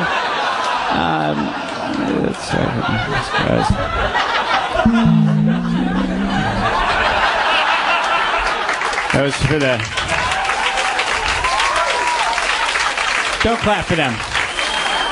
That was for the band dig earlier. Fucking watch your ass. All right. They're so baked right now, they have no idea what the fuck is happening. I also, with the kids, I found myself dealing with racism it was in a commercial. I had watching my son, we were watching television, and he's about 10 years old. And we had a commercial come on that was the most racist commercial I've ever seen in my entire life. It's a Golden Corral commercial. I'm not sure if you're familiar with the horrible chain of buffet restaurants that plagues Florida. And I've never been to one of these places. I just assume it's a bunch of cut-up hot dogs and dudes just shoveling shit into their mouth. But... the buffet restaurant Golden Corral has a commercial where a white couple and a black couple are on a double date. You've seen this, the most racist thing ever. And the black couple's in the back seat, and the white lady turns to this black couple and she goes, "We're gonna have such a great time on this double date. We're gonna go to the seafood restaurant. Chef Jason's gonna be there, and then we're gonna share a $20 appetizer." And then the black people hear a $20 appetizer, and they look at each other and they're like, "Fuck that shit!" And they throw themselves from the moving vehicle, risking their lives to dust their asses off and show up at Golden Corral, where you can eat all-you-can-eat tilapia. That's what it says, all-you-can-eat tilapia, Golden Corral. Just like Facebook has lowered the value of what it means to have a friend, Golden Corral is severely lowering the standards for what it takes to jump out of a moving vehicle. Watch Dukes of Hazzard used to be brakes, right? The brakes are out, somebody cut the brake line, or maybe there's a cliff or a bomb, a combination of all three. Kidnapping situation, maybe that's the case. Maybe these people were so desperate to have black friends that they have taken them hostage, right, and kidnapped their asses, and then decided they were going to feed them after torturing them for 3 weeks, and the Golden Corral was their first opportunity. I don't think. My son said this. He goes, "Why didn't they stop?" Which is true. Why didn't they just throw in a fucking brake sound effect just to imply that the white people gave a shit? And they do that. There should have been a brake sound effect just to suggest that the white people went running into the Golden Corral afterwards and go, "What the fuck? If you wanted to eat here, you could have just told us you wanted to eat here. We just wanted your company. We didn't know you wanted cotton candy as a dessert option." It's a walking dessert.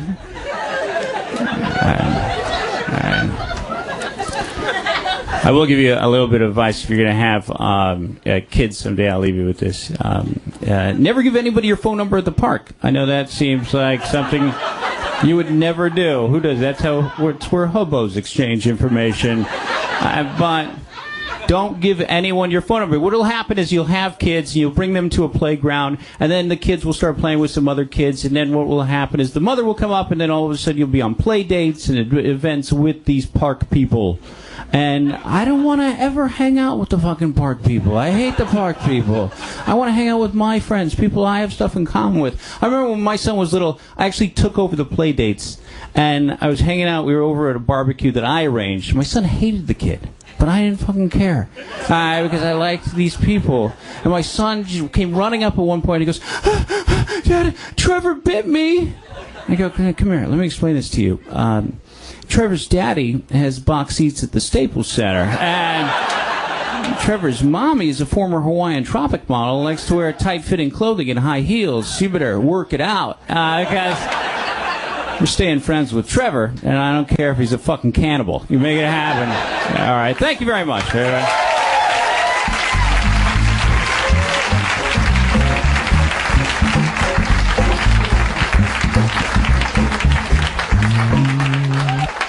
Al Madrigal, everybody. Al Madrigal.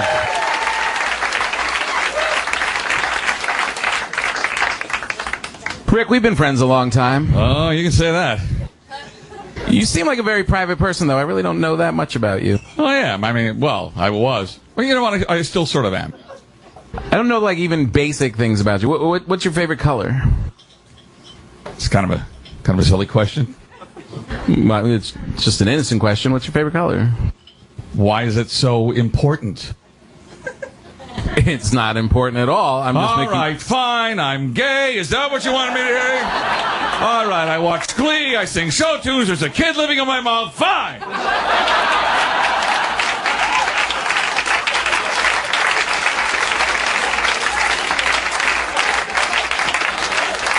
I just wanted to know what color he liked. You Tom Papa? I am. We're the government. You're the government? Yeah, we are the government. Well, how can I help you? There's been some trouble. A lot of trouble. There it is. And we need answers. Answers to questions. About where you were during the trouble. Why you guys talk like that? We have Asperger's. Asperger's. Whoa. What trouble? Whoa. Slow down there, Magilla Gorilla. We're the ones asking the questions. You do the answering, wise guy. And the law says you've got to tell us everything. So where were you last night around midnight, bub? I was home. Who's home? My home, my apartment. At midnight I was in bed. You make me sick. What were you doing in bed, Red Skelton? That's none of your business. Listen, Lummox, everything you do is our business. That's the business we're in, Flapjack. Flapjack? It means pancake, Costanza. Now listen up. What were you doing in bed around midnight? I guess I was on the computer for a little bit.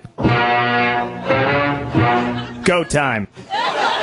Oh, it's on, baby. What the hell does that mean? You asked for it. Bring in Toots McGee. All right, I'm coming, you big galoot. Now, is this the guy? Yeah, that's him. That's the stiff. Bingo. Oh, wait a minute. I've never seen Toots McGee in my life. Well, we didn't see each other on account that we was on the World Wide Web. So you were both on the internet at the same time? Yeah, sure. Well, yeah, maybe, but along with maybe a billion other people. I bet you're thinking some pretty dirty thoughts, weren't you, pervert? Well, sure. I was talking to him. You want to know if I was thinking dirty thoughts? Don't act like you didn't. He's lying. I can tell he's lying. That's enough. Listen, Henny Oldman, we're going to need your computer. We're going to need your computer. And your phone. And your mail. And your high school yearbook. And any jewelry you have lying around. Wait, you can't do this to me. Oh, sure we can, Gravy Boat. You want to be safe, don't you? Well, sure, but... And then open your mouth. We need some DNA, creep. Ow, that hurt. This is ridiculous. Hey, he's right, fellas. There's much more fun ways to collect DNA. If you catch my drift. Good one, Toots. Wait, I have rights. No, you don't. You have the right to shut your fucking pie hole. I love pie.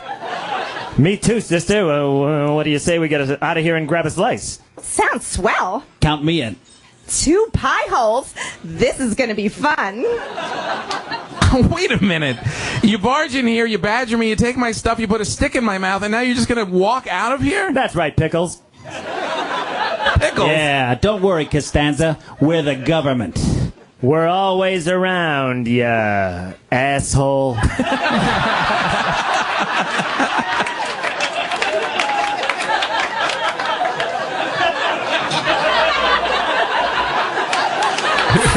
See you on the World Wide Web, Big Daddy.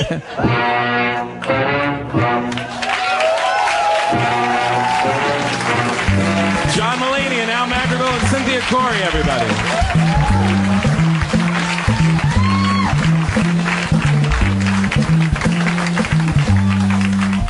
You know, all this talk about privacy really stirs up a lot of debate, and it really kind of took off immediately. Because the issue isn't not just about snooping and freedom. It's really all tangled together with a changing and really unknowable future. A future where many of the traditional systems and communities and structures that we rely on are going to be torn down. And we feel vulnerable in a very real, very new way. So when we get a glimpse of this information gathering, we see a little bit of that future and it makes us nervous. But should we really be that freaked out? I mean, with all the information flying around, I have to believe that we'll progress and find new solutions, new ways to help each other, because I believe that is where our collective spirit always drives us, to help and protect each other. It's in us, because whenever you help someone, there's always that outside chance that you might get laid. So in a way, the more we know about each other, the better off we'll be. Is it scary too? Yeah, it's really scary. There are always bad people with bad organizations trying to destroy, and with all the technology and the freedom, not only can they know more, but they can destroy more. Just look at what all those bloggers did to Will Smith's last movie. After Earth. Someone actually called it Afterbirth. That is tragic. And this kid was in it. Sure, we're being watched, but we're also doing some watching ourselves. We peer out from behind our laptops and up from our smartphones, looking if we see something that needs saying something about to somebody about something. But what are we doing? Really? It's just collecting stories, and that's what makes us human. The poetry, the novels, the short stories, the blogs, the posts, the updates from tweets. They're just stories. Stories that give us balance as we try and figure out all these complex issues. And now that everyone has the power to tell their story, you have to think that there's a greater chance that we'll all be inspired like never before. I heard the story the other day about a guy who changed jobs to spend more time with his family. And on the first day, he woke up and he had breakfast with his family. And at the time he would normally have been commuting, he got to take his son outside for a walk around the neighborhood. And he said it gave him such peace to see his little boy, this little version of himself, walking down the sidewalk. And his son looked back at the father, and he smiled, and he pulled down his pants and peed on his neighbor's car. And just then, a dog ran up and mounted the boy like a friend. I don't know what that means, but it's a good story. So let them gather what they will, and have faith that it's going to do us some good. And protect yourself as well. Protect what's important to you. Don't send out pictures of your kids unless you're worried that they look weird and you need validation. Don't let the world know stuff that you haven't told your family yet. And no matter how good you think you look, when you're drunk alone in a hotel room, do not take the picture and send it to anyone.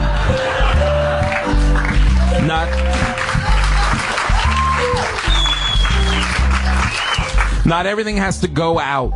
Some things should be kept in. Just pose in front of the mirror if you have to, and keep it to yourself.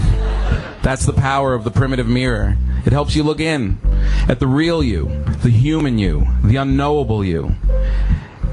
And you walk away with all your secrets and all your complexities and all your frailties and all your power. And that's all the information you'll ever need.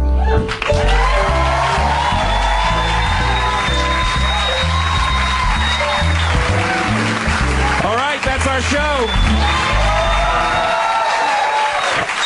A big thank you to John Mulaney, Al Madrigal, Cynthia Corey, Amy Schumer, William Stevenson, Elio and the Come to Papa Trio, our friends of the Village Underground and our announcer Rick Crone, and our special guest Matt Damon. Thank you very much. Enjoy your life.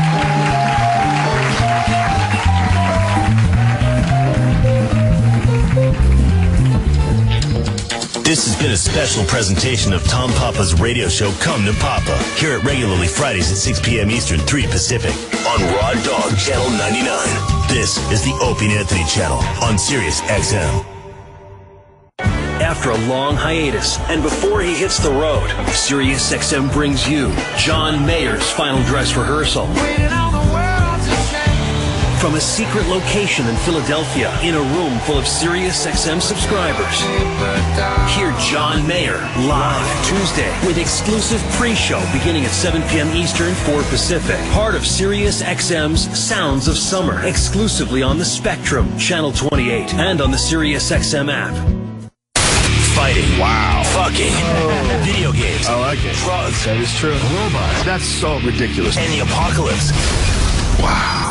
In other words, the Joe Rogan Experience. This week, filmmaker Jason Silva. As they say, you can live for a week without food, not a minute without hope. Whoever said that never ate a pop brownie, because there's fucking hours with no hope. You get through that shit. Whoa, you're blowing my mind. Experience the Joe Rogan Experience every weekend, today at noon Eastern, 9 a.m. Pacific on the Opie and Anthony Channel. Listen up, ladies. Right now, Bare Minerals is inviting you to participate in a special nationwide giveaway of the mineral makeup everyone's talking about. That's right. We want to let every woman try Bare Minerals' revolutionary foundation and fall in love with their skin again. This is an exclusive radio-only offer you don't want to miss. So call now, 1-800-503-4930. You've probably heard about Bare Minerals Foundation. It was quoted in Glamour magazine as a magic eraser. Allure magazine, InStyle and Elle magazines, and leaders in beauty continue to rave about how Bare Minerals Foundation is naturally radiant and good for your skin. We're letting as many women as possible try it, and you can be one of them. Bare Minerals. Makeup so pure you can sleep in it. Experience the foundation that started the makeup revolution. Participate in this special opportunity to try Bare Minerals Foundation, and we'll also send you a free gift set. Just call 1-800-503-4930. Now, hurry, you don't want to miss this exclusive radio offer. 1-800-503-4930. Guys, when that special moment's there, anxiety or aging can cause frustrating issues. That's why millions of men depend on the little blue pill to keep their passion going strong. And now, getting the generic form of that same amazing blue pill is easy, with the convenience of ordering right from your home, without the high cost of pharmacy prices. Don't pay up to $15 per tablet when you can get 60 full potency tablets for just over $2 per tablet, delivered discreetly right to your door. But wait, order now and we'll give you an additional 8 tablets free. Our highly trained customer support staff will give you all the clinical facts and answer any questions you may have. And with our complete money-back guarantee, your satisfaction is guaranteed. Join the thousands of men who are paying less for the tablets their relationships need and enjoy our completely private, discreet home delivery service. For this limited time bonus tablet offer, call 800-525-4567. 800-525-4567. 800-525-4567. Attention men. Every day after you turn 30, you start losing your testosterone, the hormone that makes us men. Without it, you lose muscle tone, sex drive, sleep, and energy. Now you can turn back the clock, stop testosterone loss, and safely increase your natural testosterone levels. Because we're going to give you a full-size supply of Eternal Male absolutely risk-free. Call now, 1-800-900-6595. Eternal Male is an all-natural breakthrough supplement that's proven to boost your testosterone to healthy levels, so you can be the man you used to be. It'll let you regain the strength, mood, endurance, sex drive, and power from your youth. You can even lower your cholesterol. Plus, clinical studies have shown that men who boost their testosterone experience amazing results losing belly fat. To get a full-size supply of Eternal Male absolutely risk-free while supplies last, call now. 1-800-900-6595. If lines are busy, keep trying. That's a 30-day risk-free trial at 1-800-900-6595. You know trading, but do you know Nadex? There's a new, innovative way to trade, and right now, you're missing out. Get on board and join the Nadex movement. Step inside. Doors closing. Use your insight to answer yes-no questions about the markets like, will non-farm payrolls send the S&P higher? Turn slow markets into big opportunities with Nadex binary options. Your destination is approaching. It's time to get on board. Learn more about binary options at nadex.com. That's NADEX.com. Futures, options, and swaps trading. All risk may not be appropriate for all investors. This is the Opie and Anthony channel on Sirius XM. Hello, everybody. This is Roland, and I'm having Roland's Food Court today at 5 p.m. with Dominic Ansel, the Corona King, Ubon Barbecue Family, Adam Perriellet, Josh Orseski, and a whole lot more. And nobody understands a word I say. So here's Ricky Gervais. This is Ricky Gervais. Tune into Roland's Food Court. Today. At 5 p.m. ET. He loves his food. You wouldn't guess, would you? Yeah, I know. Can you believe it? Okay, well, we need to get this thing started. Okay, everybody, my name is Alan Smith, and you probably heard my amazing story on how I lost 51 pounds and 6 inches without even really trying. Well, I'm the creator of the Bistrictin weight control system. No, this is not another diet pill or anything you've ever tried before. Bistrictin is an all-natural alternative to gastric bypass surgery. Just drink our liquid complex, and it's going to expand in your stomach over 50 times in size, forcing you to eat 70% less food without surgery or ever feeling hungry. In fact, you literally can't eat for 5 to 6 hours, so you can lose weight from day one, safely and naturally. And if you call in the next 15 minutes, I'm going to let you try Bistrictin completely risk-free. So you either lose weight or you don't pay a dime. But this is a special limited offer, so you gotta call now. 1-800-480-3559. That's 1-800-480-3559. 1-800-480-3559. These statements have not been evaluated by the FDA. This product is not intended to diagnose, treat, cure, or prevent any disease. I want my company's network to be safer and more reliable. Do you want to deal with multiple vendors? No. Are per-user fees and added feature costs okay? No. How about solutions that are hard to install and use? No. Offshore or automated phone tree support okay? No. Then yes, we can help. Barracuda Networks offers the largest family of powerful, affordable security, networking, and storage solutions designed to protect business users, apps, and data, all from a single source that's easy to do business with. Protect your business. Visit barracuda.com/products to try any free for 30 days. The results on ethanol are in, and 10 of the top car makers say they won't warranty ethanol damage in vehicles using E15 and E85 if they weren't designed to use it. Ethanol absorbs up to 50% more moisture than gasoline, and moisture can cause corrosion on all metal surfaces in your fuel system. You can run corrosion-free with BG's Ethanol Fuel System Defender Service. Find a shop in your neighborhood at bgfindashop.com. That's bgfindashop.com. Ethanol may be here to stay, but you can run corrosion-free with BG. BG. Want to play all the latest video games? Try Gamefly.com, the #1 video game rental service. Play games before you buy them with over 8,000 titles, including the hottest new releases like Last of Us, Minecraft,